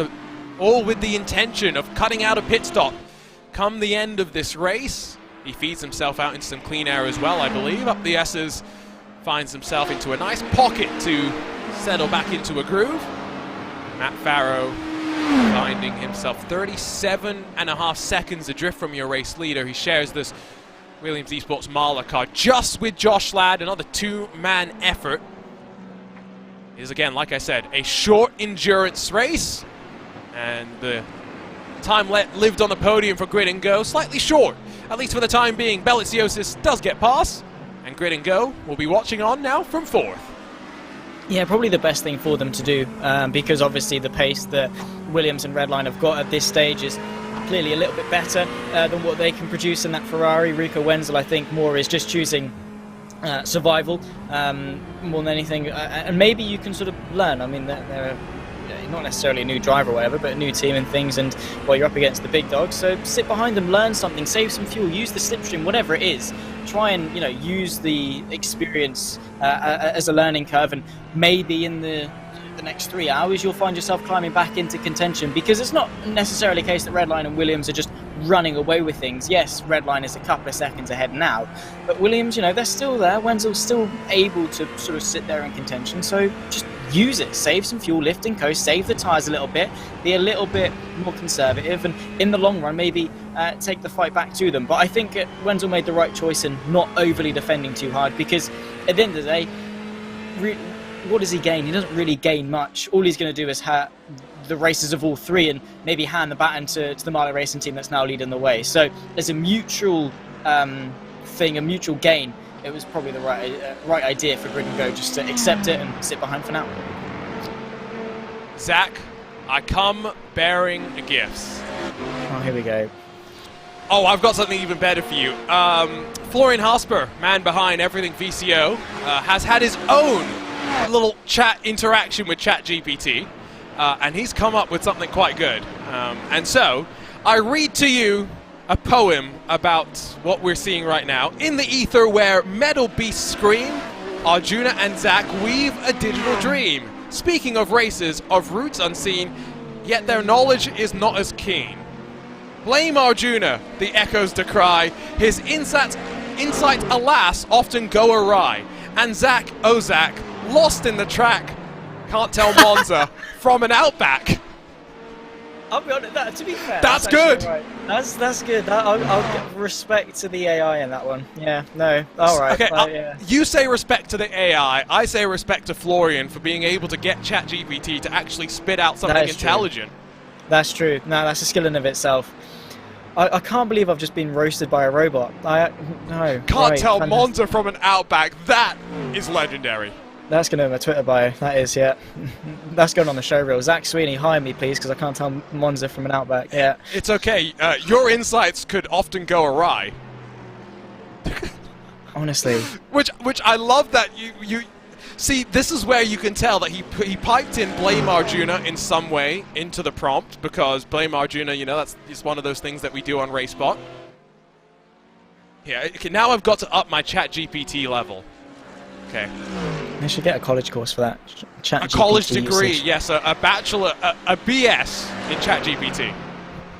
Go for it. Go all the way up to a doctorate as well. Just No, but the BS is the most impressive degree in my mind. Oh, is it? I don't know. No, just because BS. Yes. Yeah. All right. Here we go. Awesome. Fantastic. Because if you say you're a PhD in ChatGPT, that doesn't sound very funny. Fair enough. Yeah, no, all right. Fair enough. Yeah, cool. Yeah. And how old are you again, Arjuna? You're 28. I'm going on 12, yes. Right, okay, fantastic. Yeah, awesome. So mature. Honestly, RaceSpotTV, ladies and gentlemen, this is where you get the absolute prime in terms of maturity levels. Yeah. This is where you come for premier, top-level sim racing puns, such as when Lasse Back is in the car. Back is back. The hit Backstreet Boys song. Guess who's back? I'm not old enough. Guess who's back? Oh, no, there we go. Do you not know back? You know that, yes. Come on. I know the Eminem one, yeah. Okay. But not the. Oh no, sorry. Yes, I got myself conflated between two different jokes that I had. Yes, no, you're right. Yeah. There's also the Backstreet Boys song that we've got. Although only Peter Mackay has ever broken into song. Oh no. Yes, no, only Peter Mackay has done his best Backstreet Boy impersonation on RaceSpotTV, so don't worry, you're not going to be subjected to that today.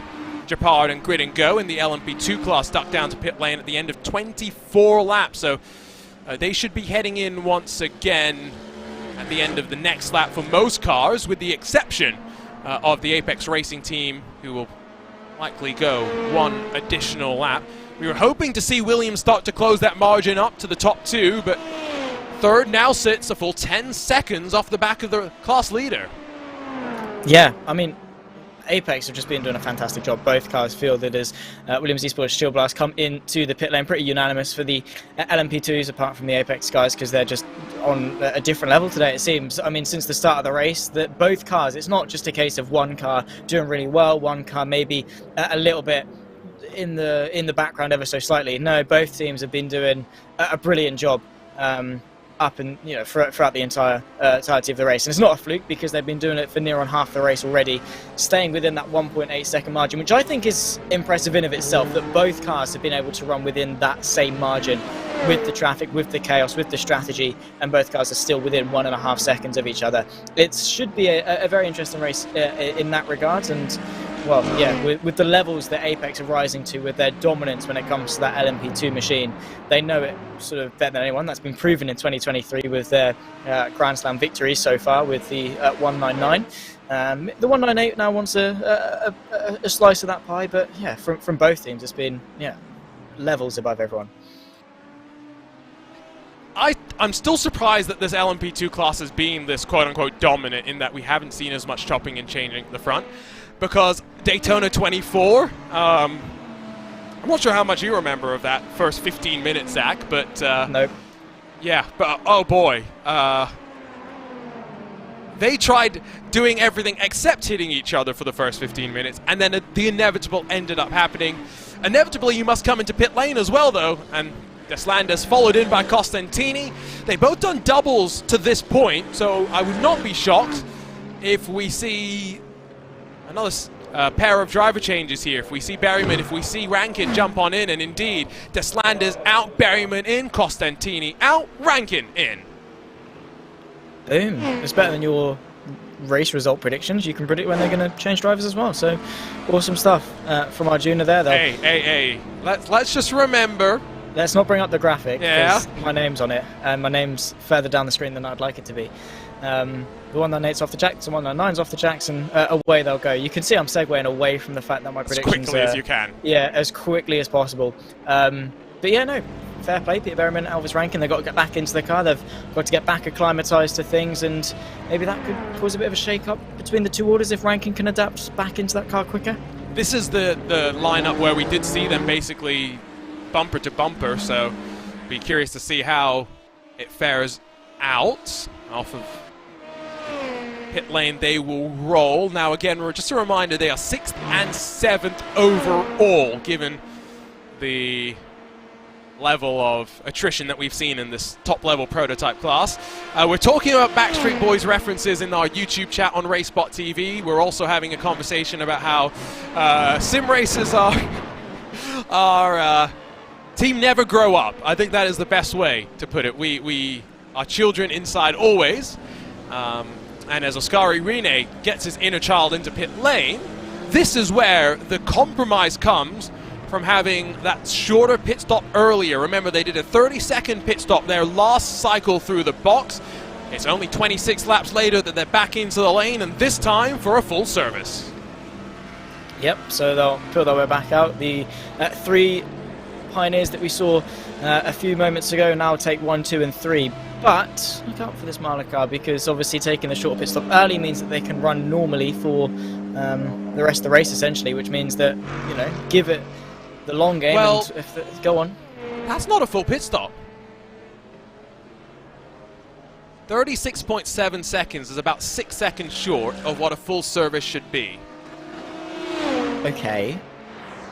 So have they short-filled again, just less short than the last time? Maybe they are still slightly off where they'd want to be comfortable to the end. I don't know. That's again, I guess we'll have to wait and see when it comes to the final pit stop, because that's when we're really going to have a better idea of things, and the lengths of their pit stops from here. I don't know, Arjuna. I'll be honest, I'm perplexed. I'm pretty confused as well. I will try and send a message off to Phil Denez, who is the second driver in that Marla Racing Team entry, to try and figure out what's going on. I always find it interesting as well. Phil Denez lives on the west coast of the US. He's not far away from Laguna Seca. And so this race starts at about 5:40 in the morning. He's still elected to go out there in qualifying, still elected to take the race start. Fair play. I can tell you that, yeah, no amount of alarms would force me to be awake that early. Yeah, so fair play to him, of course, for taking that. That's commitment. Similar to you, actually. You were in the commentary booth quite early. No, let's not talk about it, because I'm here for all 6 hours, and the goal is we're going interruption free. Unfortunately, the poor viewers have to put up with talking for 6 hours, but after this I jump straight off onto another 2 hours on another broadcast. At least another 2 hours, because I heard that one got slightly delayed. Oh, fantastic. Yeah, well, fun for you. I pretty much have 20 minutes between the end of this stint on this, and then I've got another one. And then pending Lewis's Airbnb internet, I might need to then do his stint of another one.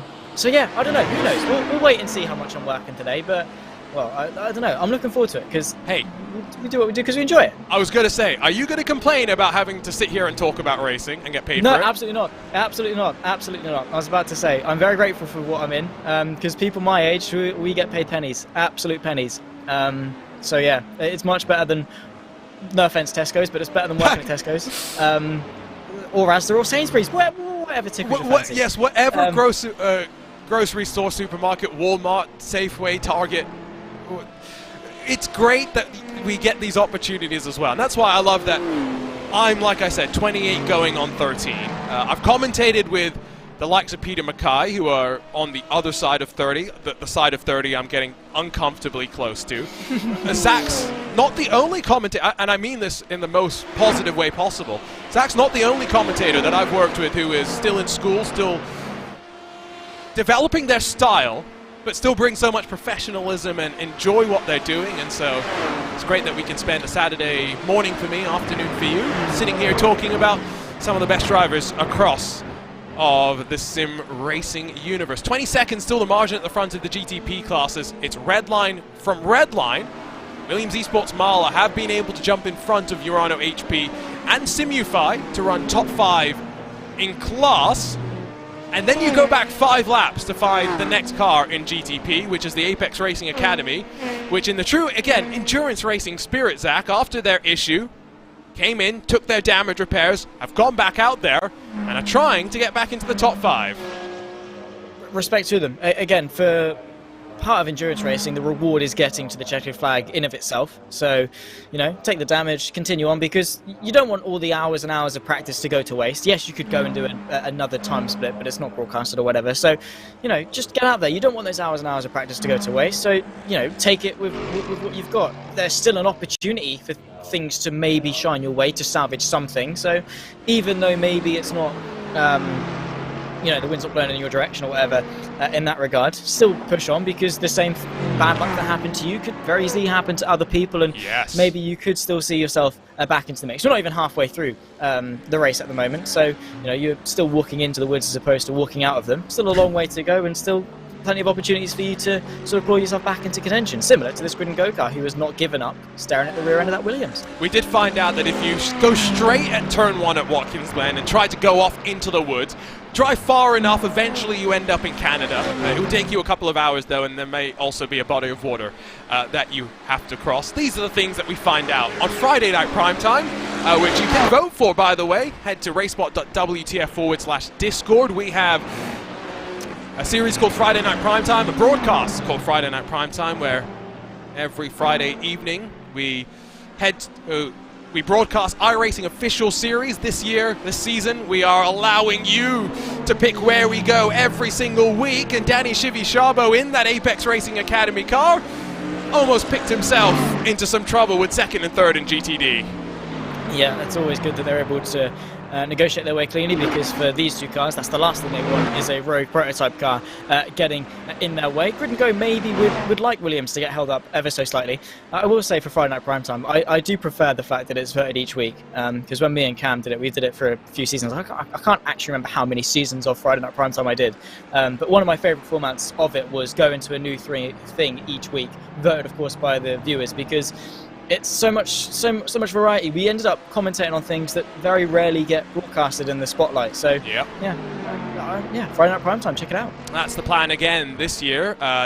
the votes for this week are all fixed setup series. I have to go up and actually set the vote up in Discord, so you can't actually vote until after this is done, so I'll get it updated soon. But there's LMP2 fixed, there's LMP3 fixed, there's Gen 4 Cup fixed, and then there is the Pro 2 trucks also fixed. So if you want to jump in and just have a fun Friday in a slightly different and new car maybe to you, so it's an opportunity for you to come and join us on the airwaves of RaceSpotTV as well. I think Rico Wenzel's had enough here. Margin's grown to 2 seconds at the front. Windshield wipers going off in that Ferrari, but it is the Grid and Go car finally up the inside. And after Beliziotis got his way up to second and then stalled out, I'm curious to see if the Ferrari can bridge that gap up to Redline and Steinbratton. 2 seconds is a margin you do not want to have any team, let alone Team Redline. Yeah, absolutely. Redline is a team that will very much run away with things if you give them the opportunity, but importantly, I think for Wenzel is the fact that Steinbratton is still in sight. It's he's not sort of away and gone. You can still see the thing that you're trying to catch, or person that you're trying to catch, I suppose. Sorry, Steinbratton, you're not an object, I promise. But yeah, he's continuing on, and it just helps you. You unlock something else as a driver. You sort of look at it and you can visually see the gap closing if you are catching, which just motivates you to catch quicker, and then you can see it more, so then you catch quicker, and it's a nice positive feedback loop for Rico Wenzel. And the gap has it's come down ever so slightly, only a small fluctuation. We'll wait and see what sort of advantage or disadvantage traffic plays in that regard. But yeah, Wenzel, I mean, that Grid and Go car sort of had a bit of a slump, and then, when the Redline car got through, the Williams car then subsequently got through, and then just suddenly switched back on for Wenzel, and he's now got a bit of pace left to use. So Beliziotis, I think, was expecting to sort of be on the back of Redline right now and not be staring at the back end of a Ferrari. But yeah, bring it on, Wenzel. Get after Steinbratton and give us a fight for the race lead.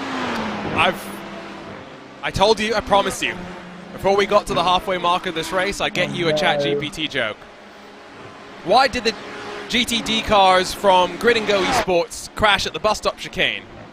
Well, they were so focused on gridding and going with little practice that they mistook the chicane for a crash and learn seminar.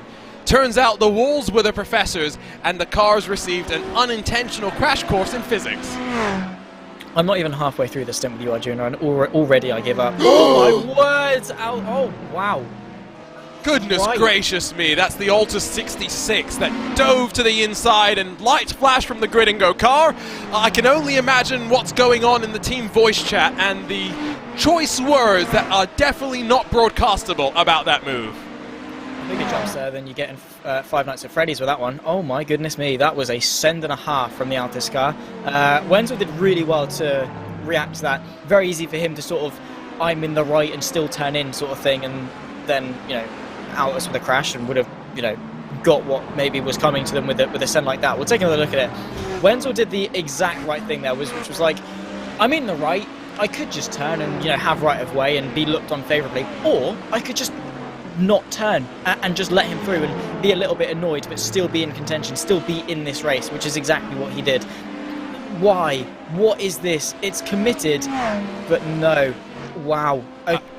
That's a lucky escape in my eyes. I love you, Simona Maria Marcheno, but that's a move from a angry Italian stallion that is down in 13th spot and not enjoying how his race, I think, is going.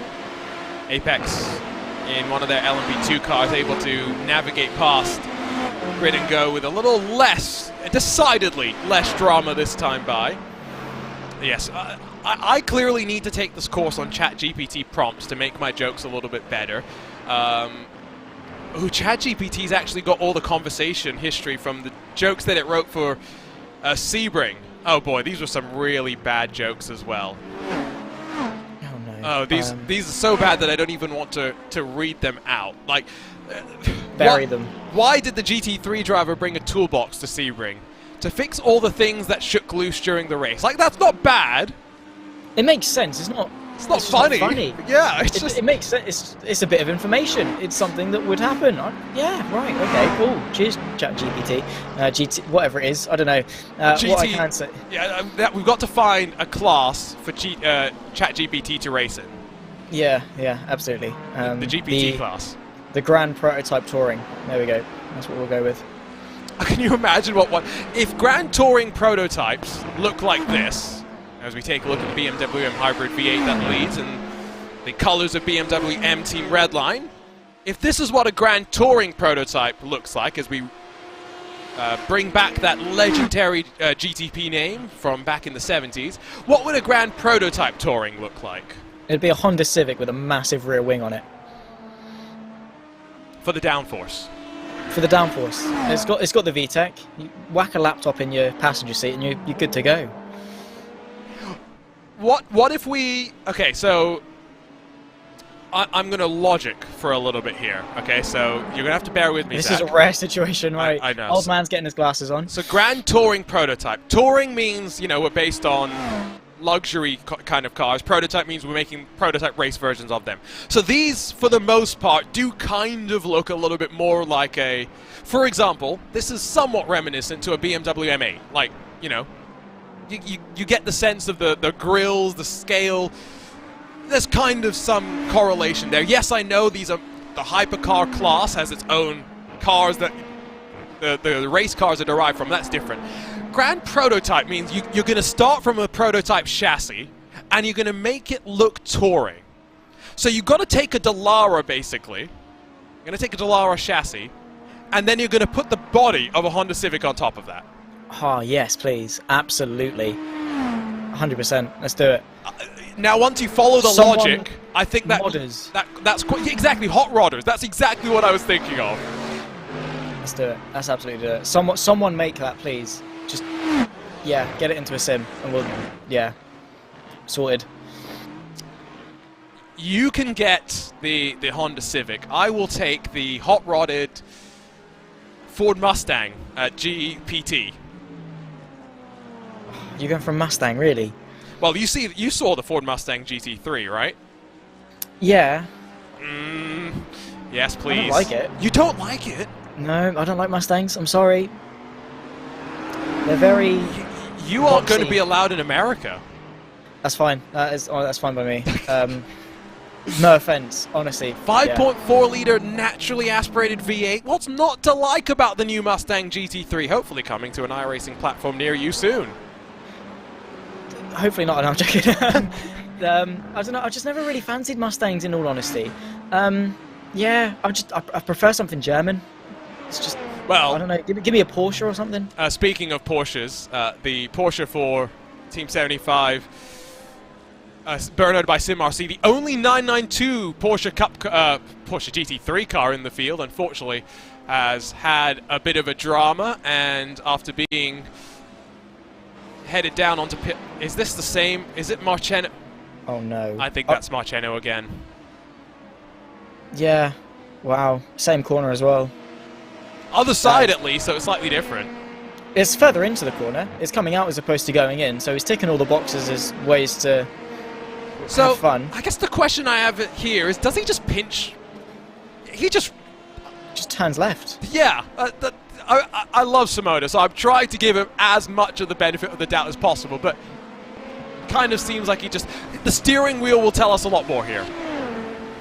So we'll go in, and he just merges. I think the Porsche got a little bit of oversteer on the curb and sort of washed out ever so slightly. If you look sort of at the apex, he wasn't turning left more into the Porsche. He was following a nice line round. I think the Porsche did ever so slightly nip his way out, but there's no need for the Altus car to be that close to the Porsche in the first place. There should be a little bit of a tolerance anyway. So, yeah, I don't know. The way they merged together was a little bit weird as well. It made me think that maybe something connectivity-wise was wrong. Maybe the Altus car didn't see the Porsche relative to where it was. I don't know. Let's get back to the Ford Mustang for a second, by the way, though, because I am very excited about this new GT3 car. Mainly because if Team Fordzilla enters a special event in the future, guess what? They can actually drive a Ford. They can. Yes. It's crazy how much I've commentated on Fordzilla many, many times, but probably only ever in the Ford Fiesta Rallycross car have they actually been in a Ford. So it's something nice. Again, though, naturally aspirated engine, I'm looking forward to that. Dominic Engel does say that if you exclude the Mustang, most Fords have been considered German, at least in their, I guess, manufacturing and design over the last few years, and correctly points out that the GT3 Mustang is being built in collaboration with Multimatic in Canada, with an engine derived from the team over M-Sport, if I remember correctly, in the UK. So there's not much American about the new Ford Mustang GT3 car. There's not much American either about the Team Redline BMW hybrid that now has not Enzo Benito, the Italian, but Luke Bennett, the Brit, that gets in. Yeah, so swapping them out and getting back out on circuit as quickly as possible to continue their run towards the top end of that GTP field. But yeah, I don't know, naturally aspirated engines, they sound nice, don't get me wrong, but yeah, let's just give me a turbo. You think a turbo sounds better than a naturally aspirated engine? I'd say I just love the sound of the boost, like an RB26 engine or something like that. Whack it into one of the Skylines or whatever engine it's in. The way it builds boost, and then the way the pressure relief valves just dumps that pressure, sounds so good. The as well. Awesome. As the top three in GT3 come down to pit lane, we'll see where Mahler feeds out in comparison. I agree that the flutters are nice, but I don't know. I still cannot get over the fact that a turbo just sounds like it kills all the fun of an engine. We'll hear some onboards in a few moments' time. Why don't we do that? Still waiting for Grid and Go, Redline, and Williams to roll. Redline is first. Grid and Go should be just a few moments later, but can already see that Oscari Rene in that Mahler Racing Team car, down in towards the 90, retakes the race lead. And I had a chat with Phil Denez to get some information here, Zach, and he was telling me that they are planning to underfuel in every single stop that they'll have from now, partially because they lost 3 laps in the first stint. Phil Denez got together with an LMDH car, had a big save, lost a chunk of the tires, and they had to slightly compromise on strategy. Good way to work with what you've been given, I suppose. You know, pushing on despite sort of the issues and things, to work around it and build something new, and then push forward in the best way possible. That's exactly what they've done, and very telling of a good team, the separation between a good and a great team, I suppose, in that regard. You've got your strategy, you've done your preparation, this is what we're doing, X, Y, Z, this is the ideal situation. But then for that to be turned on its head and you to manufacture something out of the thin nothingness is very impressive, and well, at least for now, it's working for them in their road to recovery. Beliziotis has dropped 6.5 seconds behind Grid and Go. That was not related to the pit stop phase that happened before. We'll get an update when we can as to the reason for the delay, but it has cost them somewhat slightly. Chris Lullum next into the box in the BMW M Team Redline car. Doesn't look like Diogo Pinto is going to take over here. Nope, there we go eventually. I was thinking it was on cue. 3 hours done in this race, half distance, so original driver back in, and we'll see a similar sort of split to the end between the teammates. Allows Williams Esports Mahler to retake the lead of the race on their very different strategy call. 3 hours done, 3 hours left to go, and maybe it's from this point forward that if you are still alive with a clean car, Zach, with track temperatures not yet having fallen off any sort of a cliff, maybe you can hope that you can start pushing a bit more in the next couple of hours.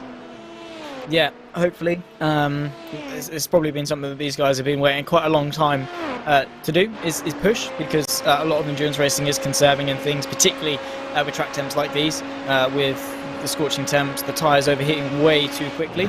But someone that is going to be pushing, well, maybe, I don't know, 2 Williams Esports cars, the Chill Blast and the Razor, but, you know, the fight for the third, only a second between them. I guess that Williams car. Now, well, the number 9, instead of Williams cars, if they're both not Williams, the number 9 machine that's in pursuit is probably going to see this as good a time as any, as to get on the back of their teammates. But also, the fight for lead's quite close as well.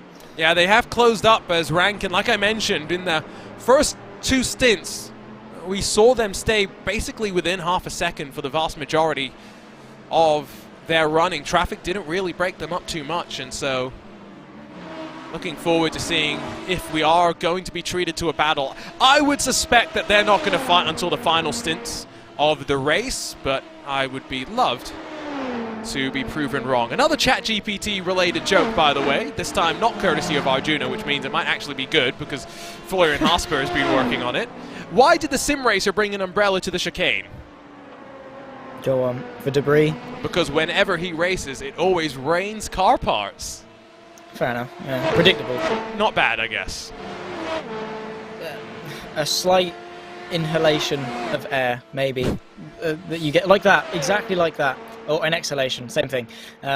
Yeah, that's all it's getting.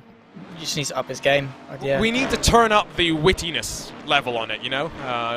It needs some sarcasm sprinkled in. Right, we needed to get some sass. Get sassy and off you go. Then again, it's better than the race sport jokes of wet toast, I suppose. You just had to say it. I'd gone 3+ hours without mentioning that phrase. Well, Dane put it into the YouTube chat a little bit earlier on, so I know, had to touch on it. But I managed to avoid mentioning it. You just ignored it. You were just like, who's that Dane guy anyway? He's irrelevant. Just moved on. You know, one thing that I'm slightly disappointed in some ways that we aren't seeing, but I guess all it would have done is add to the level of shenanigans. We have no dentists out on track, but of course, don't forget, iRacing has really recently catered to a brand new target audience. It's one of the brand new bits of content that we're not seeing out on track today. Let's learn more about the Ligier LMP3 car.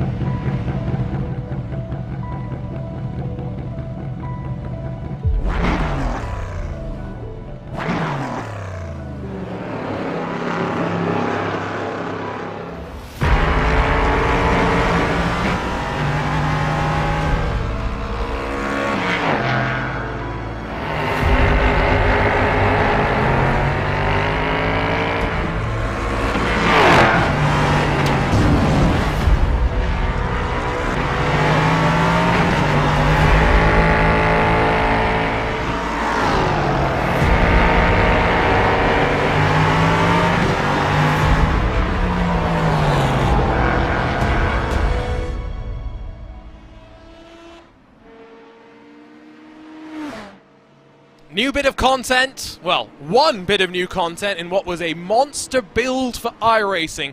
The Ligier LMP3 car joins the ranks of the prototype, adds another ladder for those trying to get into the top level prototype cars to build up some experience, some racecraft in. And the exciting thing for me is, while yes, I'm slightly disappointed, Zach, we don't see it today, the promise is that with IMSA next year removing LMP3 from the main IMSA WeatherTech SportsCar Championship, moving it over to the VP SportsCar Challenge where LMP3s and GT4s will be racing on track together, maybe we can bring that into the iRacing world as well.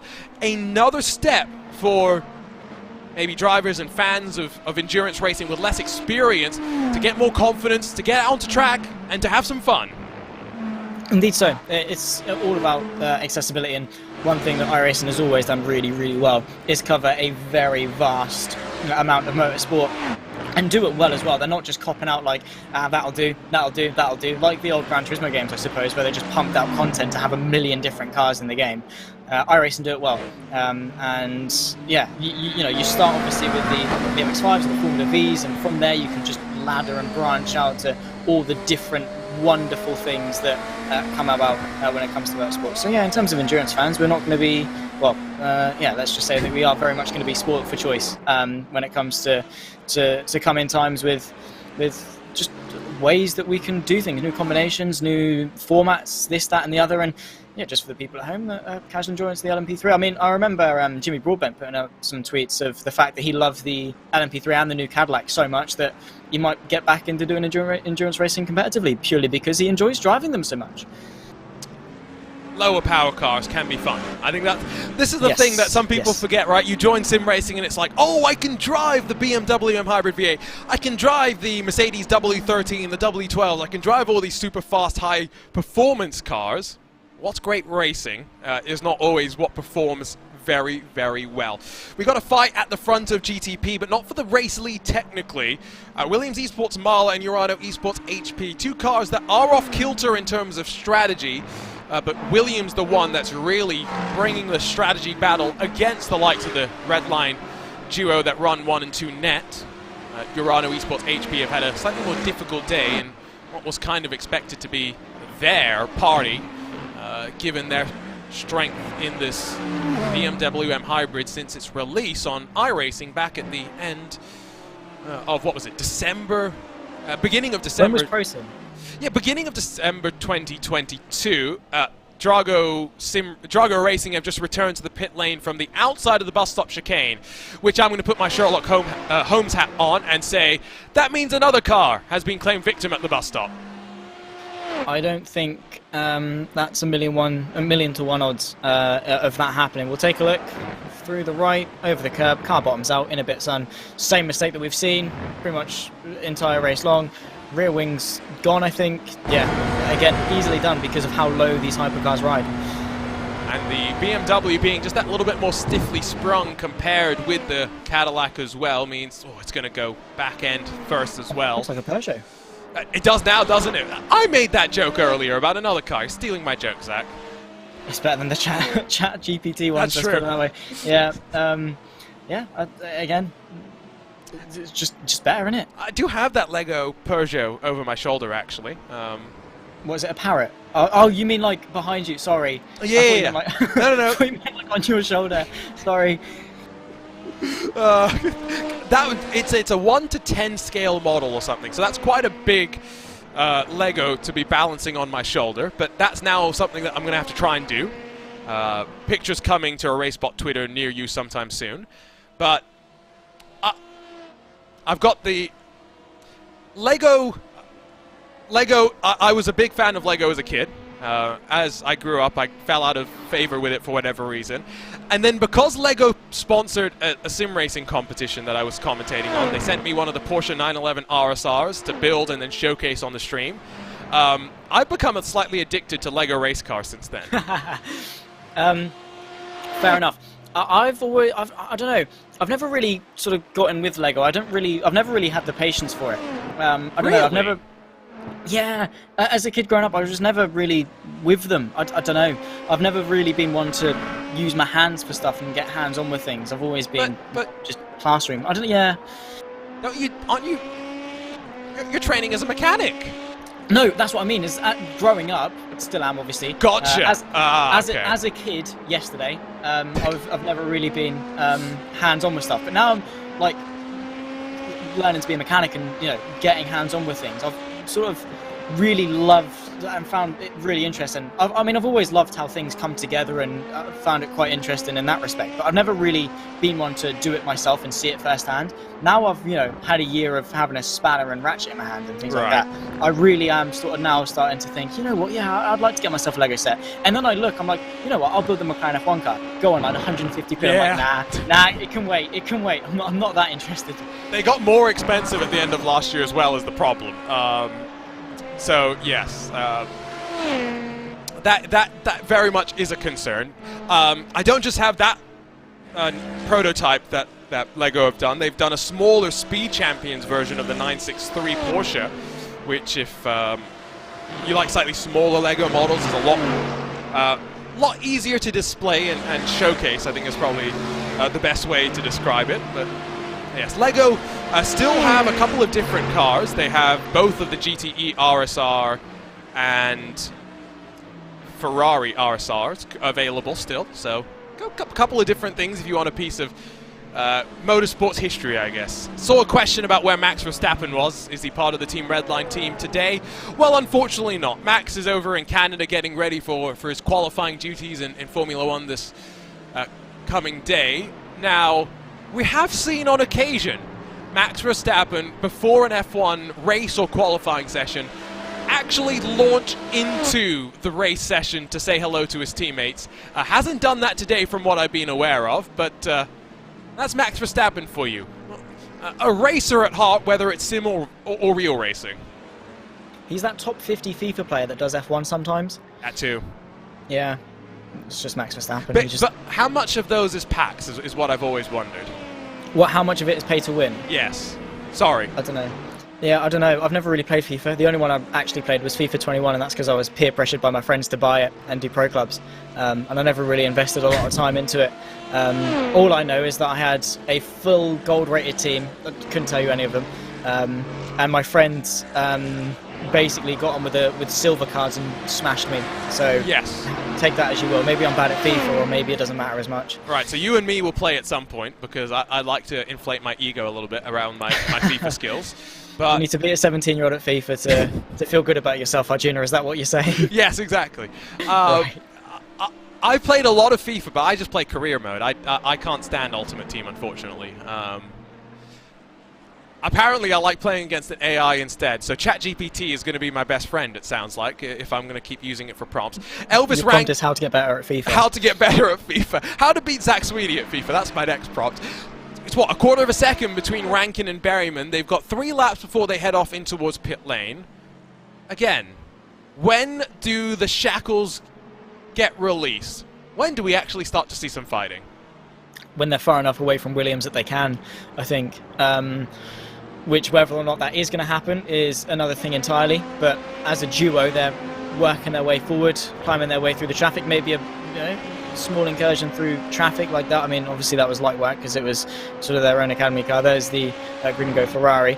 Won't be a disparity through traffic or anything like that. There's Urano into the pit lane as well in the bottom right. But yeah, maybe that's when we'll see if a mistake comes from the 198, or, as I say, if they're far enough away from Williams that they feel secure enough to fight it out.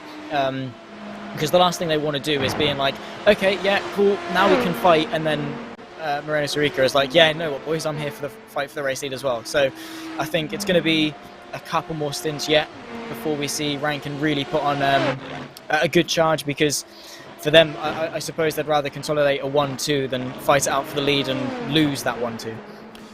2 hours and 44 minutes left to go. And with Urano's entry to pit lane, it should mean that we see Matt Farrow probably 5 laps away from doing so as well. And what continues to be the story of strategy battles in the top prototype class. Unfortunately, Vince Cusi has joined us on YouTube TV, on RaceSpotTV in the YouTube chat. And so now we must have a discussion about that I've been trying to avoid. Wet toast. I still don't understand this, Zach. As a youngster who's hip with all the cool things that the kids are talking about, can you explain to me the phenomenon that is wet toast? Basically, what you do is you put a bit of bread, white, whole grain, brown bread, whatever you want, whack it into a toaster, press it down, wait a little bit, then you throw it into the sink, leave it for a little bit, take it out, and you've got this lovely delicacy called wet toast. You can whack on some cream cheese, some butter, whatever tickles your fancy, and away you go. Personally, yeah, it's not something I'd have a cup of tea with. But you know, to each their own. It's their own fantasy, whatever. So wet toast isn't when you dump your toast in your tea. It's whatever you want it to be. Okay. That's soaked in tea toast. Soaked in tea toast. The question I have is if you're putting cream cheese and stuff on your wet toast, do you put that on before you do the dunking or after you do the dunking? Ah, good point, actually. Again, it's like when it comes to on the topic of tea. When do you put the tea bag in? Is it before or after the milk, sugar, water, whatever? Before. Always. Tea bag, water, yes. Tea bag out, milk, sugar. Yes. Okay, I have a slight variant, and that's because I try and get away with not using a spoon if I'm having sugar in my tea. And so what I'll do is tea bag in, hot water in, let it steep for a sec. Milk comes in, mix that till I get the color that I want. With the tea bag, use the tea bag as the mixer, and then do the same with the sugar. And so once my tea is mixed up nicely, then I can get rid of the tea bag. That's fair enough. That's fine, because people say, oh, you put the milk and sugar in first. You don't put the sprinkles on the cake first, do you? No. You make the cake first and then put the sprinkles on. You don't put the sprinkles in, then your flour and your butter and your egg. Is the hard cutting analysis that you come to RaceSpotTV for during iRacing special events. Especially pertinent because there's not much going out on track right now, which is why we are being so hard-hitting into our analysis. Redline now builds up a 4-second buffer to grid and go, but they still trail Mala by 15.5 seconds. So I guess we can continue talking about the delicacy of wet toast. Yeah, I think it is more just this generation. Your generation? Yeah, us. We could, honestly, I've had TikToks and things, you know, that's the generation in of itself. Had TikToks and things where they say, I could literally bass boost a picture of a toaster and you'd laugh. And it works. It's just the humour. It's just broken and it's fantastic. You say fantastic. I say I don't get it. No cap. I don't get it. No, no. Arturo Melgar, by the way, shows what track limits as he finds a way around the outside of a Mercedes.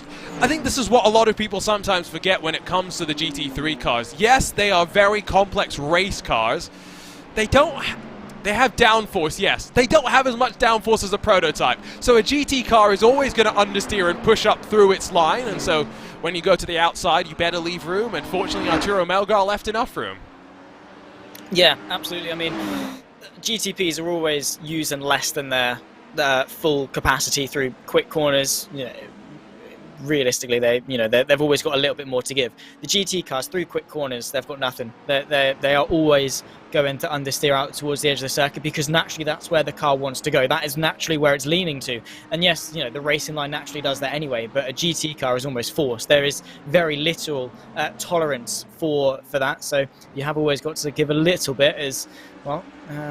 Fights kicking off in the LMP2 with people coming to the pit lane. This is the fight for 5th in GTD, because it's very close and very hectic with all the traffic around them. Yeah, Urano didn't set a proper lap time in qualifying, and so they've climbed their way up 10 positions, but were on the back foot at the start and continue to be on the back foot as well. To the line they'll go with, as Zach mentioned, the Apex LMP2 duo already on and off of pit lane. But 2 hours and 40 minutes left. This is now effectively a regular length IMSA race, or for those that watch the IMSA Esports Michelin Global Championship, the length of one of our 2.4-hour races that we hosted at the end of 2022. So this is, we call this an endurance race. It is a short endurance race, and now it has very much become a sprint to the checkered flag. Williams Esports Razor also off and away after I think they found themselves, in fact, they were the ones that came down to pit lane, excuse me. We're still waiting for Apex to come down to pit lane. Of course we are. They're gone. Yeah, I don't know how they're saving this much fuel, but they are, and they're doing it with good pace as well. So the longer they stay out, that's a weird way to enter the pit lane, it must be said. Right, they were safe, I suppose. If there was someone else near them, then it would be a different story. But they're able to peer their way in. But yeah, no, it's the longer they can retain this going a lap or two longer than everyone else, the better off they are going to be when it comes to their final stop. Because the knock-on effect of this is the longer they can go, the less fuel they then have to put back into the car to get to the end on that final stop. So yeah, all they're going to be doing is helping themselves, and they're, at worst, matching the pace of third place, which, yeah, they're just doing themselves favours with each lap that goes by, the two Apex cars out in front. Sounds like Zach Sweeney might get an invite back to an iRacing special event, because Vince Cusi says he's better than UNO Repavey, which is going to become his Ewan O'Leary's new nickname in a whole bunch of Discord servers that I am now share with him. Ewan O'Pavey. Take a bow, Vince. That one is pretty good. I have seen a couple questions once again wondering, given that it was, part of the big release a week or so ago, where are the Cadillac V-Series entries in the GTP class? Well, who was that just crashed at the bus stop chicane? It's the TC Corsa GTP car, who is a BMW M hybrid. Bus stop claims another victim, but there is one GTP still running in terms of the Cadillac, albeit 13 laps down.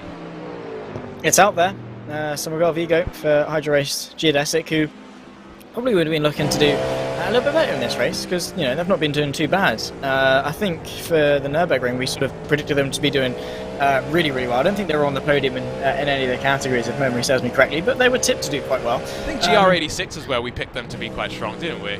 Yes, yeah, I think it was almost unanimous that we went for Geodesic. So the RaceSpot commentators' collective curse came down on them. Essentially, if you do believe in that. I more see it as commentators' coincidence. I stand with Lewis on that one, and that's one of the very few things that I will stand with Lewis on. But anyway, yeah. I mean, you can't. You're too short to stand next to him. Oh my! Don't even. With ESLR1 and Ewan O'Leary having his box. Oh, that was great. Oh my word! Hilarious. I am slightly taller than Ewan, ever so slightly taller. Allegedly. I am. Allegedly. Allegedly, I am. It's facts. Yeah. Anyway, I would still need the box. He is tall. And then there's you, and then there's Yuri Kazdorp. Oh God, yes. There's levels to this. Yeah. I'm 6'5". I'm decently tall. But yes. I'm 5'9". Yuri Kastorp, who I have seen in our chat, by the way, iRacing Esports Network chat.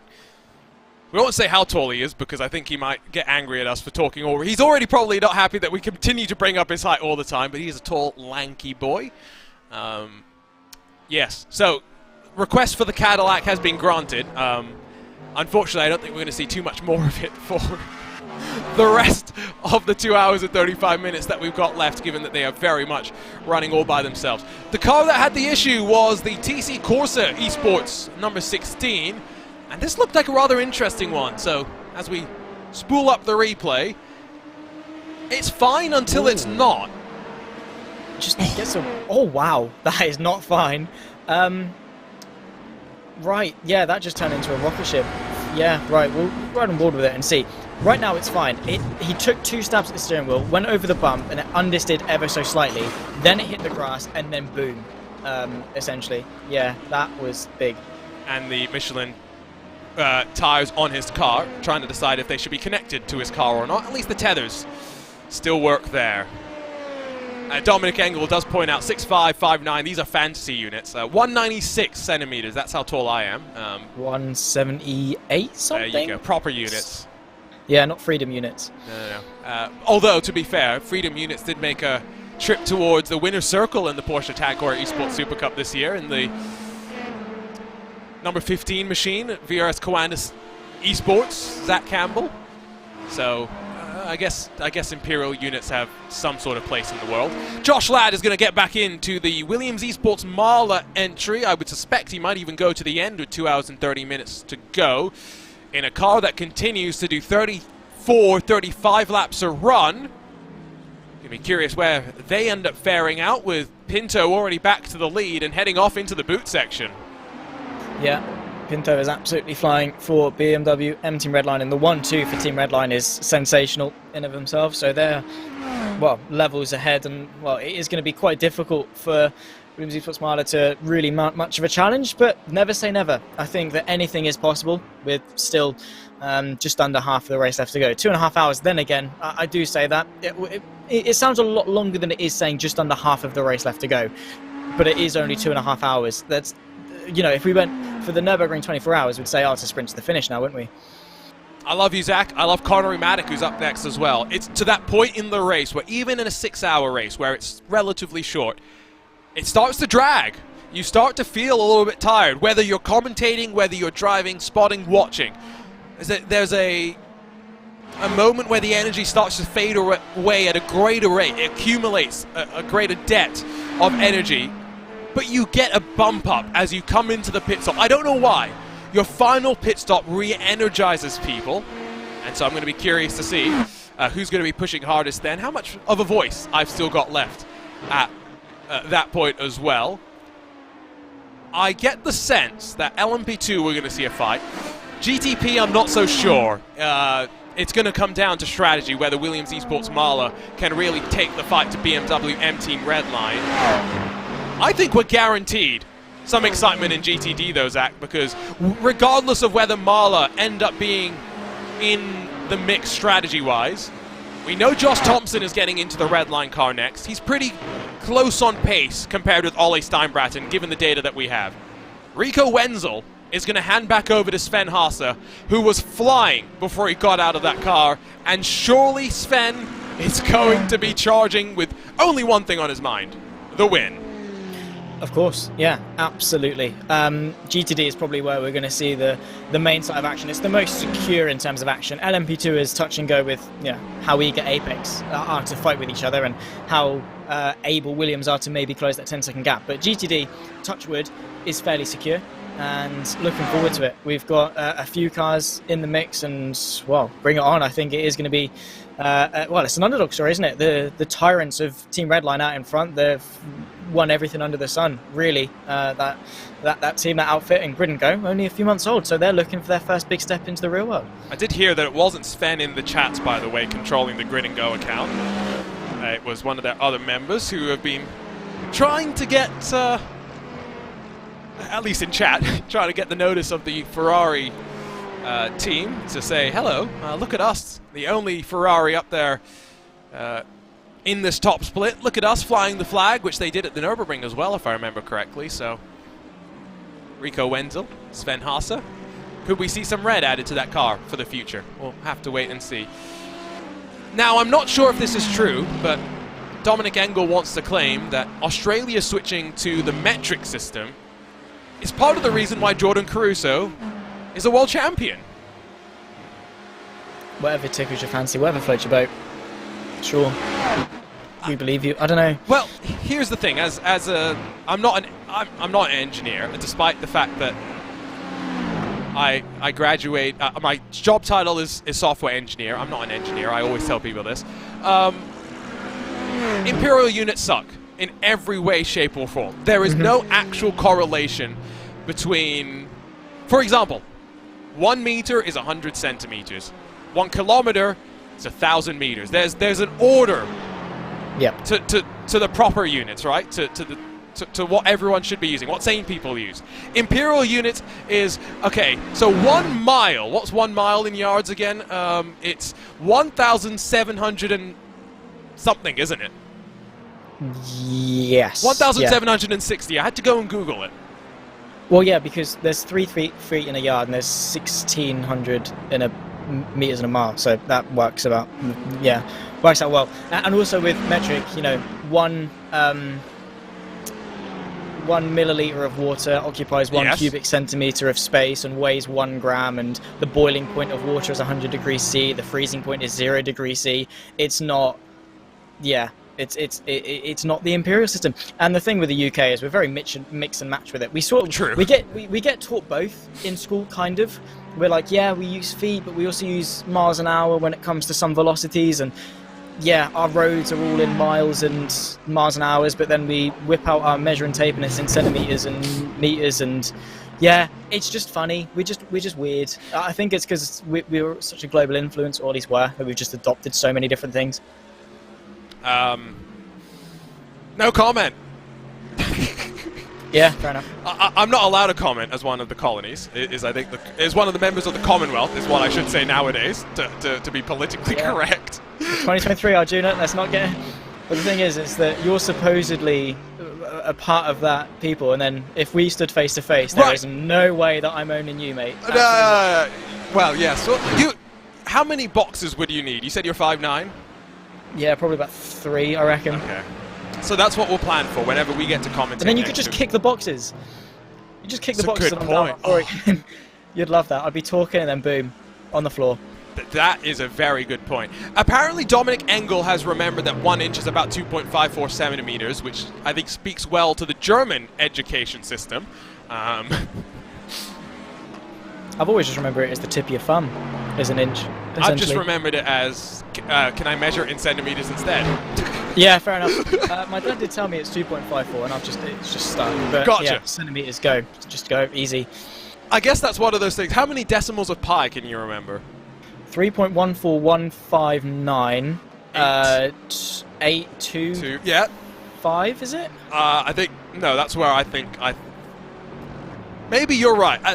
It's been a long time since I've tried to remember the decimals of the digits of pi, but... Yeah, but NASA only used the first 30 anyway. Yeah, because those are the only important ones. At some point, precision becomes too precise. Yeah, it's just unnecessary. It's all a construct anyway. We invented maths. Yeah. So why don't we just... aliens? Yeah, well, this is why we invented imaginary numbers. Oh yeah, the square root of -1, because that helps us a ton. Cheers, maths. Honestly, sat there in my GCSE class, I was like, hang on, right? We just made this up. This doesn't even... We make stuff up to prove stuff that we've made up, which proves stuff that we've made up. I literally watched the video on it earlier. We make theorems to prove theorems, and then at some point we get to, I think it's called axioms or whatever they're called. Right. They're just the things about the universe that we just like, well, they've got to be right. Because if they're not right, the things that we've made up can't be right either. Implicit things that must... Yeah, no, exactly. This is not, by the way, deja vu. This is, again, Arturo Melgar in a Drago racing machine that has had an issue at the bus stop chicane. Yeah. Unfortunate, but it goes to show just how difficult this car can be, even for the best sim racers to manage. Fortunately, this did not become a Peugeot. The rear wing reattached itself.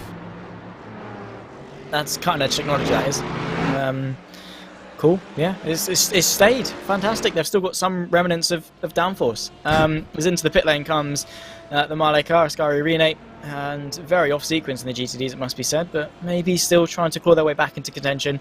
Again, it's that thing, is 6 hours is not a long time to recover strategy-wise, but they're doing their best job, I guess. I got another concern, which is that Fildenez did what, the first 2 hours of the race and then handed over to Ascari Rene. I think that sounds right. Ascari's going to, if they aren't taking full service, well, they're taking more than 30 seconds right now, how are they going to play out this driver change? It takes a minimum of 30 seconds in the pit stop to swap around drivers. Ascari's onto his third stint now. I would assume that they're going to bring Fildenez in, or rather, they're going to bring Ascari in an hour's, less than an hour's time, probably 2 hours, 1 hour and 30 minutes to go. And then they're going to have to get Phil probably into the car and split up the remaining pit stop time appropriately. Right, so what, that'd be about 45 minutes a stint? So if he comes in an hour and 30 minutes to go, that would mean that he could, I mean, reasonably, you do 45 minutes a stint from there, I guess. Yeah, make it as even as possible for the both. Which I guess is probably enough time to do a driver change as well. I don't know. Yeah. There's something that seems a little bit off about this call, though. I can't quite put my finger on it just yet, but it was a strategy call that they made in response to something that happened in the first hour, which I think is important to note. This was not necessarily their intention from the drop of the green flag. They've jumped over to this strategy as a result of what's been going on. Yeah, and as I touched on earlier, it's the recipe for such a great team that they are, is the fact that, okay, this has happened, boom, what do we do? And they've just fabricated it and they've stuck with it, which is awesome because it's working. They're still, doing well. They're still on the track. They're still in with a shout maybe of something decent. And they'd be loving that considering where they ended up in the opener moments of this race. So yeah, respect to them. And not many teams would be able to do that. Many teams would have thought, okay, brilliant, we've just crashed, what do? We go on to this strategy, we second guess it, we change it again, and then we don't really enjoy it. But this team have just smashed it from the onset. Since that crash, they didn't really have much time to dwell on it. It was like, okay, we've crashed, what do we do now? How do we improve? How do we get back into this race? And that's why they're so good. Let's grab a quick look at a replay. Running on board with Grid and Go. I want to start by saying this is not related to Grid and Go whatsoever, but you just saw very briefly what Rico Wenzel had a good view of, which was unfortunately the Hydra Race Geodesic Racing Black, the sole surviving Cadillac GTP, having yet more drama. It turns into early, clips the inside wall through the bus stop, and from there gets lost behind the fans into the wall once again. Yeah, well, Cadillac are not having a fun day today, let's put it that way. Brings it over to the left, on the brakes, down a gear, chucks it in, doink, and then it's just your passenger. Already the front right is the track rod end has been bent and the front right's been towed in excessively, which means that you've basically got no steering anyway, and then you're just straight lining towards the barrier, which is very easily done when you're going that fast and this far into the race. You've got that, that fatigue, and you're saving the tyres and blah blah blah blah blah. Maybe you're feeling hot in the sim rig, maybe you've not had a drink for a while, whatever it is, and then you turn in, or even just a lapse of concentration. You turn in, you've turned in too early, clip, and then it can change within a blink of an eye, snap of the fingers, and what seemed to be a decent stint, consistent stint, pace-wise, whatever it is, has now turned into a complete failure in that regard, because you've just completely binned the car into the wall. Long way still to go though in terms of laps with the traffic. One of the LMP2s almost off into the grass, trying to just be as far to the right as possible, wants to make sure it's not a factor for those sweeping on through. This outer loop is very reminiscent of an oval corner in so many ways, and drives quite interestingly in no matter what car that you tend to be in, because of how the camber of the corner kind of loads in and out. If you're wondering about predictions, by the way, we'll get a look at those in just a few moments' time. We're totting up the numbers again and just validating where everyone is at on track to make sure we're giving the correct numbers to everybody. But we'll say goodbye to Zach Sweeney in 20 minutes' time. Zach, not knowing how the points are standing, how are you feeling right now? Sick to my stomach. Absolutely vile. Honestly, as I said earlier, Race Clutch owe me therapy sessions fully. Because it's just ruined. To be my GTP and my GTD, they're not that bad. They're decent, And then LMP2, I was like, yeah, Race Clutch, fine. Yeah, they're a reliable shot. A bit of an underdog outside shot, not really one you'd expect. And then what do? They're 7 laps down. So, cheers, guys. Appreciate it. Much appreciated. Why don't we see if? Why don't we see? Oh, you trying to find reasons not to see? I mean, you can give me some. I'll just close my eyes. It's fine. I'm trying to give it as much time to update as well. The joys of how this system works is I never quite know if we're going to go look at these points and they're actually going to be correctly updated. But, I'm not last. You're not lost. Well, have that, Florian. There are actually another couple of people that aren't even included on this graphic, including Mike Yao, Dustin Hollis, and Stefan Schlacker. Lorenzo Bonder still sits best of us all, though. I'm not liking that, although I guess I've just got to hope for Urano in both GTP and GTD to start picking up the pace. I don't know how you've solved it. It's because you went for Apex. Yes, 100%. They're not specific as well, are they, the teams? They're not. Look at this, though. Wow. Look how close this is. Kevin Burrell has got some separation, though, to the rest of the people in our giveaway. It's Lewis Wood second, Ilka Hapola that's in third, and then Tristan Iglesias that is fourth, Ted Lowendick in fifth. There is a consensus amongst quite a few. Apex and Redline and LMP2 and GTD. Yeah, reliable. Kevin going with that grid and go, though. Fair play. Yeah, awesome. With that, he's really hit the nail on the head with that one. All three are reliable shouts. It's close. I will say, this could look different if Marla ends up first. Yes. Because that counts as a BS competition car. And so just keep that in mind when you're evaluating where you stand in our giveaway as you try to win one of our RaceSpot jerseys in a color of your choice. That still a long way to go. Let's go check out, by the way, two cars that I think are going to end up spending quite a lot of the rest of the race close together. It's the Williams Esports Marla car and Urano HP, who are now up into third, into a podium spot. Yes, they are on similar-ish strategies, but it is Williams Esports Marla that are much more committed to the fuel save, much deeper into that save as well. Yep, so that's going to have a nice knock-on effect for them and is going to maybe help them in a couple of hours' time. But, well, as it stands, they're only separated by 3/4 of a second, so hopefully we can get a bit of on-track action. Fingers crossed. I mean, there is a 7-lap disparity in terms of their stint length, so probably won't be very long-lived. But, yeah, Urano, you're going to be cheering them on, obviously, because you're definitely not biased as soon as predictions are into things and you start cheering on different people. But, yeah, honestly, as much as I love Urano and as much as I really would love to see them do well, Williams, just for the sake of Arjuna not getting the satisfaction of this, just go for it. I didn't realize you were friends with Lorenzo Bonder so much. I've hardly ever spoken to the guy, to be honest. Now, to be fair, no, you know what? I'm actually being really harsh. You've been really nice to me today, Arjuna. You've... Clearly I haven't been harsh enough. Nah, Well, apparently me and JP were disagreeing a lot in the first 2 hours. Yeah, you had the gloves on. Nah, you were nice to me when you were talking about, Zach's all professional and this, that, and the other, blah, blah, blah. I was like, that's the nicest thing you've ever said to me. I got to make up for it now, don't I? You've got to. You've not dropped the track knowledge thing yet. You dropped it when Justin was still in the booth. I did! And you got him on it. I realised that and I did remember it. Okay, but... To my face, you're alright, Arjuna. To be fair, no, I was going to say, we could talk about your lack of Watkins Glen track knowledge right now if you'd like. Did you really know where it was, Zach? I knew it was in New York. But did you think that meant it was in the city? Of course I didn't know it was in the city. Obviously not. Yes, you're going to do laps around the Empire State Building now, yeah. Fantastic. Yeah, Watkins Glen, just that massive spire in the middle. No, of course it's not in the city. It's in the state of New York, obviously. Two separate things.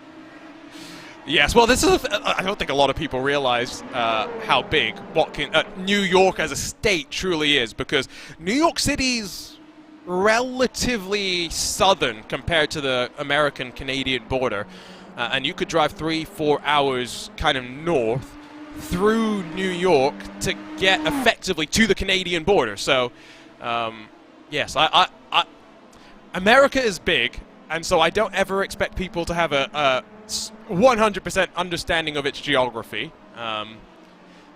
Much like when I first came here, I didn't really expect anyone to know where Singapore was, which is why I was not surprised when you get the answers. Oh, is that in China? Is that in Malaysia? I've had some of that.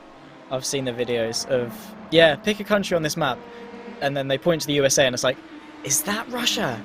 Or something like that. It's just, yeah, it's fun. And then you say the 3-hour drive to sort of the Canadian border. You drive 3 hours in the UK, and you've been through 12 different accents, 12 different national discs, 4 different national animals, and you've had a worldie of a time.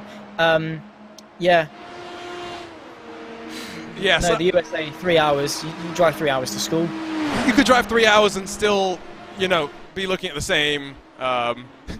Same landscape. Yes. When I drove, I moved from Atlanta to the west coast of the U.S. It was a really interesting experience, just seeing how different states kind of looked, and even though a lot of the construction is quite similar, and the buildings themselves, the actual, yeah, the scenery, it felt different. It was quite nice. I very much enjoyed that, and while I did not get to do my road trip from the West Coast over to Indianapolis this year, the plan is to do that next year, and I hope to try and head through the Grand Canyon and see some of that stuff. I guess the equivalent distance for me driving from California to Indianapolis is for you, Zach, to drive. Oh, that was Daniel Lorenzo around in the Urano HP machine. Loses a spot on the podium. Yep. Josh Ladd is going to be eating that up and being loving that one. Rejoining the circuit, of course, does Lorenko, but we'll take a look as to how it's happened. I mean, I'm just guessing it's natural understeer. No, it's stood out on the brakes, taps. Oh, those GTPs are so sensitive. And he almost got taken out by Josh Ladd there, who is now up to second, by the way, because Luke Bennett is off to pit lane. Just watch here. Oh, wow. That was close. Closer than you would have wanted it, and the concern now will be in the Urano HP car that he's burned up the tires for maybe the rest of the run, and he's going to be maybe losing a 10th here, a 10th there. Get past one LMP2 car and try and bleed a little less time, though. Yeah, hopefully. That's the thing is, especially on a day like today with the track temps and things, it's bad enough usually with a spin and the tyre temps skyrocketing and being so difficult for you to cool them down, let alone when the track temps are this high, because the tyres are just going to be like, no, absolutely not. You think I'm cooling down? You're having a laugh, mate. So, yeah, they are in a bit of a sticky situation, probably until they next get the tyres changed. But into the pit lane does come the Team Red Line. Diogo Pinto now in. But, well, they're not really under much threat from behind, are they? The keys are with the Portuguese driver for yet another stint, it would seem, and so Pinto will sit in there, wait for the tyres to be thrown onto the car before he heads back out. Got 12 minutes before we'll say goodbye to Zach Sweeney. We'll say hello to Connery Maddock for the final 2 hours, returning to special event commentary for the first time in a while as well. And it's that time of the day where, before I let you go, Zach, livery watch. Cool. Who stands out to you the most here? Let's go class by class very quickly. Let's start with the GTP. Cool. Start with the surviving GTPs, I think it's probably fair to say. BMWs. Start with the BMWs. Yes. You got Williams Esports Marla. What do you think of this one? It's nice. I like it. I like the colour scheme. I've always liked the Williams colour schemes. It's quite simple. It's nothing special, but it's nice. I like it, yeah. For those wondering, by the way, on the left side, it's the gap to your leader that you can track right now, and so it does also show for the cars that are laps down what that looks like. You can also scroll through the intervals on times if you head to timing71.org. Williams is a classic. I love that the Marla flares have kind of been added to the regular Williams colors, and so it's a little bit more distinctive than just a base Marla livery. Here's the Danny Lorenzo Urano machine. Urano knows my opinions on how they make our lives difficult as commentators to pick things apart. But red and black, it's a decent, solid combination. I've always been a fan of it. It helps that it's no longer the same as this, because red line aren't black, they are dark blue? I love it. Honestly, red is such a common color in sim racing. But yeah, just the blue with the red, it just works. And it's not very often that blue and red works, but that specific shade of red, that specific shade of blue, it blends. So you can't have a vibrant blue and a vibrant red. That doesn't work. But to have these two specific ones, very nice. It's got my approval. Yeah, I like the Team Redline one. You know, the other thing that I really like about this livery? Go on. It says what it does what it says in the name. It's Team Redline, right? It's got red lines on it. I break out the yellow pen tool. Oh, here it is. Yellow pen tool to show you. Commentators like simple stuff like this. Redline, it gets some points for me. This is an identical livery, so we'll quickly skip over it to the somewhat new Simufy esports livery. Of course, MSI Esports disbanding. A handful of their drivers had already made their way over to Apex with Salva Talens and Alejandro Sanchez, but now Gabby Montoro, Danny Elgabe, and a lot of the rest of those core MSI drivers regroup under a new banner. Quite like the orange, I must say. I've never really been a fan of orange. In all honesty, it's there, it's nice, it's all right. I'm trying to be diplomatic. I'm trying to not say I hate it. No, it's all right. It's all right. It's mid. It gets the mid tick of approval from Zach. It gets the I like it tick of approval from Arjuna, just because it's asymmetric, and everyone knows my opinions on a good old asymmetric livery. The Apex Racing Academy one. Now, I've said my thoughts on the Apex Racing. I'll save my thoughts on the Apex Racing team as well. Instead, let's quickly jump through final couple of running cars. Always love myself a bit of the Hydra Race Geodesic Racing team. Black and gold, you're never going to miss it. Although, given that that car's been in the walls a couple of times, I'm surprised that it looks as factory fresh as it still does. Final running of our GTPs, by the way, is the Drago Racing car. Haven't seen too much of this. They've got some pretty strong names, all things considered, likes of Ricardo Rico, Premislav Lemonek, Arturo Melgar. Quite like the livery as well. Yeah, it's nice. It does the job. It's nothing necessarily standout. That's the thing with red and black liveries. They're not necessarily like iconic. They're nice. They do the job. Yes. But they'll never be iconic. It's because the thing is everyone does them because they're nice liveries. It's a nice color scheme. It works. But because it's so uniform and everyone does it, it's hard to stand out with a red and black car. But again, it's nice. It's nice. Yeah. Okay, so Apex Racing team. Do you see what my issue is already with these two cars? Black, blue, white. They are identical. There is no... People will say that, oh, you can tell that the numbers are different. When they're moving at 200 miles an hour, no, you can't. It's not just that. I think a lot of people think that commentators have the same level of resolution on what we commentate off of as what the viewers are experiencing right now. I've commentated on more races where I cannot read the numbers than I can read the numbers on my production feed. So help us out, Apex, please. They did it for the GT3 cars, I will say. Mark Tranter did some good job to try and help us out with wing plates and wing mirrors. Even small details like that will help out. I do quite like the Apex scheme. I just feel like we could have some more variety. Yeah, I agree. Again, it's nice. It's a color scheme that a lot of people use, but they do it well. I do like the Apex liveries. They're nice. But you're right. It would be nice to have some sort of personalization. You know, we see it in sort of real life with driver nationalities or whatever planted on the rear wing end plates or whatever. Just something to spice it up a bit. I'm not saying that would help commentators. I just want to be clear, but I like those touches as well. I always used to put names on my paints for special events. This is where it becomes a lot easier, though, because Williams Esports Razor, okay, bright green front end, I know which car that is. Williams Esports Chill Blast, white front end, I know which car that is. They share a lot of similarities. I guess the only differences are where the sponsor logos are and what color is at the front. Another thing to tell it's the Chill Blast car is it says it on the front of the car. It's just there in your face. So yeah, there we go. It's the Chill Blast car. You can read it. Obviously, resolution things, obviously, but I don't know. Yeah, again, Williams always do a good job with liveries. I like their gradient into the blue, into the white. It's always worked really nicely. I like the sort of the addition with the Duracell sponsorships and things. Also with golf and things, and how they have been able to mix and match. Their 50th anniversary, or what was it? The 5th anniversary, something like that. Right, the Nürburgring was a nice one as well, nice touch.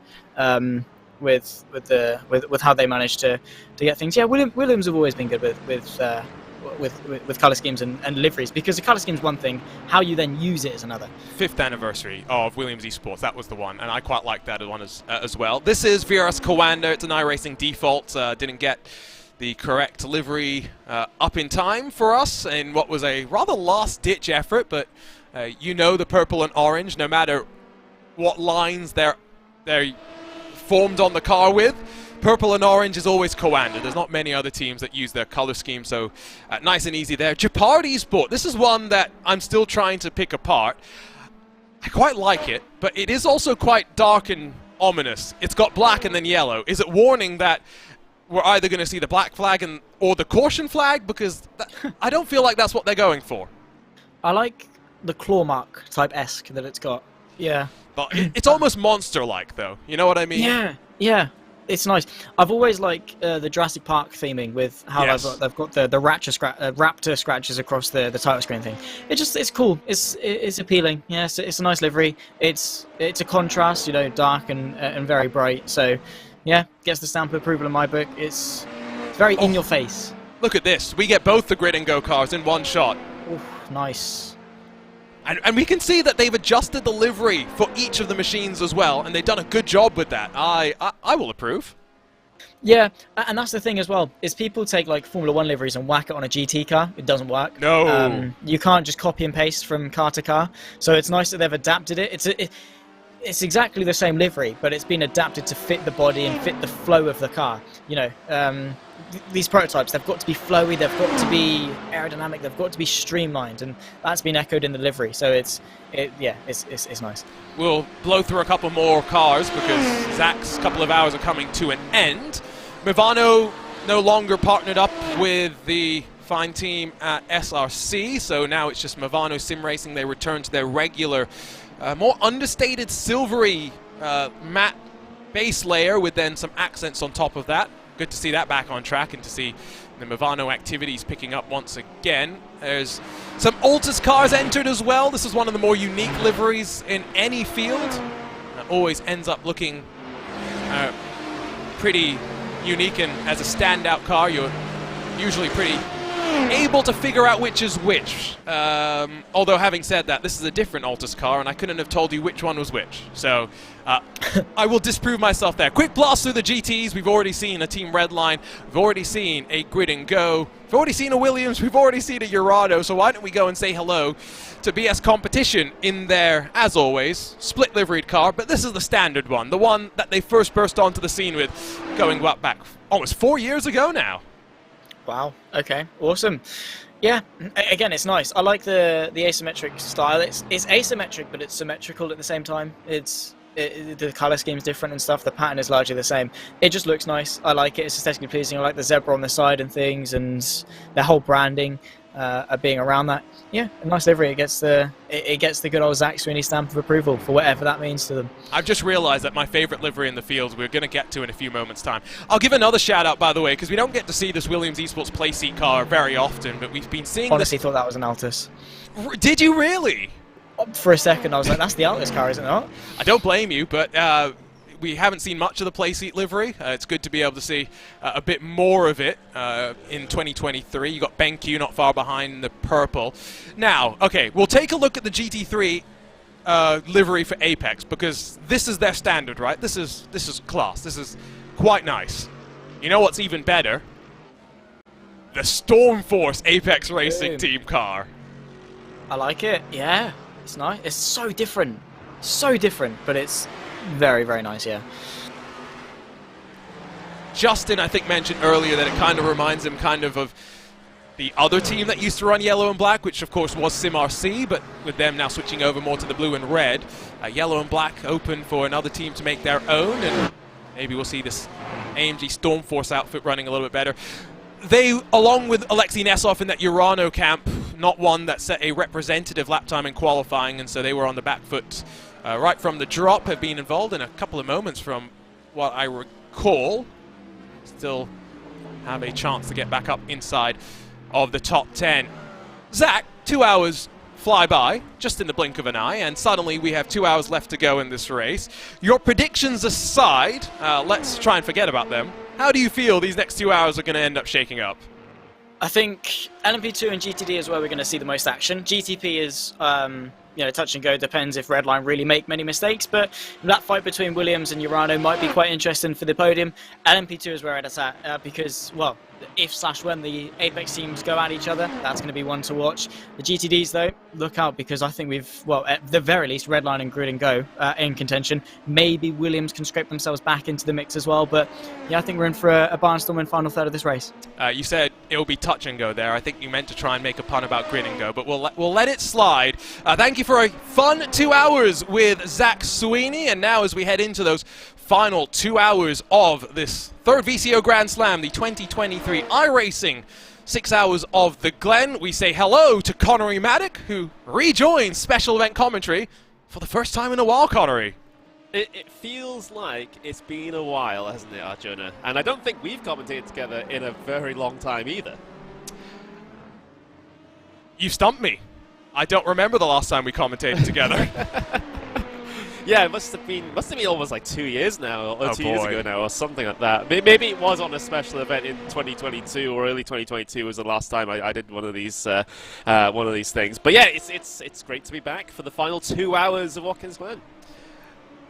And the final 2 hours where there are more cars still running than I honestly expected to see. I was chatting last night with a couple of people saying that, oh, the first 2 hours I'm going to lose my voice and then we'll just be having a podcast for the final 4 hours. No, 50 took to the green flag, and we are still left with 39 of those cars running, which, given no safety cars, no live race control, Connery, which have been major talking points across of the previous couple of months in this iRacing special event world, it's remarkable to see. Yeah, and as far as special events go, we usually see the 6 hours of the Glen being quite attritional. It's probably fair to say. You know, it's like you have already mentioned so many times, it is one of the shortest endurance racing events that you do, so therefore it's going to be faster and frenetic from the drop of the green flag. Yes, we did have a couple of problems early on, but that's sort of natural for these sorts of things. But ever since maybe the middle portion of the race, you know, coming into this latter portion, things have been quite calm and considered from all the drivers, and we also still have these battles going on in at least 2 of the 3 classes for the lead. I've been enjoying this Apex train, although still waiting for it to kick off at some point. I did note Alex Simpson's comment that in response to my relentless complaining about liveries needing to be easier for commentators. Sounds like there's a new Apex livery in the works. Can't wait to see what that's going to end up looking like. Of course, the Stormforce car does look spectacular. Once we're on the other side of this pit stop window, we will head off into prediction land again to take a look at where everyone stands. Connery, you thought Williams would come out on top in GTP, Apex in LMP2, and then the oddball, Arnage in GTD. I'm glad you spotted the oddball, Arjuna, because I wasn't going to be boring. I just thought maybe a slightly boring pick for GTP, maybe the most boring pick is Apex and LMP2, because that is probably 3 points as far as I'm concerned there. But yeah, I don't think the curveball worked down there in GTD. Yes, they did have a decent finish in the 12 hours of Sebring, did Arnage, but it seems like with a poor qualifying and a turbulent race, it hasn't quite worked out for them, but I won't blame them.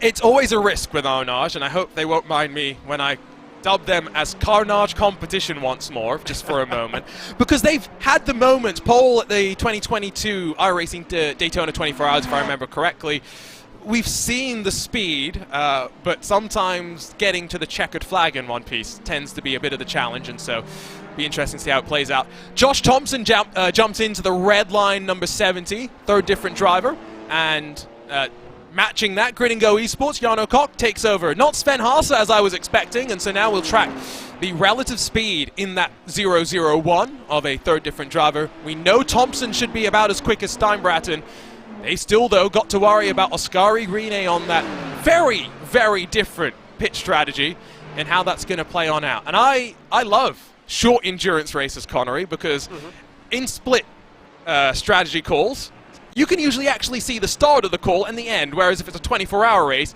you'll see it at the start. You're not always guaranteed to see it at the end.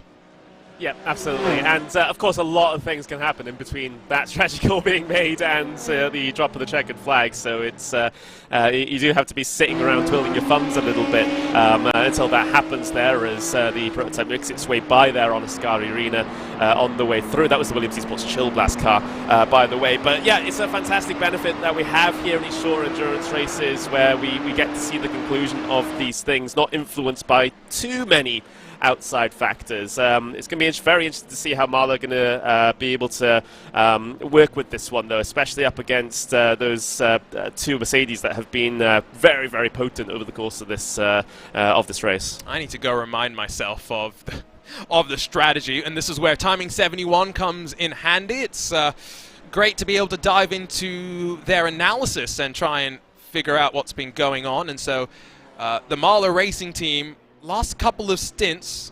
27-29 laps compared to 33-34 for some of their other competitors. Expect to see something similar this run, already 16 laps into the stint, and Phil Denez, the American, likely to jump back in to take it towards the end of the race. Now, we're expecting Williams Esports Marla to cut out a pit stop into the final hour of the race. Therefore, their goal is just to try and remain in front of Redline for as long as possible, with both cars still owing us an equal amount of pit stops, if not an equal amount of time in pit lane. Williams Esports Marla does lead by 10 seconds. Ultimately, though, I feel like part of what we're going to see here is just how much Williams is sacrificing lap after lap, Connery, to hit this fuel number that they've clearly been targeting. Absolutely. It's well, they've put themselves in a completely different situation to the rest of those prototypes there with going with the fuel economy option here. Of course, you know, they absolutely have the ability to be able to do this. It's just whether or not it is actually the faster way to do things here in this race. And just for predictions purposes, I don't know, are we counting them as Williams, or are we also counting them as BS competition because they got Marla in it? I clarified this on the form. Williams in GTP includes Marla. BS competition in GTD includes Marla. Right, okay. It's good to get that clarified then, Yes. because I have a vested interest in this. This, Connery, I'm so glad that we have been able to open up these predictions to everyone to follow along with us. I know I haven't been able to keep up to date with them as much as I wanted, but vested interest. I have watched for the previous two VCO Grand Slams, hoping and praying that I would be the most mystic of us all, just so that I'd have something to rub into other commentators' faces the next time we commentated together. Well, it's always great to have that those bragging rights. Exactly. It's fantastic. Otherwise, how would we pass the time in endurance races like this one? Of course, this a little less problematic for that than a 24-hour race would be, but the point still stands. Hey, we still managed to do some livery watch, so read into that what you will as to how the race has been going. Well, and I know you've pointed out that Alex Simpson indeed pointed out in the chat that Apex is going to be changing their livery, which is a very interesting point because I don't think that livery has changed for what feels like something like 7 years. Oh, you're right. Alexei Nesov off of pit lane in front of Daniel Pastor in the Mercedes AMG Urano and Williams car. We've seen some variations with red and gold. Zach Campbell, Brandon Trano are the two variations of the Apex livery that I can recall seeing, but I haven't seen, you're right. Apex Academy with the green has been the only real change. That's a long bit of history that will come to an end. Race came to an end, unfortunately, for an LMP2 car, and as per usual, when it happens through the S's, it's a big one. That's huge. Does he stay there for a while? I mean, he's off the circuit, so I guess it's not really affecting anyone by just sort of chilling out behind the barriers there. But let's have a look at the onboard here, see exactly what happened. Oh, it's always sketchy when you go too wide through the S's. I mean, we've seen it a few times already today, but maybe not in a way that's so catastrophic. So, I don't know what more the LMP2 car really could have done. He's on the curb, effectively. I think that's one of the red line cars. Yeah. The track does come back over to the right slightly before it goes left. Yeah, that's a nasty one, but seemed a bit more of a racing incident than anything else. Especially compared to some of the sends that we have seen from GTP cars, that seemed a little bit more innocuous.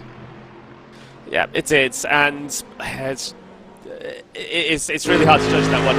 Unfortunately, no one can really judge it, given that we don't have any live stewards in for these races. So there's no one to make that call. So I guess got to make the call inside your heads at home. But yeah, you just got to be maybe just a little bit more careful, just a little bit more aware, coming through such a dangerous section such as this one, where you know if you have a slight deviation on your line, that trajectory might take you into inside of another car or not give another car as much space as they were expecting, and all of a sudden you have a catastrophic incident like that because there's simply nowhere to go. And that's what happened with which Urano driver was it? Joop de Ligt in the hiking media entry when one of the other GTPs had a big moment through the bus stop in front. De Ligt had no time to respond and effectively straight into the other car. Fortunately, haven't seen too many things like that either. Here's that fight that we tracked out of pit lane with Alexei Nesov, now up 12 positions.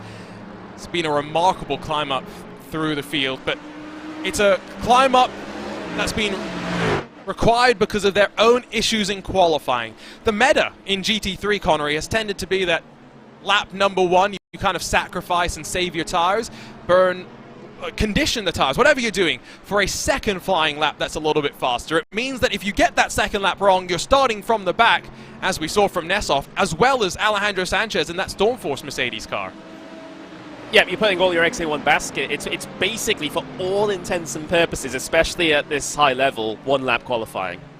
Because yes, you do have 2 flying laps, but as you've already described, that second lap is the one that tends to be the faster one. And with everyone so close in these sorts of races, that's just going to be your one opportunity. And if you bottle it, well, like you said, it's going to be starting at the very back, and it's going to be very difficult to make your way through a field, especially in the top split like this one. But the Yesov and Co have done a pretty good job of that so far, and with 1 hour 49 minutes left to go, well, how far up can they climb? And just having a look to see what the sort of gaps are to cars a little bit further down the road compared to where they're sitting right now. So they got about 8.6 behind on the relative behind Grid and Go, and then Grid and Go about 4 seconds behind Josh Thompson at the moment. Of course, with pit stops affecting, may not necessarily be accurate gaps, but it's but yeah, I mean, they still got positions down the road they can go chasing if they want here.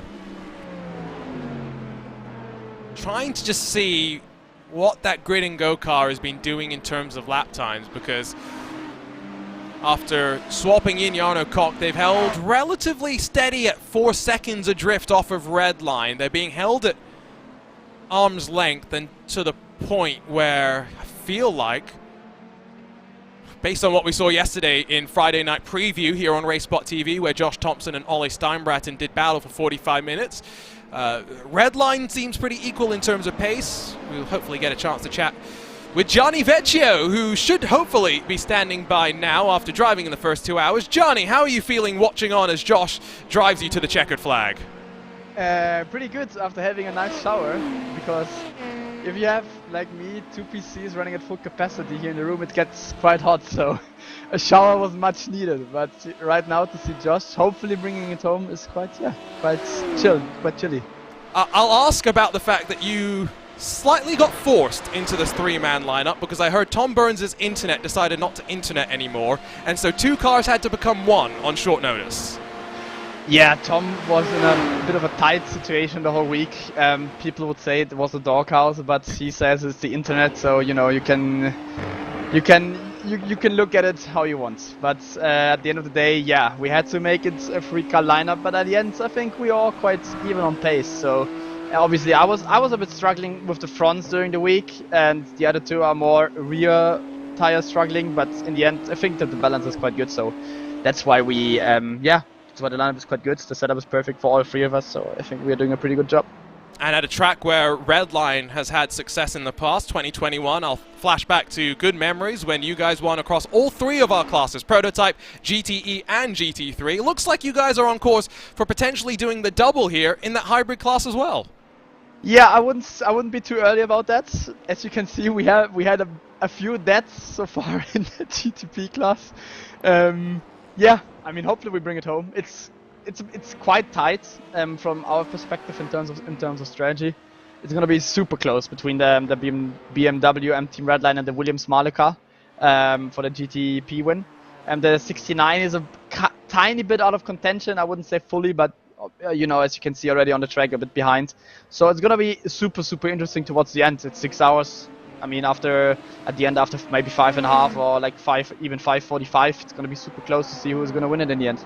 As much as I would love people to come and watch this race with us, Gianni, let's talk about what you're also doing now that you've had your shower, which is hosting the Team Redline team stream as you guys follow your teams around. How's that been going as people watch you guys around for 6 hours?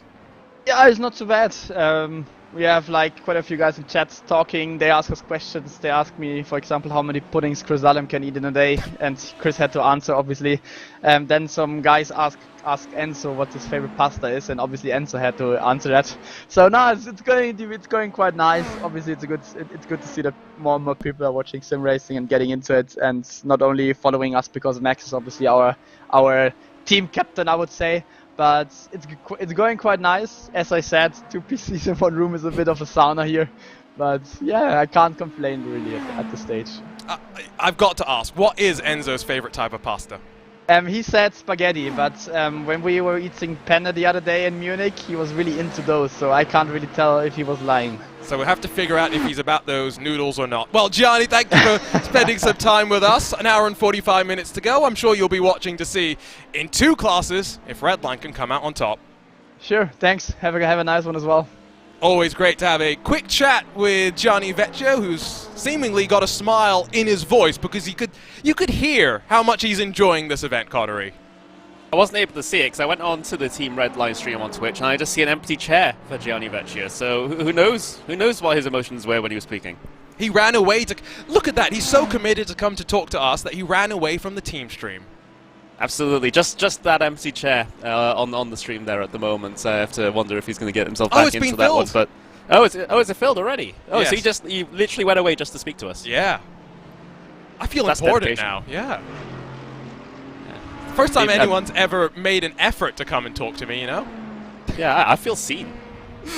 Williams Esports Marla comes into pit lane, and I kind of wanted to talk to Gianni about the GTP strategy, but I wasn't sure how much he was really aware of what to expect heading into that final hour. Williams Esports Marla and Josh Ladd come in, and I would suspect that with 1 hour and 45 minutes to go, we are going to see the final driver change. Matt Farrow should jump back in to take us to the checkered flag. And let's not forget that the gap had come down to, what, 8 or so seconds just before this pit stop. Yep, it did. And, well, soon we'll start to see things come to a head a little bit in this GTP situation that we have. Number 5 down on towards the pit lane. There's the race-leading Redline car, Diogo Pinto behind the wheel at the moment here. I have to wonder if it's a little bit of an issue with the live timing. It feels like a very early stop there for Josh Ladd. No, that's right around on cue. He was, what, 32, 33 laps into the right. Because remember, he is going about as long as you can go, extending what was an already extended BMW fuel tank in the iRacing build update just a couple of weeks ago to make it apparently be able to regenerate fuel, given that no one else is really sticking to the sort of stint lengths that we are seeing. Curiously, Josh Ladd stays in. Right, continuing on then. So I imagine then it will be the next stop that there will be a driver change, and then whoever that driver is go to the end, maybe? That would likely be the final stop of the race. Indeed. So they're going to put Matt Farrow in for just one short... I guess if I get... Oh no! It's not going to matter! Josh Ladd, fresh out of pit lane, spins the Williams Esports Marla car. Urano HP clips the right rear just in the act of passing. But Williams Esports Marla blow up the predictor game and head back to pit lane. What was that, Arjuna? That was completely out of left field. A trouble through the bus stop. Let's have a look at it. On board. Oh, it's the first curb. Just gets unsettled. And you can hear the engine expire. They're not heading out back onto track anytime soon. I want to see if Urano had a little bit of damage from that. They got a bit too close for comfort there, trying to avoid the incident. Bang. And then here's Urano coming through. I mean, if there's not contact, the iRacing gods have smiled down on that Urano HP car. Am I last in predictions now? We will get to that at some point, because my predictions... oh, I did not pick Will. I picked Urano, didn't I? Whew. There is contact, for sure. But the question is, has it done anything to Urano's car, or... Goodness gracious me. Motorsports, be it real or virtual, can be the cruelest at times. And as Phil Denez rolls away after jumping into that Marla Racing Team car, one Marla machine still in contention for victory, the other one with their head in their hands. Yeah, there's going to be no one in the iRacing world watching this stream involved in the race that's going to be more frustrated about that than Josh Ladd himself. Absolutely. 100%. Unforced error. He is going to beat himself up about that one. I wonder if there may have been mitigating circumstances related to that as well. I still think it's a curious choice to have left him in for that additional stint when you could have had a very quick Matt Farrow take over for an hour and 45 minutes to the end without losing any time. But that is beside the point at this juncture. It's now red line 1 and 2 and should be somewhat comfortable. It means we can turn our attention back over towards the Apex Racing Team, who run 1 and 2 in the LMP2 class, but this time no longer with Peter Berryman and Elvis Rankin behind the wheels of the 198 and the 199. Instead, with Stanley Deslandes and Michele Costantini. Yeah, I'm just having a look back at that incident just by myself here, and I don't really see any sort of untoward circumstances. I think it was just simply a mistake. Just, you know, new configuration of the car, full fuel loads going in.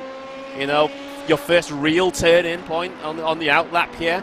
Just a simple mistake. Those are the only quote-unquote excuses I could use, but yeah, it's just massively unfortunate.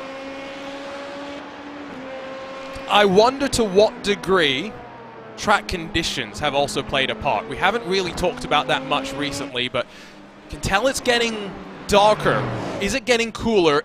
Is that it's shifting the balance of these setups and how you need to enter crucial sections like that bus stop? We've dropped off 6 degrees track temperature since the last time we checked about 90-ish minutes ago, which isn't necessarily a huge shift by any means, but I'm just trying to speculate. Yes, I think we're all about as shocked as can be right now.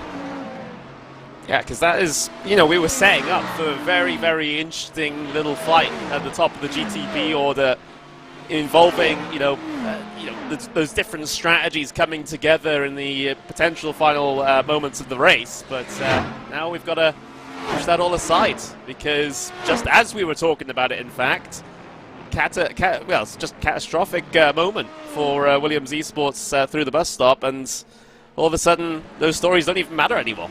Johnny Vecchio, by the way, had, after talking with us, as a bit of a technical failure on the Redline stream, so it all kicked off at once. He's been able to bring it back up and running. Twitch.tv/Team Redline if you want to go and join Johnny and the guys as they work their way to the end of this race. I'm just trying to take a look at predictions and how it's being updated. The main issue is the fact that BS Competition is, with Marla, being under the BS Competition label, slightly changing how the points are actually going to end up standing at the end of this race. And so these are very much, until we get to the final 30 minutes, I don't know that we'll get a proper sense for whether Marla is going to be able to challenge Redline and where that leaves us in terms of predictions. But I think that's me stalling for as long as I feasibly can. So why don't we talk a little bit about said predictions, Connery? Especially now with the bombshell that has just been dropped on us. I'm not last. I'm amazed I'm not last. Let's just say that. And I'll add in what I said when Zach was here as well, that there are more names below these. This is just the top 8 in terms of points. I've somehow lucked into second at this point. Lorenzo, I feel pretty confident, is still going to come out on top, though. Yeah, I mean, those are solid picks. What else can you say? I think you're out of luck here, I don't know. Unless there's something, you know, unless there are more events happening in future that we're still unaware of. But yeah, those are solid picks, boring picks, but solid boring, picks. Yes. Boring picks. I'm here for the success. I will do whatever I can. Let's look at how... Oh, wow. Okay. So, Kevin, Lewis, and Ilka find themselves all within 1 point.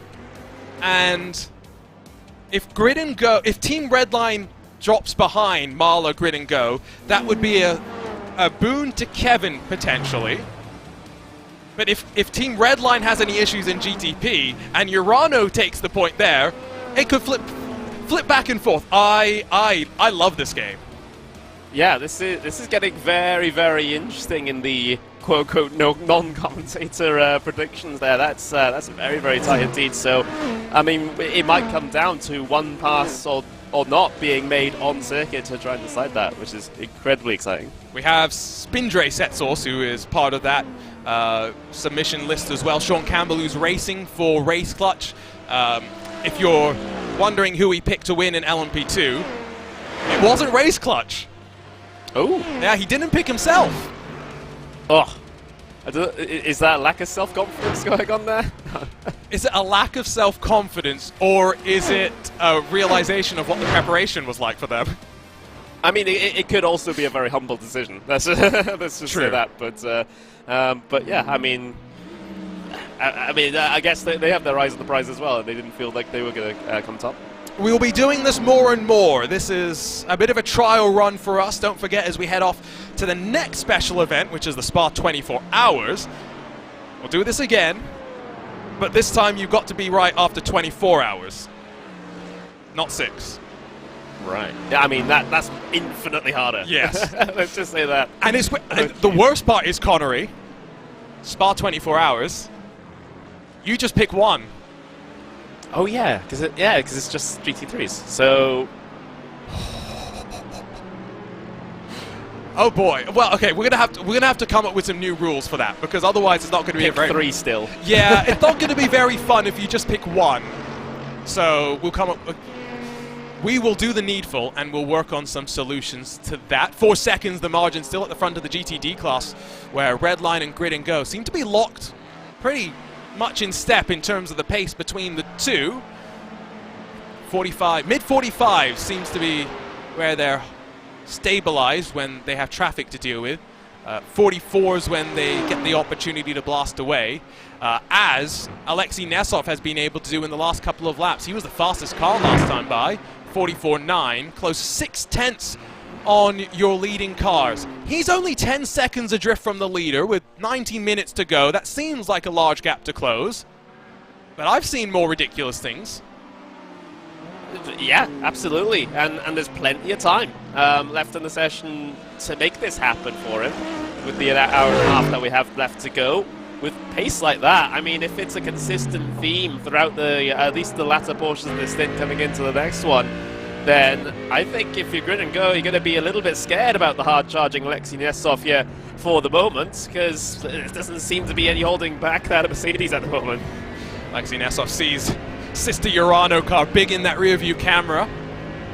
Alexei Nesov, who is going to be heading back to real-world GT3 racing. He's been able to do that quite a bit this year, but we mentioned the next iRacing special event is the Spa 24 Hours. Alexei Nesov's going to be competing in the real race, so very excited to see how Alexei gets on. He's sharing a car with Ezekiel Perez Compac, Magnus Gustafsson, and Jesse Salamentio, whose name I'm sure I butchered, in the Silver Cup for Mad Panda Motorsport. So that's great to see. And Not sure if you're aware of this, Connery, because I wasn't aware until I got it sent to my DMs. Phil Denez, the latest member of the Lamborghini Young Drivers Program. All of these sim drivers seem to be finding their steps into the real world. Oh, wow, that's the first I've heard of that as well.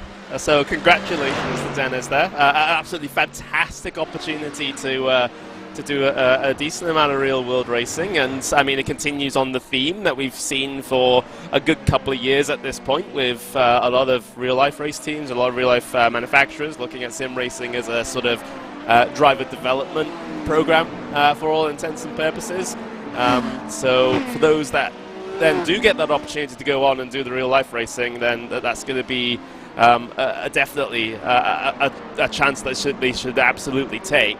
My main question, though, my main concern about it, though, Arjun, I don't want to be a Debbie Downer on every single thing that happens in sim racing, but do we want to play second fiddle to real life racing, yes, or do we want to continue to try and build and nurture our own championships that are of a similar prestige? I was having this discussion with a driver in a professional team recently. My answer is yes. Surprisingly, I think we need to embrace the fact that sim racing is not real motorsport, and our slogan should genuinely be the next best thing. Interesting. So here's my logic for it. The people who are hardcore sim racers understand, for the most part, what we are here for, right? It's the recognition that none of us are going to be lucky enough, for the most part, to go out and compete in a real BMW M4 GT3. But guess what? iRacing lets me do that around Watkins Glen. Lets me take a NASCAR stock car to Daytona and relive the Daytona 500, right? It lets me do all of these things. That's great. That's sim racing for you, right? What do we have as the opportunity? I feel like we should be defining ourselves as esports racing. Mm-hmm. And I definitely agree with that. Do fun things. Do the things that we don't get to do a lot of. I'm very proud of for example, IMSA Esports Michelin Global Championship. One of the most fun things that I ever got to be a part of behind the scenes in the sim racing world. But I'm also very proud of the fact that I was part of the VCO Esports Racing League, which is a totally different format of racing. And I think the drivers quite liked it. Yeah, and I think the important point there is sort of embracing the esports side of it. Because, you know, especially in sim racing, we're all guilty of wanting to try and be as realistic as possible when it comes to cars, tracks, etc., etc., etc. Which is fine. You know, we can be like that. However, when it comes to the competition format, that's when we have a lot more wiggle room than real-life racing does. You know, we can come up with all these wildly different formats and just try stuff and see if things work, see if things are fun. Which, you know, real-life series wouldn't do because they don't want to risk straying from the known. So I think that's perhaps what we really need to lean into a little bit more. Just come up with some, you know, really crazy, wacky formats and see what sticks, you know, see what's entertaining for an online audience in particular. Exactly. What the audience wants, that's what we've got to figure out. Anyway, that's a sidebar discussion that we can save for RaceSpot after dark, when we can let loose a little bit more with our opinions. But yeah, like I said, I loved the process of putting together the IMSA Esports series as well, from pitching it, writing the rulebook, announcing it, being part of the races, etc. It was so much fun. But I appreciate when we could do the things like throw a Pro 2 truck around Laguna Seca and tell them to take as many shortcuts as they want. And as someone points out in our YouTube chat, sim racing has developed so much in the last 16 years in so many wild and I'm sure unpredictable ways to some, that who knows what 15 years, 16 years from today sim racing is going to look like. And if, Connery, you and me are still here to be babbling about it. Well, we'll be here as long as we long as we can. That's all we're gonna say. Until they boot us out. Until they get rid of us. So, like, yeah.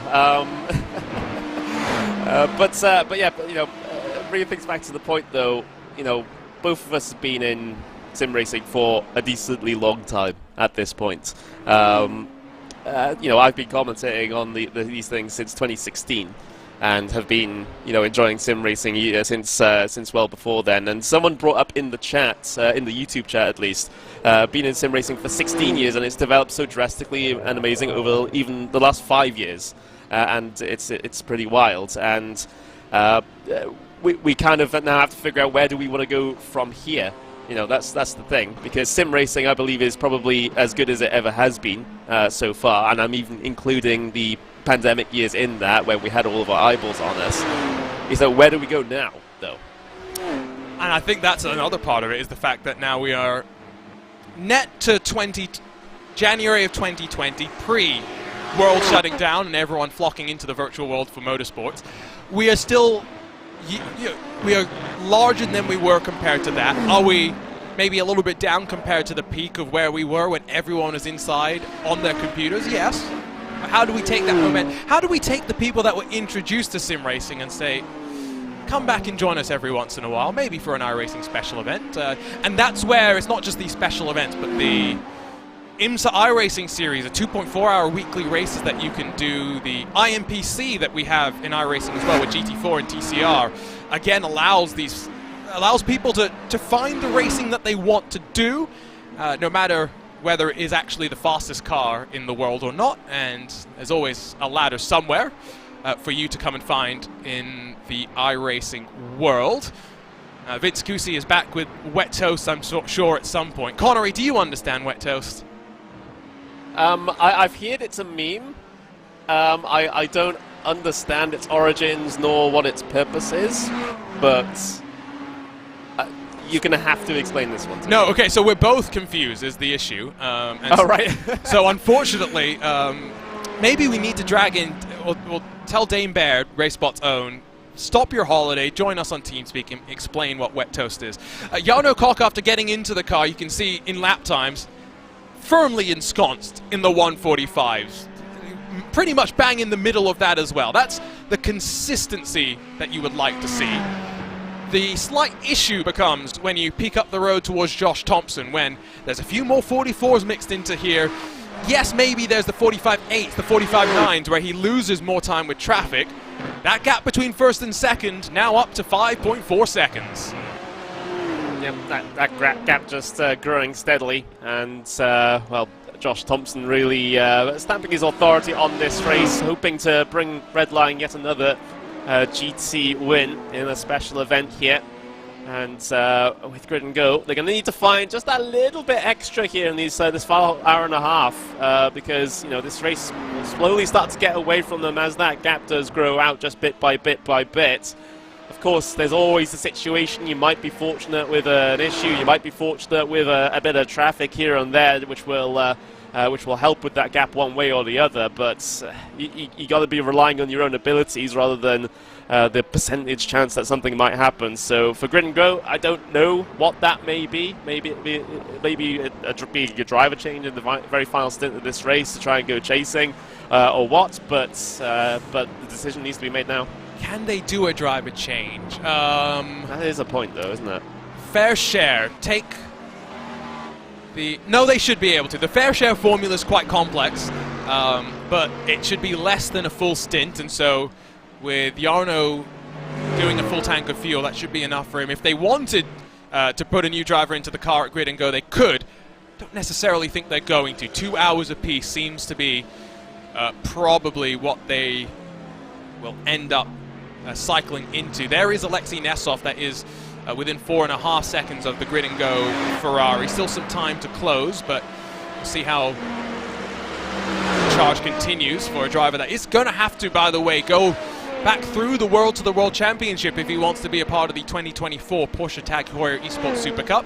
After finishing outside of the top 15, Jarno not enjoying an easy year in that series. Here's a moment, by the way, for the 199, which is why the gap has grown at the front of the LMP2 field. These are those moments, Connery, you make decisions. Am I going one way or the other? Sometimes it pays off, sometimes it doesn't. Let's take another look at this one, heading in towards the back end of the lap. Oof. Yeah, I mean, there was really only one escape route there for Apex Racing Team. It's just completely abort the corner and go out into the runoff area, which you know, is quite which are quite few and far between. Circuits such as this one, such as the Watkins Glen boot layout. But yeah, a couple of bits of lost time there for the 199 up against their sister car in the race lead of the LMP2s. That, I think, was partly because Arnage wanted to come down to pit lane and we're trying to actually get to the inside of the final corner. Slight miscommunication, but they figured it out. No harm, no foul. Now with Costantini dropping back slightly, got to watch out. Williams Esports Razor have come from the edge of the top 10 at the start of this race to within 1.5 seconds of finally stopping the Apex Racing 1 and 2 that is carried on for almost 4 hours and 40 minutes. Kalpanen's left off the hook 20 seconds back as well. This is a remarkable charge through the field. It then raises the question, what could they have done if they did start further up the starting grid here in this race as they deal with the GT traffic coming into the final sector there? Because with the pace that they've been having, well, there's no reason why they couldn't be challenging the 198 for the race lead at this point with how well they've gone since the drop of the green flag. But I guess you can't really think about these things in the final hour and 20 minutes. You just have to deal with the situation that you have in hand. And, Williams Esports Razor going along well, a little bit of a moment there with the Mercedes coming up into the top of the S's section, maybe a little bit of a lift required to make sure that situation was negotiated in a safe manner. And they're coming up on the string of cars here in towards the bus stop as well, but so is Apex for that matter. Is Deslanders going to actually be able to break away here? Is it going to be Costantini more concerned for second? Not expecting any driver changes in the Apex Racing team camp because they've been doing pretty much 2 stints apiece, and quite similarly for the, in fact not similarly for the Williams Esports Razor team. They have Ate Kalpanen in the second, ending his first stint back in the car, and so he should stay into the end and be the one charging with that bright green front end. I don't know why, but whenever we see Williams Esports Razor, sometimes in a GT3, sometimes in a prototype form, always tend to be able to find their way up pretty rapidly. In GTD form, it's usually with Daniel Lafuente charging them on forward. For the likes of the Mahler Racing team with their off-cycle strategy, I think these are the type of moments where they're going to have to make sure they don't lose too much time. They are closing up to the back of the Williams Esports playseat machine, gained about 3/10 that last time by. And with the reduced draft that we now have in iRacing, it becomes that much more difficult to slingshot on through. And so if Dinez wants to really be trying to put the pressure onto Thompson and Redline, he's got to get past the 3 as quick as he can. It really does, but just like you said, things going to be a little bit more tricky than they previously were.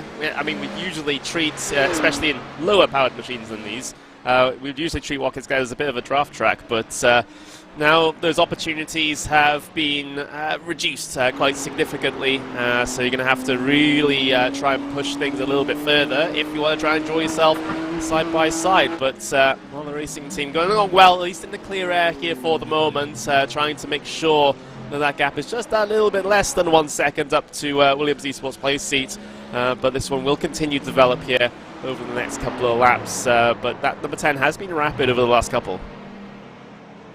Still under a second as Ate Kalpanen in that Williams Esports Razor car did come into pit lane and rolls himself off, still behind the wheel, and so we should expect right on cue Apex to be into pit lane the next time by, as they continue their strategy of having gone 1 lap longer at the start of the race, ensuring that they hold on to the lead whenever they make their way back down to take service, as they're doing right now. Again, I will just reiterate, Apex Racing team have the opportunity to win a 3rd straight VCO Grand Slam in this LMP2 class. However, only Michele Costantini and Elvis Rankin, who currently run 2nd on the road, have the chance to grab 3 in a row inside of those 2 machines. And one of the achievements that will be Apex Racing team have been so good in these LMP2 machines over the past year, and to be able to put that accolade into their cabinet, that's going to be absolutely fantastic for them. They've definitely been the class of the field, but they just got to convert it now. Get those pit stops done. Make sure they get themselves safely back out there on circuit. Have no dramas, and at least the LMP2 win should be theirs. Maybe a little bit more of a question mark over that second place, of course, but those are just things to be excited about for the final hour. I think we might actually have some intrigue inside that final hour. Maybe not in the LMP2 GTP class, but in the LMP2 class, because pit stop has meant it's no longer Apex 1 and 2. It's now a Williams Esports sandwich with Mate Kauppinen finding himself smack bang in the middle. And this is worst case scenario, if you ask me, because if Apex ran 1 and 2, they could somewhat control the tempo, keep Kauppinen behind. But as soon as one of those cars has dropped behind, as soon as Kauppinen just has one car to deal with, if he feels the need to want to pass, if he feels the urge to try and pull away at the front of the field, Apex is going to have to pick up the pace to respond. Yeah, absolutely. Things much tighter than I expected here at this stage of the race between all three of those cars. It's going to be, well, it's definitely not a surefire thing at this stage for Apex Racing Team. And like you said, with them being split now, can't exactly work together to try and manage the pace here at the front of the field. So Mate Kauppinen being a real thorn in their sides here for the next, well, for the remaining hour and 15 minutes. So it should be a close run thing here, or at least hopefully. I'm hoping for a grandstand finish. I don't know about you, Arjun. I feel like finally for the first time I have a sense of hope that LMP2 is going to be exciting, because if it was just Apex 1 and 2, I felt like they would have been smart. They would have fought, yes, but they would have been smart and recognized that both cars need to get to the end. Now with Williams in the mix, I'm a little bit more excitable. Especially important because I feel like GTD is starting to slip into Redline's hands. Now 6 seconds clear at the front. Dinez has been bottlenecked up behind the Williams Esports playseat car. That 70's looking strong. Yep, he is, and continuing to put in some absolutely, well, solid lap times down as well.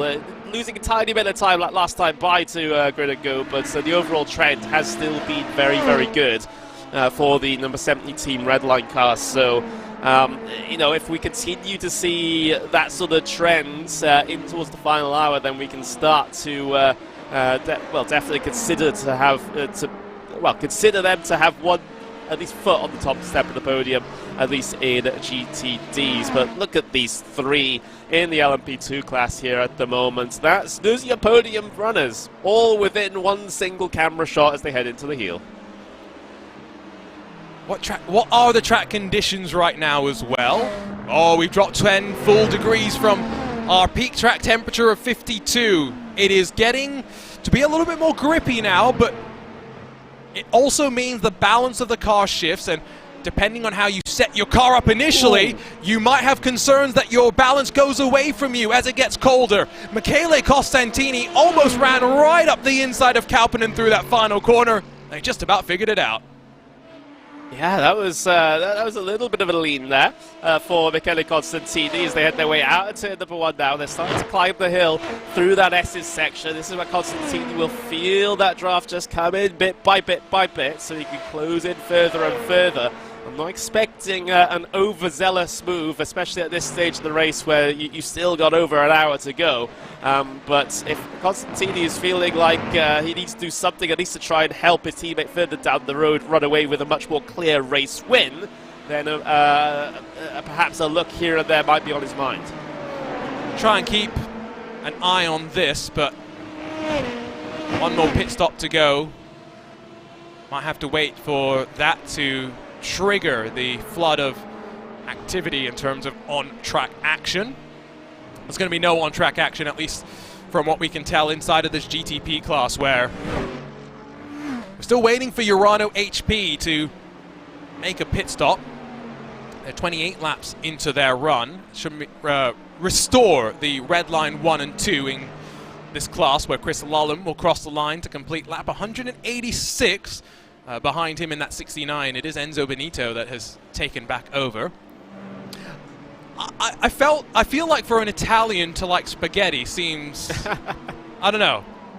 Surely there's more sophisticated pastas that I would have associated Enzo with.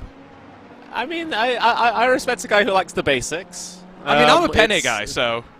Yeah, Penne, but, you know, when I was growing up, I always had a Fuseli, so that's the twisty one. But it's not my favorite, though. What is your favorite? I like a bit of tagliatelle. Ooh. Well, okay, so here's what I would say. You know that Enzo is a man of the people because he likes spaghetti, not the fancy version of spaghetti, which is what? What do they call it? Angel hair. It's like a thin spaghetti. Right, yeah. Yes. I don't know if there's an Italian term for that. Enzo Benito, man of the people. I think that's what we have just determined. Luke Crane will be delighted to hear the Enzo Benito lovin' that we are presenting right now. Capellini is thin spaghetti. Is that what Capellini? The official name is Capellini. That's the Italian name for it. Okay. I'm trying to think. What's the most sophisticated pasta I've ever had? I don't know. I'm not a very fancy person for the most part. I mean, that much is obvious, you know. Yeah, we're motorsports fans. We're not fancy. we like to spend our money on racing, which means we don't have much to spend on anything else, right? That's true. That is absolutely true. I mean, in our case, it's broadcast equipment as well, I guess. Oh, don't get... Oh, dear. Johnny was complaining about the 2 computers in his room. I refrained. Yeah, I mean, yeah. Like, I have no further comment with regards to that. I'm in a pretty small room with 2 computers, and if I'm producing as well, it's basically a sauna. Yes, no, I've got the 3 computers, the 1 laptop, and that's about it right now. Sometimes I'll have other things in addition as well. I'm connected to a room in Germany to control some equipment there as well. Can I include those computers in the heat that I'm having to deal with? I don't think the heat travels that far, Jonah. The pressure did when I had to fix things on the fly earlier. Yeah, for those of you who weren't aware, like, we had some issues, especially with Twitch, at the very start of this. And all I heard about it was Aljona just pinging all of the RaceSpot producers in our Discord, saying urgent in all caps. So, this is what a lot of people don't remember about sim racing broadcasting at times, is that we are a small group. There, at any one point, are only 2 people actively on this broadcast. And that's the 2 people you're listening to. So yes, lots of things going on in multitasking. I can confirm. But fortunately, we got through it before the race started. Once the race started, we had no issues. I've been perfect since then. That little laugh right after that tells perhaps a little bit of a different story. I mean, people watching may not have noticed the issues. I may not be very happy. See, this is the thing. We're our own worst critic. Connery, have you ever had after a show people say, oh, you did such a great job that show? And you're just thinking, but that one overtake that I said the wrong word on, I wanted to say this and I did. Have you ever been in that spot? It's basically every broadcast. Yes, exactly. Oh, yeah. I remember when I commentated PES for the first time, like, I was a wreck after that. Even though they're like, oh my god, you're amazing, Connery. I was like, oh no, I just was awful. But yeah, no, that was, yeah. Pesk actually wasn't too bad for me this year, but I think that was more just because I had Paul to kind of guide me through a lot of it, so I could kind of just go from him. But yeah, I don't recall any of my actual first World Championship commentary because I think I was so panicked. Yeah, I remember, well, my first World Championship play-by-play was Pesk at Brands Hatch, because I think it was Martin Haven at the time. What was it say the case? I can't remember. Haven. But either way, one of them couldn't do it, so therefore I was the natural backup because I did contenders. Yes, no. And the worst part is when you have to do things on short notice as well. Here's a look, by the way, at Sotomuto in that Ben Q car. Whoa. I mean, that's, again, I think a bit of a racing incident. Drago coming through with just their highest speed. It's a flat-out corner in the GTPs as well. And so, fortunately, they got it sorted in time. I always wonder what we talk about nerves as commentators. I've talked with a few drivers about the nerves as well. It's interesting hearing different approaches to it and how programs like the Apex Racing Academy, I feel like the main way that drivers grow in that program isn't by getting quicker as a raw driver. The potential is always there. It's about getting drivers mentally focused in the right ways, thinking about the right things in terms of how they practice, what they're practicing, and also how they respond to adversity.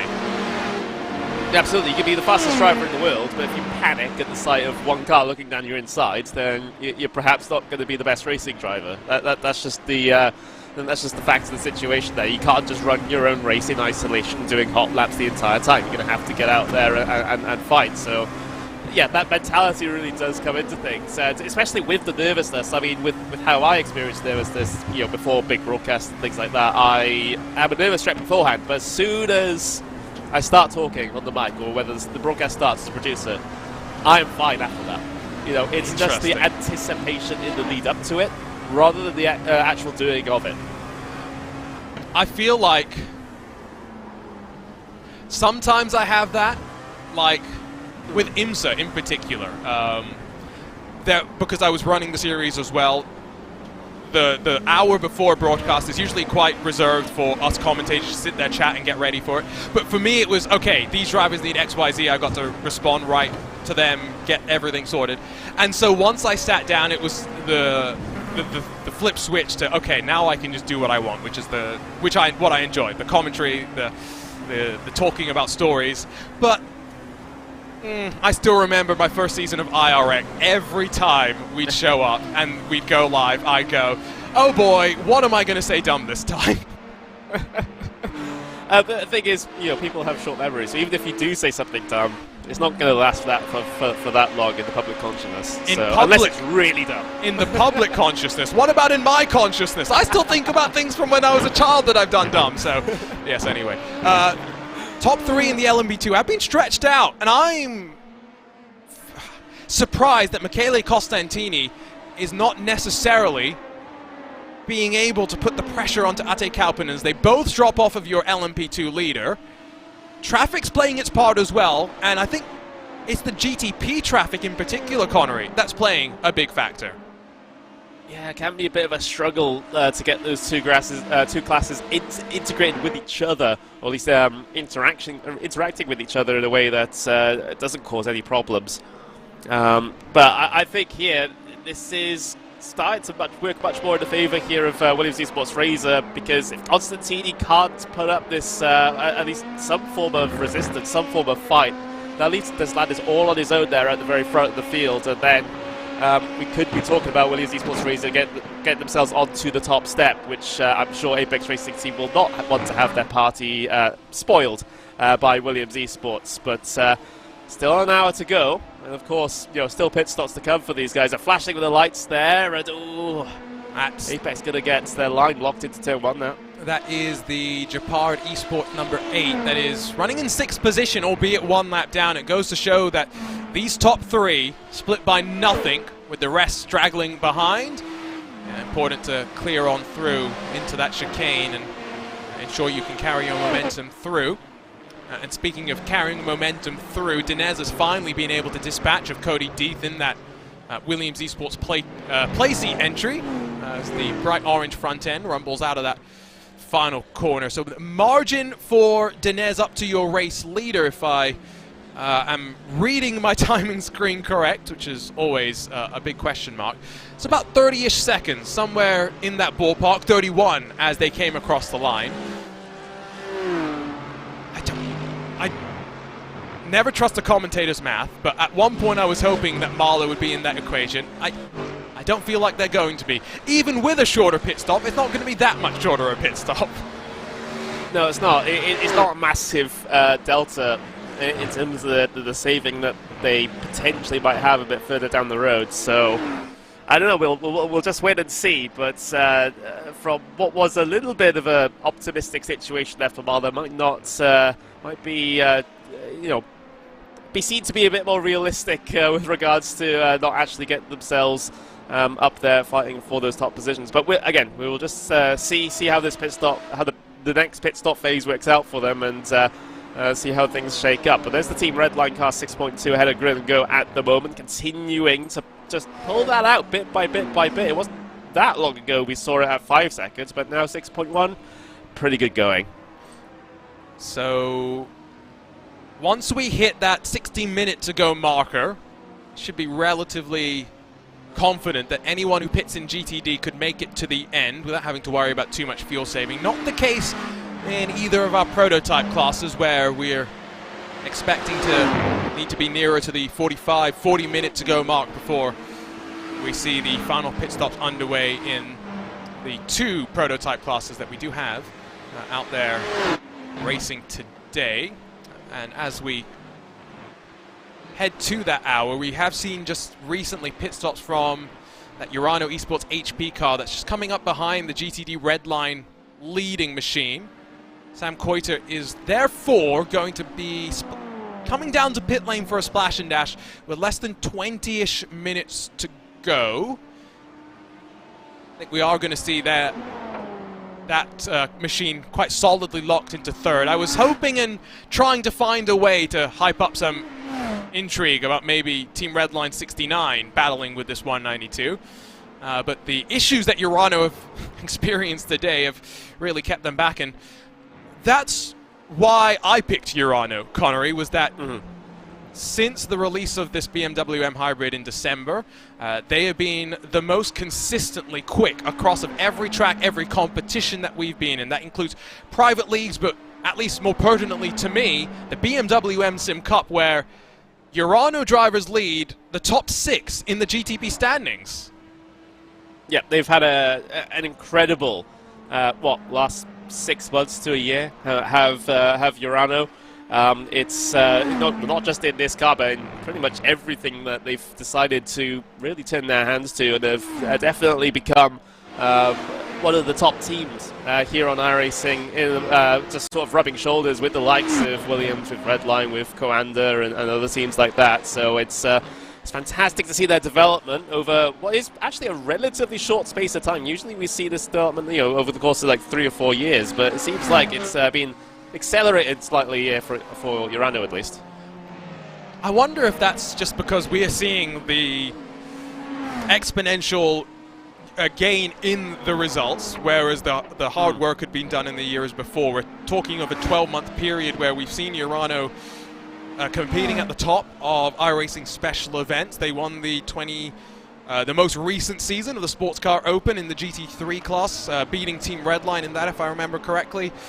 You've seen them push Redline and VCO Infinity. You've seen them be very, very strong across so many different events, and so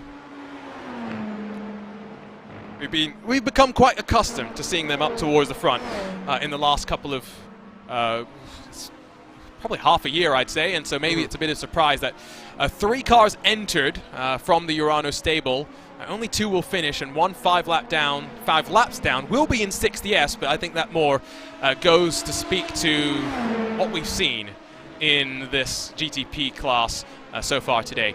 Williams Esports Razor close back up to Stanley Deslanders. Traffic gives, the traffic takes. Right now it's giving back to the bright green front end as the top 3 accordion up inside this class. Meanwhile, Josh Thompson off down towards pit lane, and I think we might see a flood now follow in as Jarno Koch in the Grid and Go Ferrari finds his box as well. Yeah, basically your first chance inside the hour if you're a GT to come down in and get that stop out of the way of. So, like you said, potentially a little bit of a pit party on the cards for there. We're seeing a couple trickle down and in. So that's going to be what we've got. We've got Williams in, BS competition. We've got Grid and Go. We've got Redline. We've got the Williams AC car in as well. So, yeah, pit party for sure in GTs at this stage with less than an hour to go now. We're inside the final hour of the 6 hours of the Glen. Arjuna, this thing is going to wrap up very shortly. It's just Alexei Nesov and Phil Dinez that have extended their stints. Remember, Dinez is off sequence relative to the rest of the field. But as Josh Thompson drops and rolls, you can already see the visual margin that he has built up to the Grid and Go Ferrari. That will only elongate as soon as Thompson gets to the limiter line, releases himself, gets back up to speed, and a couple of seconds later, the Ferrari will do the very same thing. They come out into clean air as well, exactly what Josh Thompson would have been hoping for. Yeah, things just keep going his way at the moment, don't they? It's incredible, and you can see that country mile back to the Grid and Go kart. It's looking very, very good here for Team Redline. Just need a comfortable final 57 minutes, and they'll be taking this one, which is fantastic to see. They've got themselves the gap to the cars behind, so no immediate panic from feeling pressured at any point over the course of this one. Of course, you have the fact that, you have the whole Marla on the alternate strategy thing, but I don't think they're going to be able to affect things really all that much at this stage either. So yeah, things are very, very comfortable for Redline in GTDs. While we head into what will be the final cycle of pit stops then for the prototypes as well, I just want to talk on something that we haven't had the opportunity to really talk too much about, which is not just a brand new GTP car to iRacing, but a new GT3 car as well. Say hello to this Porsche 992 generation GT3 machine. What's changed, you may wonder? Well, externally, we're now using the slightly wider body. We've got the light bar at the back, which is a cross of all the different Porsche models, and not just in the motorsports lineup, but in the road cars as well. But most importantly, of course, it's just bringing this car up to the latest performance standards as the GT3 homologation spec continues to get faster. Porsche provides its customers a slightly faster car. Let's learn a little bit more about this 992 generation GT3 car.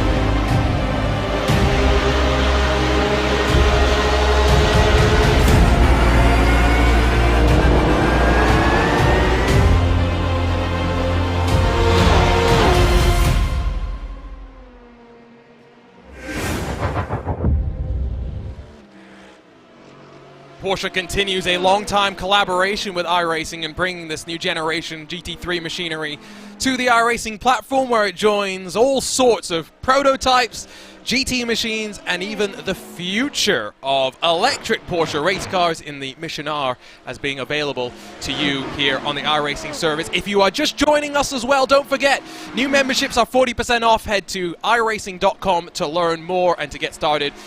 To maybe join us in the next iRacing special event when we head to Spa-Francorchamps for 24 hours in the middle of July. Arjuna Kenkipati with you, alongside with Connery Maddock, with the final 53 minutes still left to play. And now we are into the fight. Ate Kalpinen had a half-hearted look a couple of laps ago on Stanley Deslandes, but with maybe a car separating the two of them, the LMP2 battle is well and truly on. The heat's on at this point, inside the final hour of the iRacing 6 Hours of the Glen, and it's Ate Kalpinen. That's the driver that's really turning up aforementioned heat on the back of that Apex Racing Team 198 car for the moment. Deslandes has already had to defend a little look from that Williams eSports car behind, but nothing that was too significant. Urano in the background. Oh, that could have ended in tears. And that was the 192, so it's just lost a little bit more time if there was going to be any sort of push to try and close on the 69 Redline machine. That will come to a stop. While the battle for the lead in P2 is closing up, it's also seen potentially what will be eventually, hopefully, a battle for second. What is actually the battle for third is Alexei Nesov now in front of the Grid and Go Ferrari with 5.8 seconds to close in 52 minutes. I think Alexei Nesov has left himself a little bit too much work to do in terms of battling for a potential win, but after starting down the back, you can't tell me a podium isn't a pretty impressive fight back. Yeah, especially a field like this, where in at least the current SOF in GTD is 9,157, which is insane. I'm not sure how accurate that is, because sometimes my timing does lie about these things sometimes, but yeah, that is absolutely crazy. Yeah, you can't really complain about that whatsoever, can you? Oh, goodness gracious me.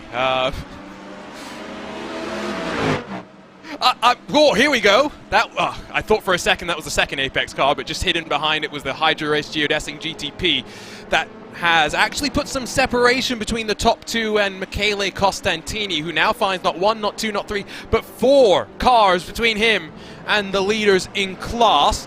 These drivers will not be due down to pit lane for at least another 8 laps or so.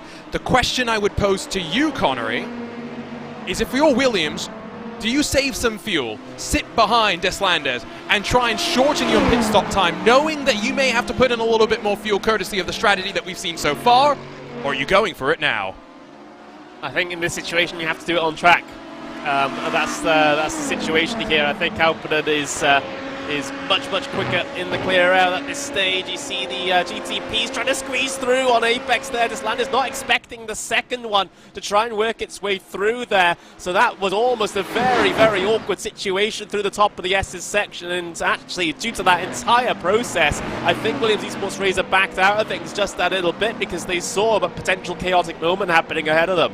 And again, it's when you have the 3 different classes interacting. Deslandes not happy, flashes the light, but at the very least will maintain track position in front of one of the Drago Racing GTPs for the time being. At BMW, will switch back underneath in towards the toe of the heel and slide on through. Costantini closes back up once again.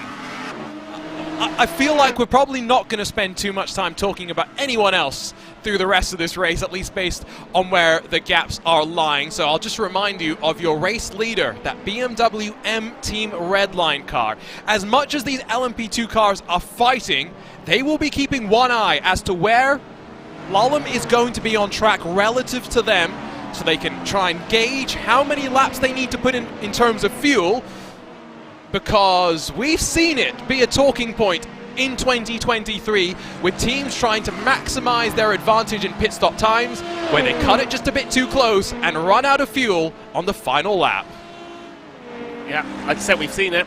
It's a thing that does indeed happen. Saw it a couple of times at Daytona in the years that we've been broadcasting these special event races. Haven't quite seen it happen at the 6000 of the Glen, at least in terms of my particular memory, but here we are with the onboard with that bright green fronted Williams Esports Razor car, who definitely has a decent chance at taking this LMP2 race win though. But Deslandes has been pretty good on the defense so far. This is going to be a very long 49 minutes for the both of them. I find it interesting that we've seen most of the issues at the chicane be with the GTP rather than the P2. So maybe something implying that they've kept it a little bit more softly sprung as Williams Esports Razor dive down the inside of the Apex Racing Academy car. They did not want to wait around.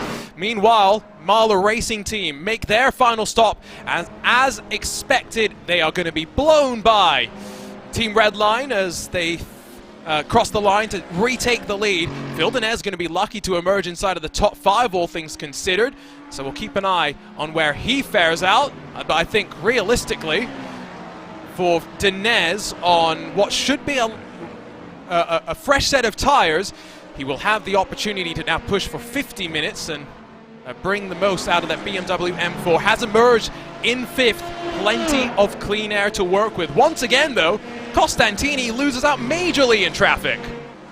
Yeah, Costantini, it's just not been falling the right way for him, unfortunately. It's a tricky predicament to be in, especially in the sort of quote-unquote middle class in terms of speed here, because you're having to meander your way around GT cars while you have GTP machines sort of right up your trumpet as well. It's a very tricky situation, and sometimes it just doesn't go your way, and that's what I feel like the situation is there with Michele Costantini. Meanwhile, Kalpinen having his own issues with a bit of traffic there coming up in towards the carousel. He's lost, well, he's now 1.5 seconds behind Deslandes just due to that one little piece of traffic in the wrong place. I think the bus stop is very much the worst place to get bottled up behind a GTD, just because of the discrepancy in speed between prototypes with significant downforce and then a GTD car, which yes does have aerodynamics. We talk about this ad nauseum at times, but it's not the same level of aerodynamic performance, that is for sure.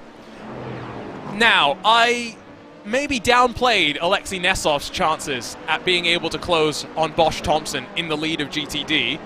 He's eaten a full second away from the gap of Team Redline, though. And all it will take is, much like what we're seeing with these P2 cars, Connery, is for Thompson to lose out once or twice, for Nesov to be closer and closer to that drafting range. And I'm not sure where the BOP stands in this class. Mercedes and BMW seem to both be pretty strong, but Nesov by far is the fastest Mercedes that we've got in this field. Well, yeah, he did he's just recently coming out of a pit stop, right? So he's done 44.9, 44.7, 44.9 in that number 90 red line. Not even one lap time in the 44s in the last 4 times. 45 flat, 45.1, 45.2, 45.2. So that's multiple tenths of a second a lap. That's Alexei Nesov's just lopping off every time. You want to be able to see those times? Well, there you go. I mean, yeah. The pluses are where you should keep your eye on as well, because the more that you have significant losses on a lap, the more that you are impacted by traffic. And so Alexei's been pretty good at being consistent and not having to feel the pain too much. The biggest loss that he had was lap 164, where he gained half a second on just that lap alone. Compare that with Bosch at the front of the field, where it's pretty similar actually when you look through all things considered. It's just that when you're at this level, small margins add up lap after lap after lap. And that's why these drivers push for every 100th, every 1,000th of a second that they can find. Absolutely. That's why when we talk about tenths, those are significant in the grand scheme of things here with this level of racing. If there's a difference of a tenth or two, that is quite a big rift, actually, because these drivers are so similar in terms of their pace. It's actually quite incredible. Anyone in this entire split can win an IMSA race, just an official IMSA race, quite handily. You know, in any of the classes. It's just when you have all of them in one server is when things start to get very interesting. I've always wondered what would happen if we went back to the old registration model for special events, where you just needed to use one person's iRating. Yeah.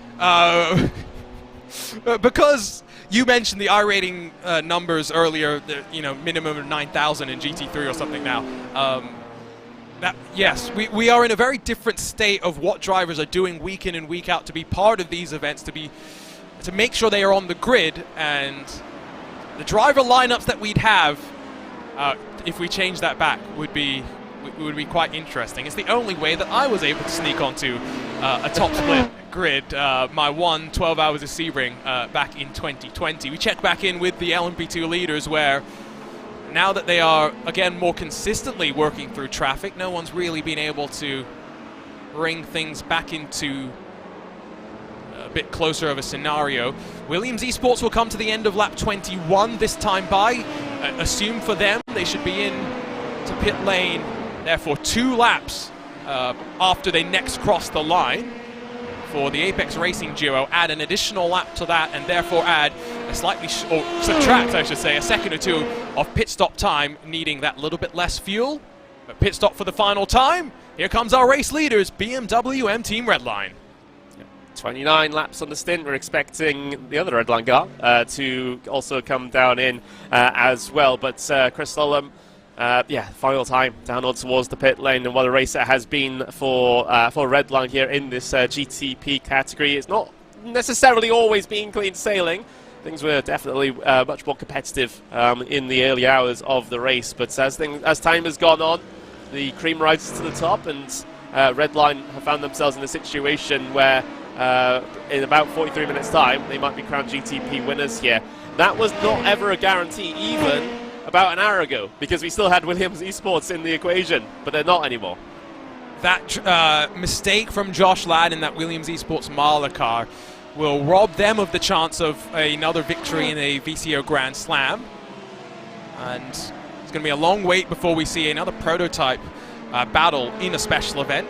So can't wait to head off to Road Atlanta and see how it's going to go. Now, we were talking about tracks in our RaceSpot Discord earlier, just amongst our commentators. Connery, opinions on Road Atlanta, and make sure you're on the right side of this.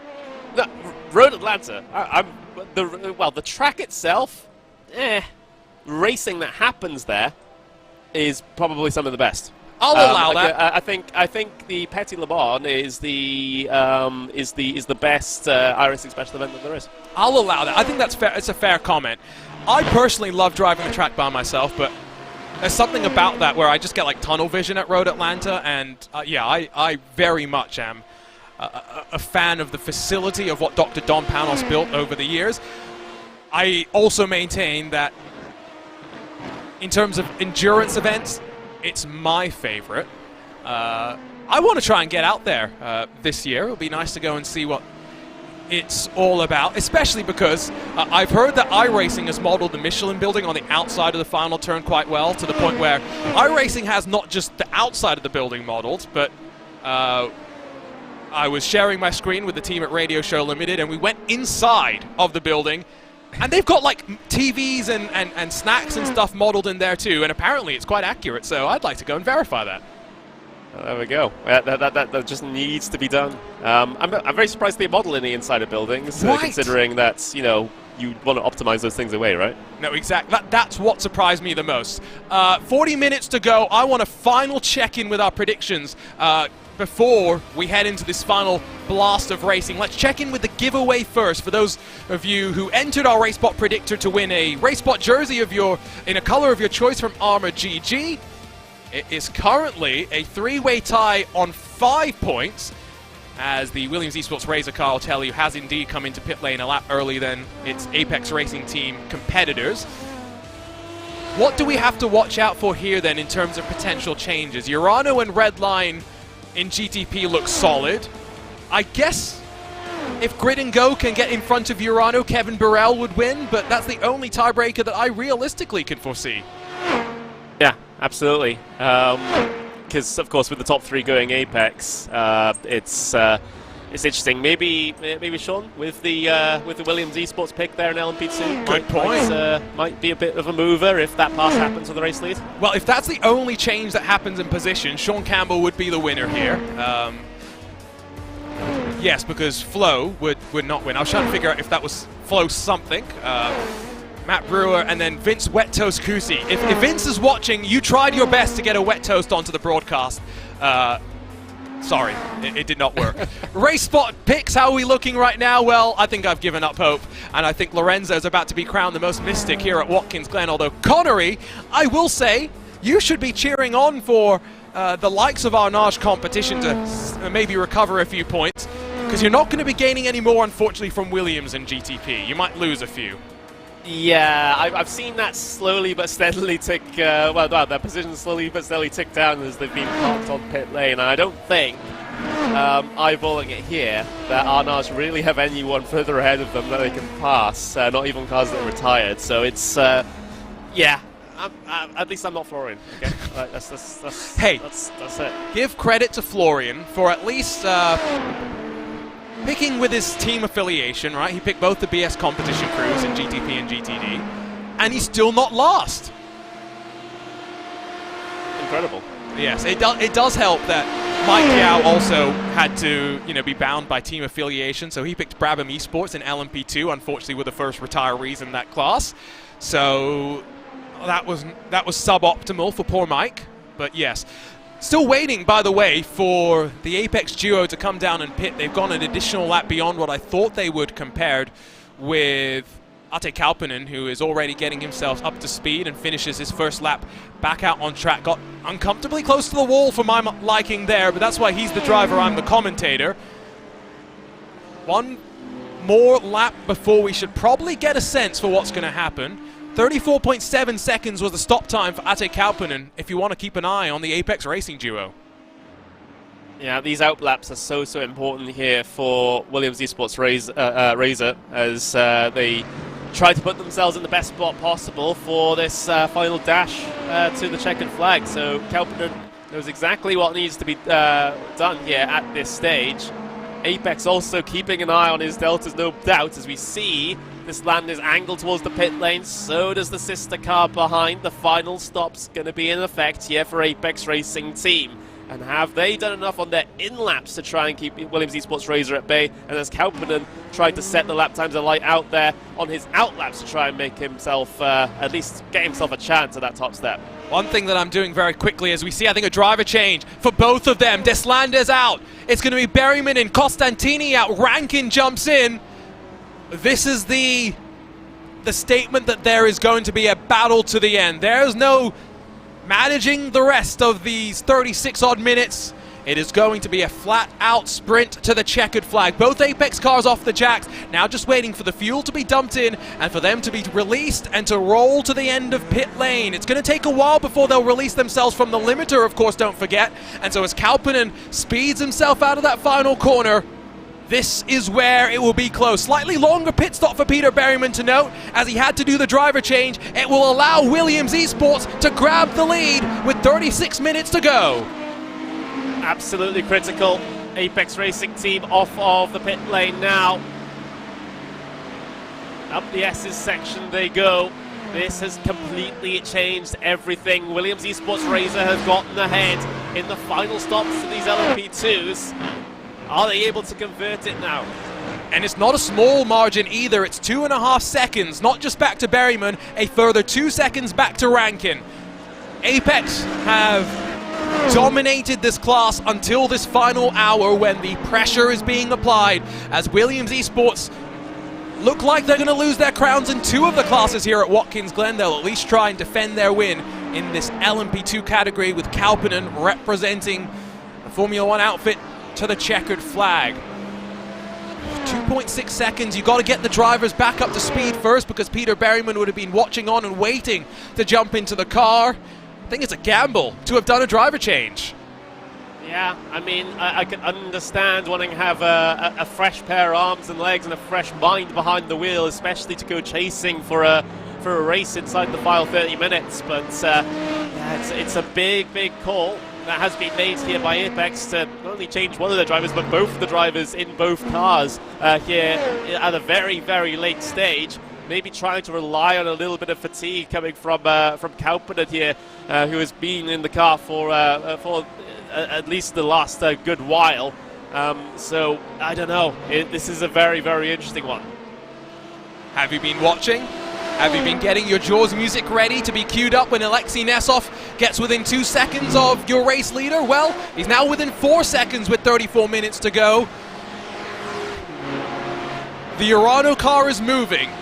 He may just be running out of laps ultimately. For the GTP cars, we're looking at what is estimated to be no more than 25, 26 laps probably left to run. That means for your GTD cars, you're looking at no more than 20 at the very most. Alexei Nesov would have been hoping that this was the 6.5 hours of Watkins Glen rather than the 6 hours. Yep, it's a massive effort here in the latter stages of this race, but will it come to fruition from the Nesov? It's looking unlikely at this stage. Like I said, like you said, excuse me, it's just maybe not enough laps in the race left to go for him to really go charging and lock onto the back bumper of Josh Thompson. And does Thompson have anything to try and respond, though? That's the thing. Does he panic seeing that relative come down? Does he decide to turn on the afterburners and go, actually, I'm just going to secure this race win for myself? Still remains to be seen, but that relative is coming down by quite significant margins. Rankin has closed up to Berryman, but Berryman has not been able to close within 2 seconds on your race leader in the P2 class. Across the line once again. Now 202 laps complete for these LMP2 machines. Down through that 90. Once more they swoop. And it very much is going to come down, I feel, to the traffic now. These drivers, Williams and Apex, Redline and Urano, about as equally matched as you could hope for. The only difference realistically, well, in GTD, BMW versus Mercedes, yes, but also where they catch the traffic, how they catch the traffic, and who wants to help who out. Well, they're going to have a little bit of a respite from said traffic here just for a moment. The next car that they'll be coming up on are largely sort of LMP2s further down the road. So Veloce, there's a Coanda car down there as well. So not much GT traffic to be concerned about. Maybe GTPs coming up on them might be a slightly bigger issue, and in fact has been. at least a significant problem for them over the last couple of hours. See if they can keep themselves out of trouble as they head their way in towards the heel of the boot. On board with Peter Berryman, fresh behind the wheel of that car. Try and go chasing that number 1. And 1.8 seconds is the gap now. Peter Berryman, who's going to actually have to defend a World Championship later this year, it sounds like, after winning the Force Dynamics Dallara iRacing Grand Prix Championship back in 2021. The series did not return last year, and so Berryman, the reigning defending champion, but with the iRacing Downshift podcast, noting that the series is planned to at least return later this year. Going to be curious to see if Berryman makes his title defense, or if we get a new crop of drivers coming in to make their claim for the top level of open wheel iRacing competition. Now down to 1.5 seconds though, and into that draft. The Apex duo are starting to close, starting to build up their confidence.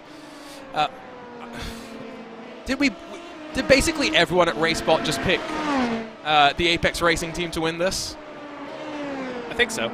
Except for Lorenzo and Justin. Those are the two exciting people. Ah. Yeah, I mean, I thought, at least before this, that it was a surefire pick for Apex to go and take LMP2, because they've been so strong. You know, the history book tells us that story. But all of a sudden, Williams Esports Razor just coming charging through the fields have made things a lot more complicated here. I will wholeheartedly agree with you that I think Apex was the obvious pick, and so maybe it is a bit of a surprise to see how not everyone went for them, although there is, I think, a majority. Not just Urano Esports HP into pit lane, by the way, as they come down to serve what will be their final service today. Simufy Esports, that relatively new outfit, of course, with MSI sadly disbanding and a lot of their drivers finding a new home with each other, but just under some new colors. They look like they'll grab a top 4 in this 6 hours of the Glen, albeit 2 laps down from the top 3. Goes to show the relentlessness of pace that we tend to have, and I see the discussions about safety cars in these iRacing special events once again, but that's where these races are slightly different from the real-world counterparts, Connery, is that we don't have the safety cars, and so it means that it is a 6-hour sprint in which you can never realistically give up any time. Yeah, it's. I mean, it's always a topic that comes up, right? You know, especially when it comes to 24-hour races. It doesn't necessarily affect 6-hour races like this one as much, but the effects of not having the safety car, not having full course yellows, code 60s, what have you, really does impact the 24-hour races much more. If I have a wish list of things that I want iRacing to sort of try and resolve, it would be trying to make safety cars work a little bit better on road courses. And, for example, having customizable options like not closing pit lane when the safety car is called out and things like that, which would make perhaps the league racing side of things, where you do have live stewards, much more interesting. And I think that would be a good thing to do, at least with the introduction of the weather system. I agree. I think that could be the next chip that falls, the domino that falls in terms of software development and ever-evolving process. As you develop stuff, you get ideas for what the next things that you can do based on that are, and so with this dynamic weather system now linking in tire compounds, track surface, the actual model of the tire itself, and all of that, what's next? I'm sure iRacing knows what is next and what their plans are. Somewhere someone in some broadcast chat is saying new engine when, to which I'll say no, you don't need. There are plenty of things that iRacing has been tweaking in the, 15 years since the original iRacing release came out, which included, in 2008, Watkins Glen. Mm-hmm. This looks like it was a 2008 video game, doesn't it?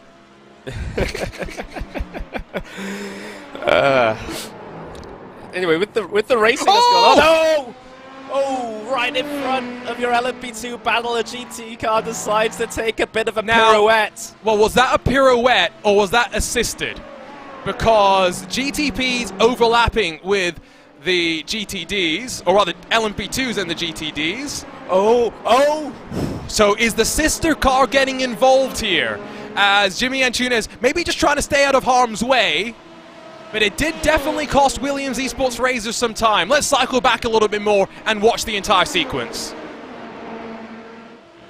So Apex GT car, you can see, not making it easy for him by forcing him to go around the outside, but the contact in the middle of the corner there. Oh boy. So Come to your own conclusions about that one. I will say that this jink to the inside is probably not because it's a Williams car, it's because it's a prototype that's going for a gap that was never open. We don't get we have no great camera shots as to what happened after that, is what I would say. But 26 minutes to go, people wondering if there's maybe damage on Ate Kalpanen's Williams Esports Razor car. I mean, just look at how they fly through that entry to the bus stop. All 4 tires get off the ground and then lands back down. Getting damage at some point through this race seems more inevitable than anything. Yeah, it feels like, and you got to be thinking about the condition of the floor as well. There might be, we might not necessarily see damage, but there might be some hidden underneath the car or with the suspension geometry and things like that. But yeah, I mean, there were some rumblings that Williams might have damage in our stream chats even before that incident might happen. And as well, if there might be just a little bit extra due to that little bit of contact there. We're going to get the slow-mo view. I think they're going to go behind the picture there, though, Arjuna. I think this is okay, because the important point is, look at how Williams turns in. Apex doesn't really come up a lane. They are still on the apex. Because the camera shot that we had from the outside of the corner before kind of made it look like Apex kind of drifted up. That camera angle shows us a slightly different picture there. So I think that's where I keep my eye on. People in the chat, by the way, have been looking at the left rear on the Williams car and seeing some damage there. That's been there for a good hour and a bit. And I've been keeping my eye on that. It was there even when the Williams car was in the middle of the 2 Apex machines. So I don't think that's necessarily a big slowing factor. Might it be costing a bit of top-end performance? Maybe. I mean, it didn't slow them down when they were doing that hard charge to try and get onto the back of Apex in the first place, right? As a little bit of congestion. Williams Esports BenQ car now holding up the Apex cars as they tried to go see at the bus stop. Sounds like that we've got a couple of different things that we can keep an eye on. I tell you what, you are not wrong that the replay that we took a look at was slightly obscured. So what we can do instead is grab what will be a slightly less big picture view of it, but dial into this a little bit more. Well, we're just going to look to see whether that's the car does hug the inside as much as possible, and that gives us a conclusion. I don't think they come up a lane. It's just a very close moment, 2 into 1. It's a racing incident, isn't it? Yeah. No. Yeah, I think this is a good viewpoint as well, just to look forward from the perspective of Antunes. I mean, he maybe comes up a bit, but like a quarter of a lane, maybe. Yeah, that's unfortunate. I think I'm more glad that didn't do more damage to A, the Williams car, B, the battle for the LMP2 lead, because as much as we're still thinking, oh, is there damage to Ate Kalpanen, he leads by 1.7 seconds. Yeah, I mean, that gap has been fluctuating quite wildly with the various issues of traffic that both Apex and Williams have had over the last good couple of laps. But still very much a big chance for it to be drawn in a little bit further, because I remember Apex having a good run of a couple of laps where they got the gap from about 1.8 down to 1 second. So definitely not outside the realms of possibility for Apex to try and get themselves back into this. On board with Nessoff, who is now within the 3-second margin to Josh Thompson. It seems like every 10 minutes there's a second being eaten away. So 12 minutes to go, expect the gap to maybe be under 2 seconds. I'm not saying it's going to happen, Connery. I just don't want to be caught out by Alexei Nessoff charging to the lead in the final laps of the race, because there is still a possibility that he could do it on pace, even without traffic helping him. I mean, this last stint or two for Nessoff has been probably 2 of the best iRacing special event stints I've seen. Oh, narrowly avoiding instant there is Apex's. There was a bit of a tangle in behind.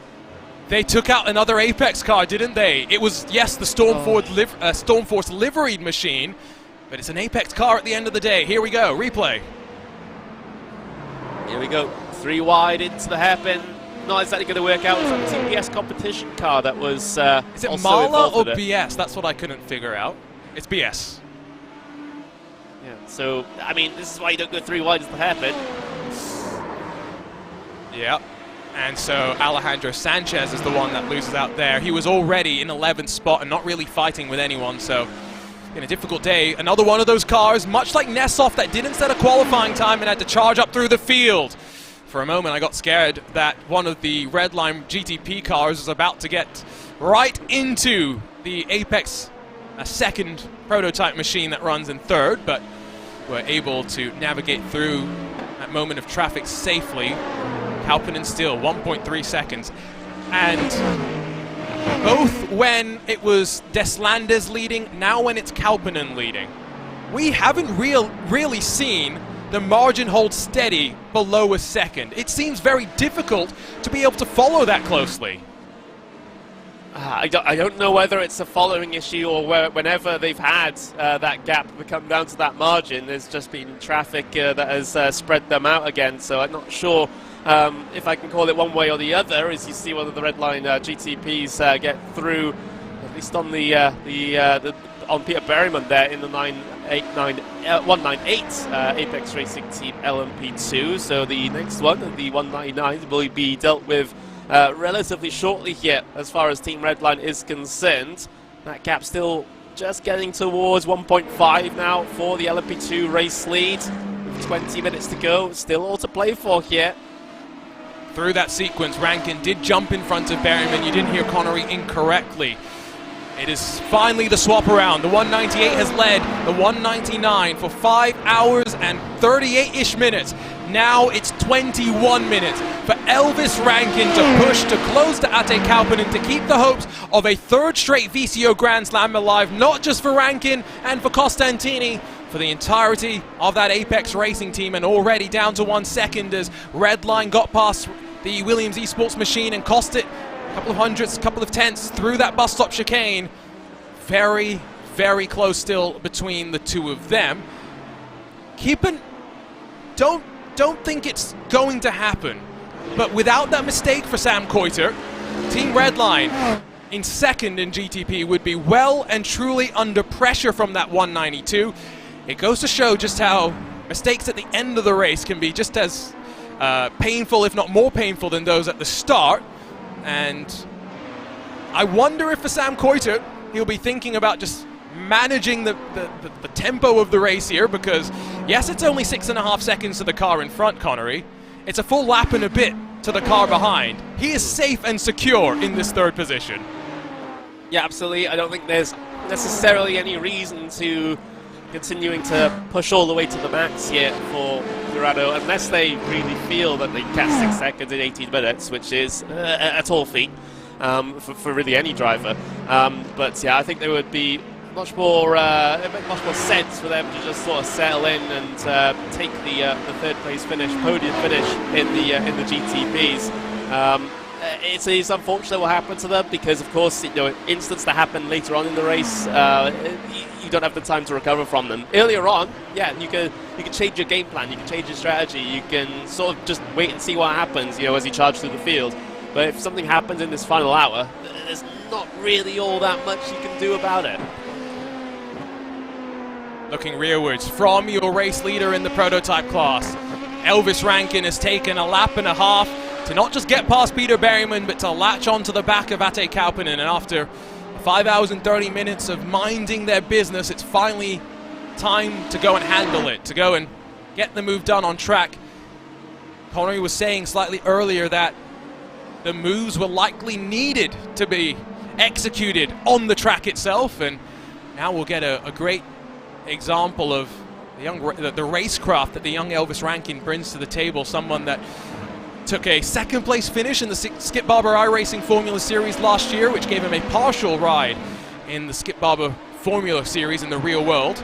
Was able to go and take that opportunity and go and win the championship. So one of those crossovers, and now spending more and more of his time in the UK at that Apex Racing Team facility, which is a great place for him to be able to work with the rest of the crew and continue to develop as a driver and to continue contributing to the rise of the Apex Racing team. And what a rise it's been over the last 18 months or so. Their win at Daytona last year, where they slightly broke Coanda Esports, pushed them to the very limit.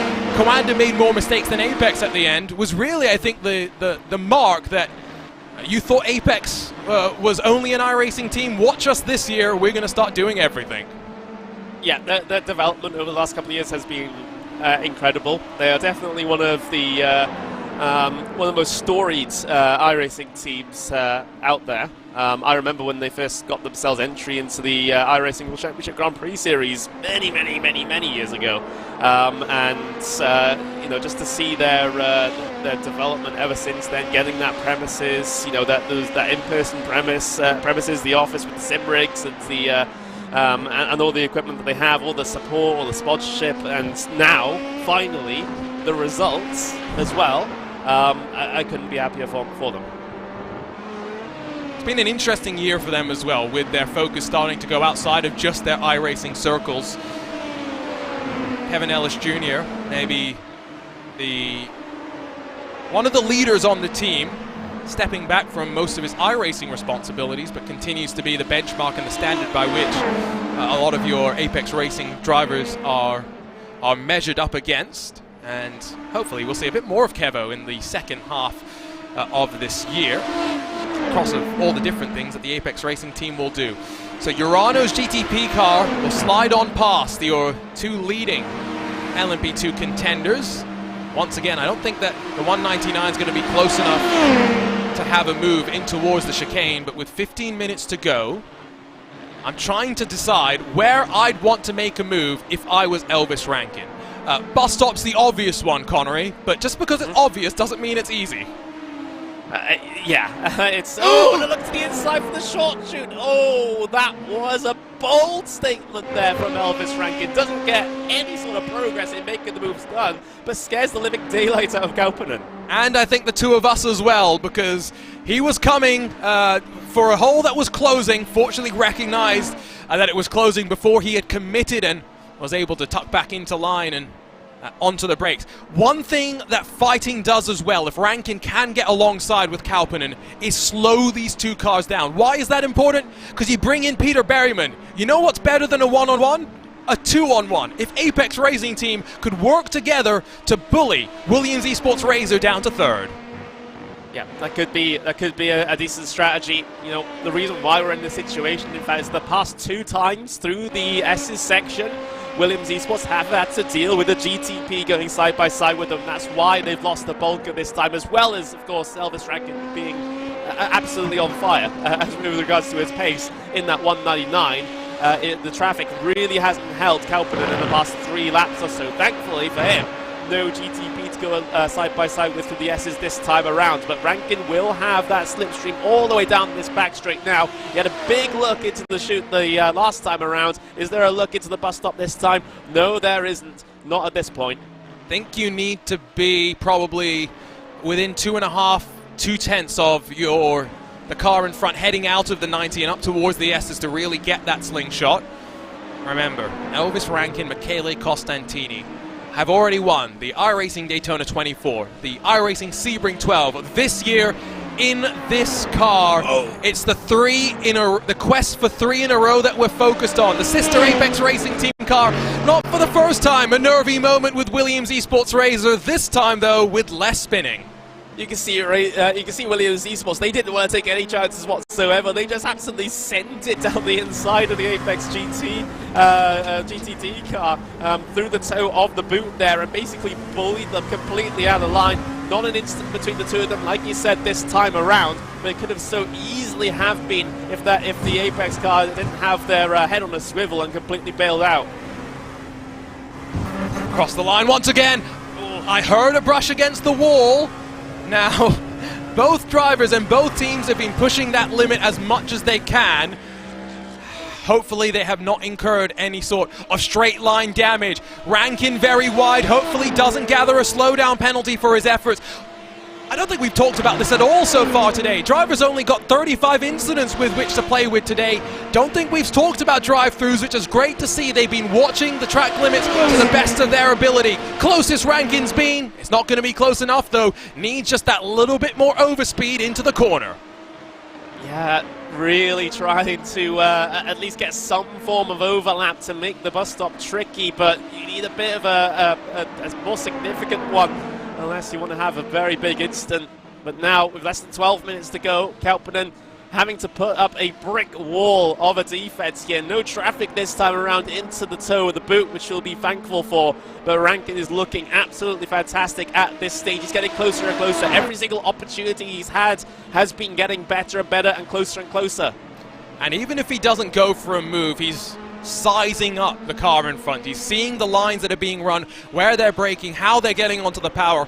All of these different elements that will tell Elvis Rankin where the opportunity is going to be, where he is most likely to get the lead, and to do so with the least risk to both of their races. Look top and bottom though, because with less than almost 11 minutes to run now, I said that at this point we should expect Alexei Nesov roughly 2 seconds off the back of Josh Thompson if he was going to continue the trend.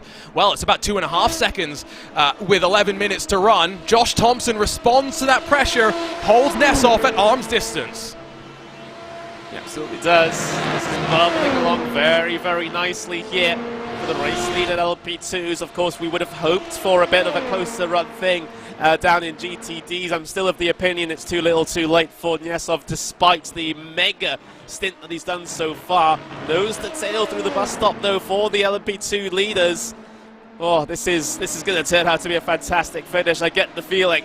They are pushing not 10 tenths now, 11 tenths. This is where you leave it all on the line. If you leave anything on the track, you are going to be kicking yourself when the trophies get mailed to the winners. Those are the conditions. As good as we have had all day. 38 degrees Celsius track temperature means the tires, the Michelin rubber, will be in about as good a condition as these drivers could hope for.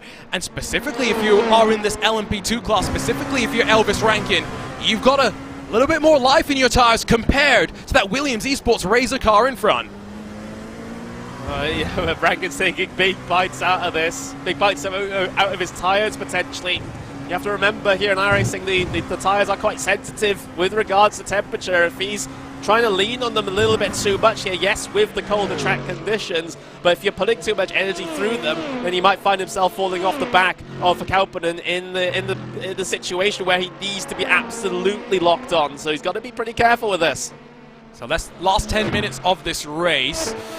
Where is Chris Lullum is the question that is rising to the forefront of my mind. About to come around to cross the line once again, which I believe is going to mean that one more time that... no, I don't think the LMP2 leaders will get lapped again. A couple of cars shortcutting the chicane and saying, no thank you, I want no part of it. That was the Apex Racing Academy GT3 car. So I think... well, they were more bullied by Razor, in fact. I don't think it was really a choice for them to try and skip the chicane. I think they had to. At this point in the race, I'm not shocked to hear that either. Let's go ahead and grab a quick look at the replay as this moment. But this is also, I think, to some degree, drivers wanting to stay out of contention for lead battles. But I think you're right. Once Williams Esports Razor had gone through, the sister car wanted to just get the main Apex Racing Team car through as quickly as possible. Oh, and the live pictures as well, Rankin to the inside of the Williams Esports GT car as well, so they're getting, you know, you don't have to make it easy if you're a GT car, but you making it difficult certainly is convenient for your sister car. Exactly, and given that that was a major talking point at Daytona, I'm sure that there's going to be plenty of scrutiny placed on the actions of the sister cars again. But regardless of what they do, I will just reiterate how difficult this pass seems to be. Not just to set up to get close enough to try a move, but then to actually be able to execute and stick it. Going up the S's one more time with the Stormforce machine, allowing the Williams Esports Razor car to slide on through. There will be no change into the chicane this time of asking. Opportunities are running quite short now in the 199. Yeah, absolutely. Gotta catch in another couple attempts. There's Elvis Rankin, and then how in the world do you actually go for the move? Because maybe a side-by-side into the bus stop, you know how fierce that these two can fight, even on the best of occasions. But when you're coming to the end of an iRacing special event, you know, something that counts for the VCO Grand Slam, then I don't know. Maybe a bus stop altercation between these two might end in tears as they go around the outside of the BS competition, number 86, number 89, excuse me. And while I was trying to get excited about a fight for second rather a fight for the lead in the GTD as Alexei Nesov closed from second, that might not be happening. We may see a pass for second in GTP. Sam Coitert within 1.1 seconds of Enzo Benito in the red line car, who I'm not 100% sure, but might be needing to do some fuel saving based on the lap times that we've seen from him so far. Rankin again close, but it's this exit out of the 90 that has got to be perfect. He's running out of times, maybe 3, maybe 4 opportunities to launch out of this first corner and try and grab the lead. Yeah, he's been taking that big wide arc on exit, which you are allowed to do. And look at how close he is this time around in through the S's section. We're going to get them side by side, Arjuna. And this is where I was saying earlier he needed to be a bit closer. Got the launch out of the corner, but now out of drafting range. They'll bang and bang and bang. Door to door, Ranking outside, Kauppinen inside. Apex finally conceded, but it was about the setup out of that 90 that gave us the moment of drama. Oh, I don't think this one is done just yet. They've had an almighty fight there down into the bus stop. This time it's Williams Esports Razor that comes out on top, but they were immediately behind a bit of GT traffic, so weren't able to run away with the sequence of corners there. This game is still on. Oh my word. Well, my heart is pounding right now. I will tell you that my prediction was for Apex. I'm not deviating from that. But you get the sense. Last lap drama. Rankin to the inside, through the heel, contact between the two of them. They will somehow just about make it work until they don't. Rankin goes around, gets collected by his teammate. Williams Esports sails off to the lead. Incredible. That was a send. That was an absolute send from Rankin up into the hairpin. We'll have to see the replay of the altercation off the corner just to make sure everything is kosher there. But it's a Williams Esports Razor that leads with 5 minutes to go in LMP2. It was Rankin that got the elbows out. It was the aggressiveness with still a handful of laps to play. We'll take a couple of looks at it. It was a late lunge. Let's recognize that. First bit of contacts on Rankin. Williams Esports never really back into control of their car, and Peter Bergman can do nothing but T-bone his teammate. Oh my words. Let's have another look at it. Behind the above, trees. Just behind the trees. It's going to be all about, and this will probably be the drama on Twitter that happens later on. It'll be all about, is Kauppinen still in control of the car in that very final moment? So, first contact, Rankin sends it deep. Off the corner was Kauppinen in control. If you could tell me that Kauppinen was in control from that angle, I'd be surprised. This might be the one to watch. Yeah, we might need the onboard here. Counter steering, counter steering. Still wiggling the wheel when the contact was made. It didn't look like the steering had ever stabilized, is, I think, the best way to put it. I don't want to be the one to say that was... I don't think there's anything intentional with that one, to be completely honest. That just looks like first bit of contact, car's loose and wobbling.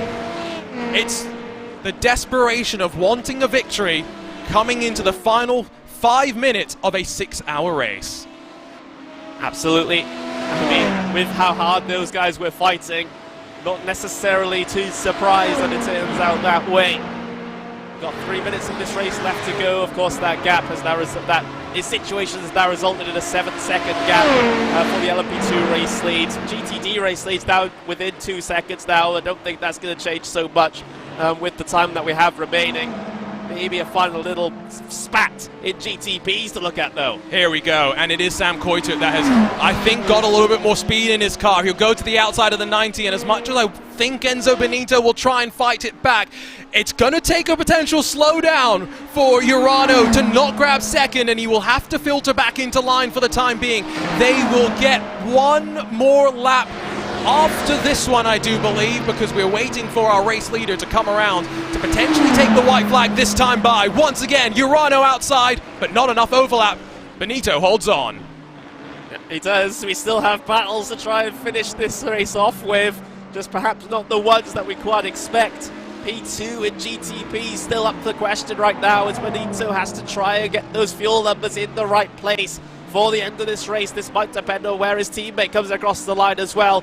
The Apex car gets out of the way. Speaking of teammate, here comes your race leader around the final corner for the penultimate time. White flag in hand, Barney the flagman signals the final lap of this Watkins Glen 6-hour race. Once again, it's Urano that find themselves side by side with the red line machine being lent on and off of the racing surface. They will have this one final trip, 3 and a bit miles to sort it out.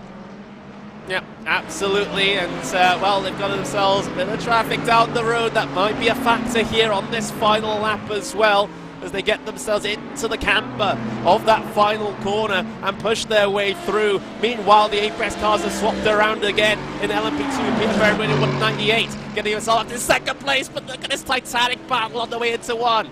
It's going to be the drive off the corner. Redline trying to go on the outside for a moment of the Pacey Williams car, but chops the nose off of Sam Coitert. Not content to let that happen right there. The climb through 100 feet of elevation one final time. LMP2 traffic potentially to be a factor as well. Coitert, the slightest of overlap, and the confidence, the audacity to send it around the outside to rip away second from Benito on the final lap of the race. That's a glorious pass there from Urano. It's not quite done just yet. Redline will send it back on them. And on the inside, they've overcooked it though. Out into the grass they go in unceremonious fashion. It's one Redline car off the road as the other gets ready to take the checkered flag. Watkins Glen was Redline's dominant house in 2021. They return to win in the GTP class. The Watkins Glen 6 hours goes to Team Redline. It will be a wait while we get to see the GTD contender. I think there's Williams Esports Razor already across the line, confirmed as your winner come the checkered flag. Josh Thompson is across the line as Team Redline do the double here. Steinbratton and Vecchia will be delighted with Thompson's steal in the closing stages to put up with the pressure and the persistence of Alexei Nesov. What a 6-hour event once again. Watkins Glen never disappoints. Ultimately though, Redline will leave with a big smile on their face. Williams will leave with a trophy too. Oh my words. I had to try and mute myself there at the final moments because Urano with that move, that was one of the best moves that I've seen at the 6 hours of the Glen, especially considering its last lap, especially considering it was second place in GTPs. That was incredible. And I want to take another look at it. I want to give Sam Coitert his credit because I called it audacious, but this was not actually the pass, excuse me. Hashtag blame Arjuna for that one. There we go, this is the right one. As the final cars will string across the line. Audacious does not serve this well enough. Just trusting Benito, trusting the car, trusting everything would go right. Sam Coitert grabs second at the end. Yeah, that was just awesome. That was you got to be happy about that if you're Sam Coitert and if you're part of the Urano Esports team in general. That was cool as as anything. My word. My word. We didn't take a break for 6 full hours here on RaceSpotTV other than to show you some of the recent additions that iRacing has brought to the service. But with those 6 hours in the books, here's how the results will be reflected.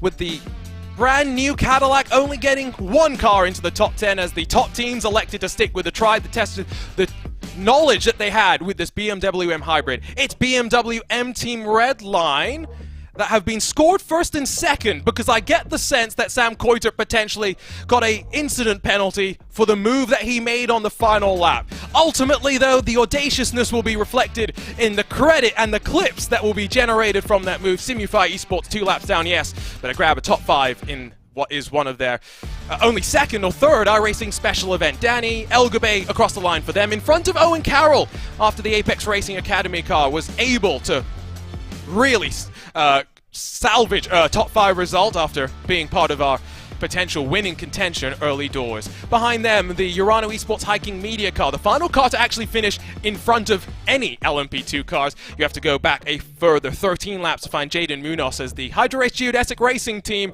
represent Cadillac Racing at the line. It's Drago, TS Corsa, and then Drago that round out the rest of your top 10 in class. Williams Esports Marlow will be heartbroken with their 11th in front of Movano, Urano Esports Data Group, Dun and Dusted, Pure Sims Esports, Williams Esports Fanatec, and Team BMW Bank. Over to your LMP2s, where the margin of victory shows a little bit smaller at the line, but ultimately the final hour, a story that cannot be reflected into just these results. Williams Esports, yes, deprived the Apex Racing team of a third consecutive VCO Grand Slam, but Berryman Rankin across the line in the 198 and the 199 will know they dominated so long, the pace was there. Ian Changuven finishes on the lead lap after gaining 9 spots alongside with Michael Romanidis for VRS Coanda. They finish in front of the Williams Esports Chill Blast car, the final car on the lead lap. Japard Esports, GridandGo.com, Movano, Altus, and Hard Mode. The rest of your top 10 in the single spec Dallara P217 class. Veloce, Altus, Race Clutch, Boost and VDS by Undercut, Japard, and then Brabham, the rest of the drivers that soar to the green flag. Most of them, unfortunately, not seeing the checkered. Last but not least, celebrations underway as Team Redline do the double. Josh Thompson, Gianni Vecchio, Ollie Steinbratton, 1.7 seconds clear of Alexei Nesov, who charged, but it turns out qualifying at the back is a little bit of a handicap. Jarno Kott for Grid and Go Esports, they'll be happy with their performance, the best and only Ferrari in the field. Mercedes AMG Williams 4th, Phil Denez 5th in that Mahler Racing Team car in front of the sister BS Plus competition entry. Williams Esports play seat beating out Williams Esports Ben Q before we get to the first of your Apex Racing Team machines, Jimmy Antunes finishing in front of David Toth. 7 more GTDs took to the start. Alejandro Sanchez, along with Alexei Nesov, had to start from the back. He did not enjoy the same fortune. He gets 11th in front of Marvin Strell, though. And then we get to those that really suffered. The likes of Johan Royer for the Apex Racing Academy, Nicholas Laubisch in one of our additional AMG Urano cars, of course Falcon in their BMW, Daniel Afuente in the AMG Williams Esports car, and Door Esports were one of our first retirees of the day. Well, I was hoping that we were going to get the chance after 6 pretty quick hours to talk with some of our drivers, but I get the sense, Connery, that after a race like this, they probably need a bit of a break as well. Gianni Vecchio told us he needed a shower after his 2-hour stint.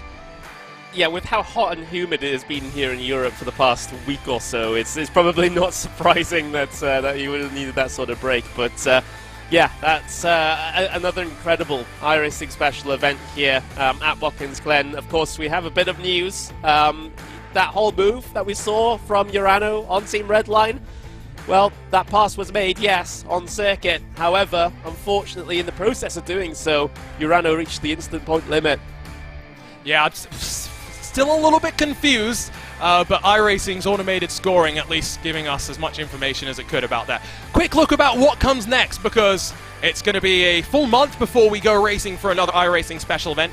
And when we do race, this time it will be twice around the clock. 24 hours in the Ardennes. We head back to Spa with just GT3 machinery, Connery. That's going to be a fascinating one. Yeah, absolutely incredible. Just a straight up fight. No other classes to really be concerned about. Just GT3 machines out there, which does make the traffic situation a little bit more interesting, perhaps, as it's same class traffic all the time. But it's an absolutely legendary circuit. It's always one of the races on the calendar that you really look forward towards, and I'm certainly looking forward to it as well as we get there on the 22nd of July. Just what a fantastic venue for a fantastic race. And that, of course, is what's up next. Before we say goodbye, before we look at that schedule once again, these are provisional results for RaceSpot Predictor. I will tot up the totals once I jump off this, finish up my next broadcast, which I need to be on in about 9 minutes' time. And then we will announce a winner. Remember, the winner gets a RaceSpot Armor GG jersey in a color of their choice. And provisionally, congratulations go to Sean Campbell, who by 1 point beats out Lewis Woods. It turns out that picking Williams versus Apex was the defining decision. Wow, that's that was just made right at the very dying moments of the race there. Sean coming in clutch. I mean, I mentioned it just about 45 minutes before the race was done when we looked at these last. That it just needed that one change of position, and it changes the prediction game as well. Well, it ended up happening. And quick look at RaceSpot as well, because I dropped to third. Justin jumps in front of me. Lorenzo Bonder, all 3 classes predicted. That's a commentator that will have plenty of confidence the next time he picks. Yeah, absolutely. Maybe we should pay more attention to him. But no. But yeah, meanwhile I'm down there, not last. So it's fine. It's fine. Honestly, it's fine. You at least were on the graphic, unlike some of the RaceSpot talent who did not even pick well enough to be part of the top 8. Again, even though Spa is up next, don't forget this iRacing special event journey is about letting you do whatever you want to do. Whether it be dirt oval, dirt road, oval, or road course racing, we've got a bit of all of it. Let's not forget Race for More 2.4, our annual charity special event as well. August 3rd, the GTPs join up with the GT1s and the GR86s for what is bound to be an intriguing 2.4 hours. Don't forget, donations can do things such as throw cautions, get penalties set to other cars, or rescind penalties for other cars as well. You can have some fun and support a great cause as we do our part for the National MS Society. For now, though, it's time to bid you farewell. 6 hours have blown on past here on RaceSpotTV, on VCO Esports, and on the iRacing Esports Network. We'll be back in a month's time to roll into the Ardennes, to the iRacing Spa 24, to unleash GT3 cars for 24 hours. On behalf of the team behind the scenes, thank you so much for joining us. For the team at VCO, Joshua Chin, Danny Elgabay, and Florian Hausper. For our hard workers over at ATVO, producing all things broadcast graphics related. ATVO, Nick Thiessen, Kevin Niatola, Simon Grossman, along with Dougie Beard for our track cameras. Timing 71 for our live timing. So much hard work that goes in to make all of these events as smooth as they are. Behind the scenes, myself, Arjuna Kankipati, working with Hugo Luis to bring you all the coverage, while Justin Prince, Zach Sweeney, and Connery Maddock join myself for all of the 6 hours of uninterrupted coverage. Congratulations go to BMW Team Redline, to the Williams Esports Razor, as well as Team Redline, winners in the iRacing 6 Hours of the Glen, the latest VCO Grand Slam. They'll walk away with trophies, memorizing this accomplishment. One more Grand Slam to go. We'll see you at Petit Le Mans.